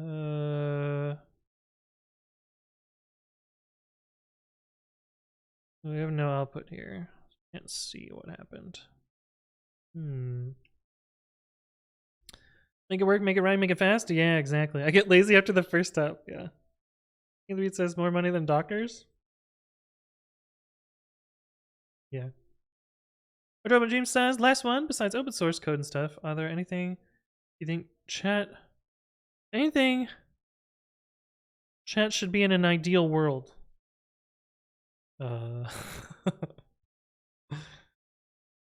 Beyond, like, you know, universal basic income, free healthcare, not having to be, you know, dependent on a job to be fucking alive. Yeah, that would be my ideal world. Software engineering should be a regulated industry. I think it sort of is, depending on what you're doing. I don't know.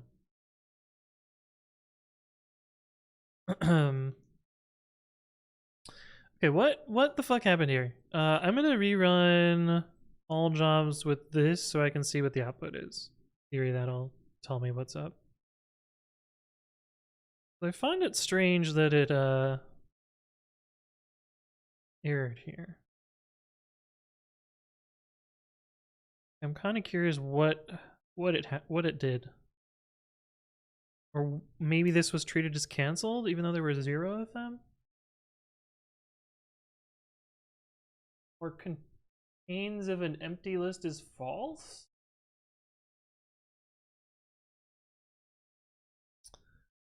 How long have I been coding for?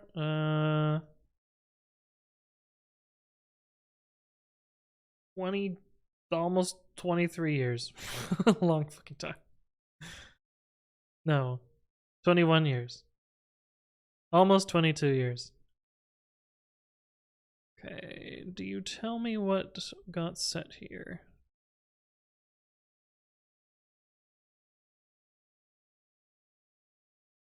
Setting empty list. Yeah, that looks right.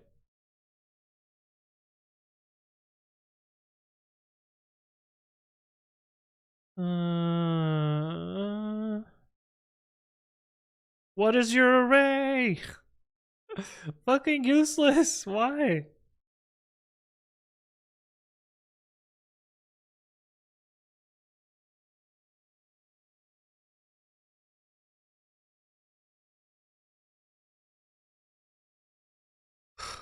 What?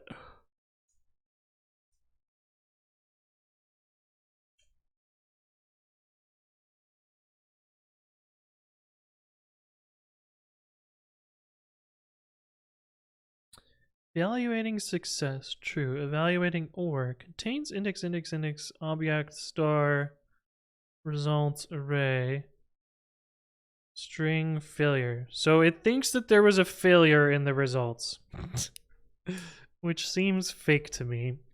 So we're gonna put a little bit of debuggerooski in there and see what it's mad about.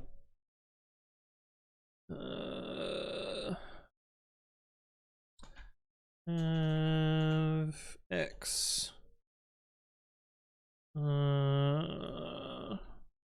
Tout needs. And then make you dot X.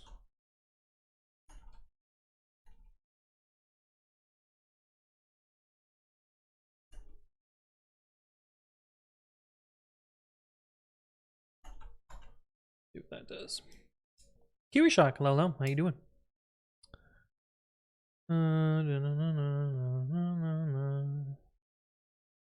Kepler says I make 200k a year as a PM for startup. I wouldn't doubt Fang engineers are making 500k. Yeah. But I also don't work at Fang because you can make more money not working at Fang and have a much more balanced. Oh, I got a whole bunch of PR on failure emails. There have up dogs. Another failure because it just failed again.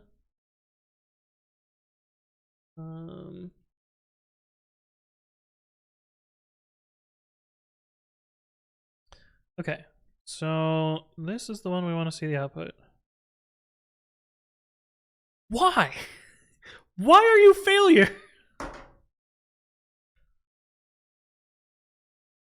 That makes no sense.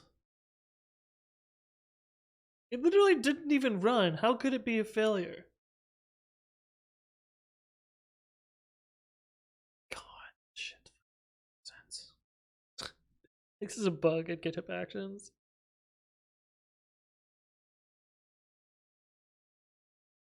Because it didn't even run.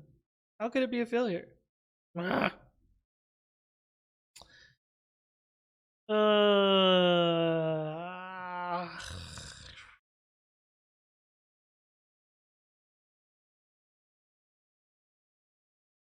That's so annoying.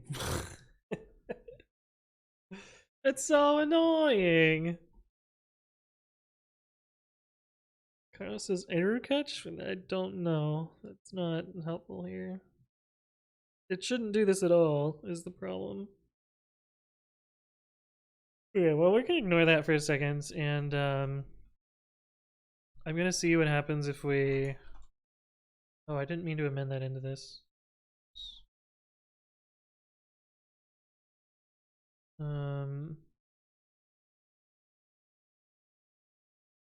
Shit.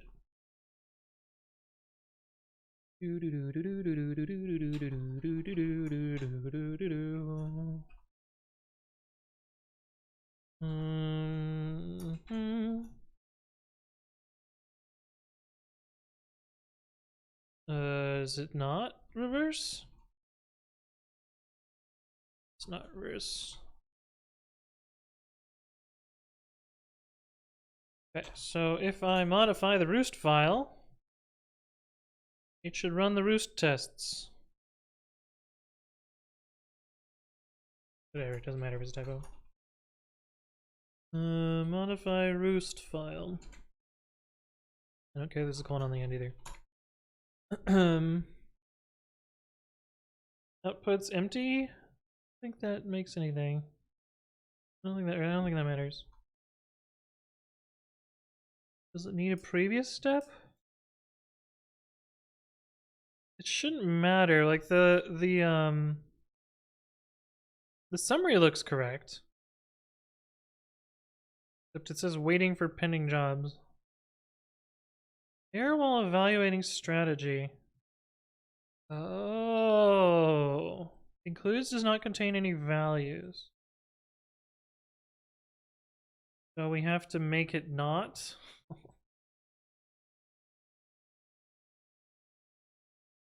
But that's fine. It's just skip when there's none. Oh, that is interesting. Okay, well, that at least gives us something to go on. What do we got in the new version of this? Wait, why are you failing already?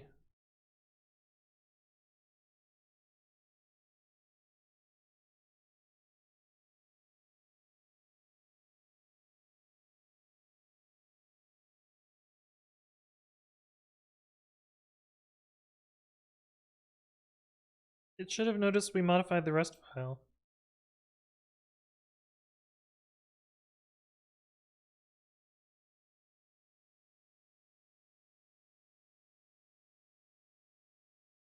Hmm.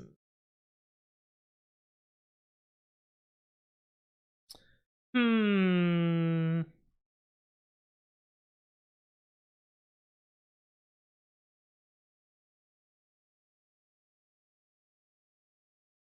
Yeah. We got 2 there. So why didn't it run?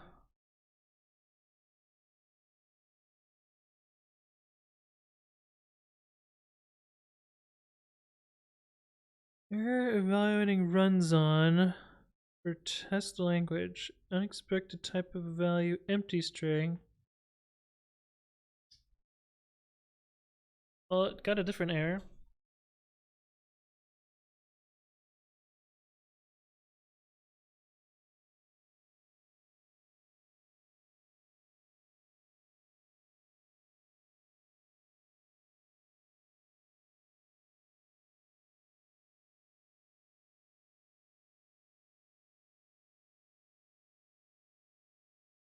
Why no?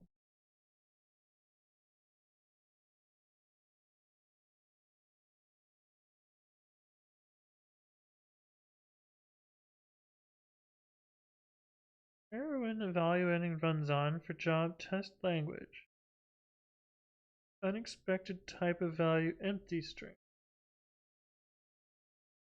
What did it produce as the result here?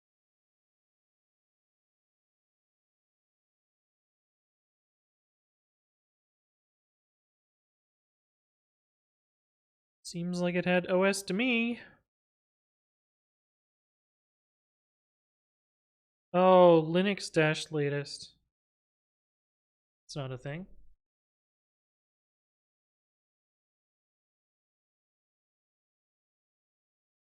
It's be Ubuntu dash latest. I don't know why that was the error message though.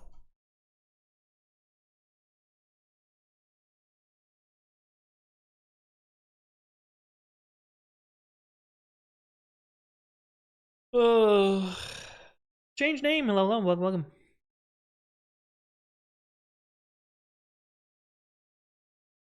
Zithrius is also here. How you doing?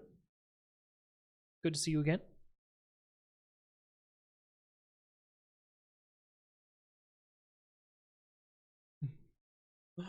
I should just not delete these until I'm ready to delete them all, probably.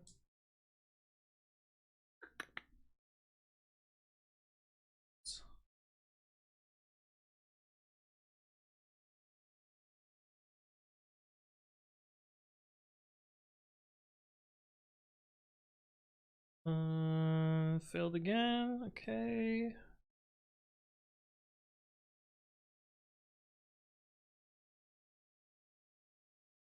Still got empty string. Weird. I'm getting sharp tingles when my wrist gets close to my laptop case. Oh no. That sounds bad. That sounds bad. The other problem is even in debug mode, you can't see what happened here. I just have to stare at the code and try and figure out what the fuck's going on.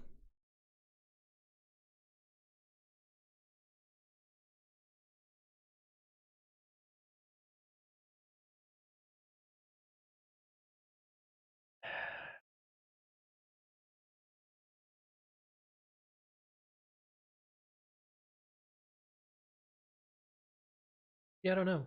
I don't know what's going on here. But I'm also hungry, so I'm gonna go eat food. I'll figure this out later. Yeah, a little bummer to not end the stream with this working, but I've been streaming for like 7 or 8 hours today, so we're gonna call it there. My name is Anthony. I upload educational content to my YouTube channel 3 times a week at youtube.com/anthonywritescode. So check out educational videos there. If you missed any part of the stream or you want to catch up on previous streams, those are uploaded to my second channel at youtube.com/anthonywritescode-vods. Yeah, they only go here now because of DMCA shenanigans on Twitch, so this is the only place to get old recordings. I normally stream Monday evenings and Saturday at noon. I announce my streams in 2 places. One of those is twitter.com/codewithanthony, where I announce what I'm going to work on, and then we go do it. Yeah. I also announce on the Discord, which you're free to join. Come hang out. What do you do after you caught a shiny? On to the next one. But yeah, join the Discord. Come hang out. There's a beginner's channel if you want to ask programming questions, and then there's a bunch of other fun social channels as well if you would just want to chill and hang out with us. But that's going to wrap us up for today. Let's go find someone to raid.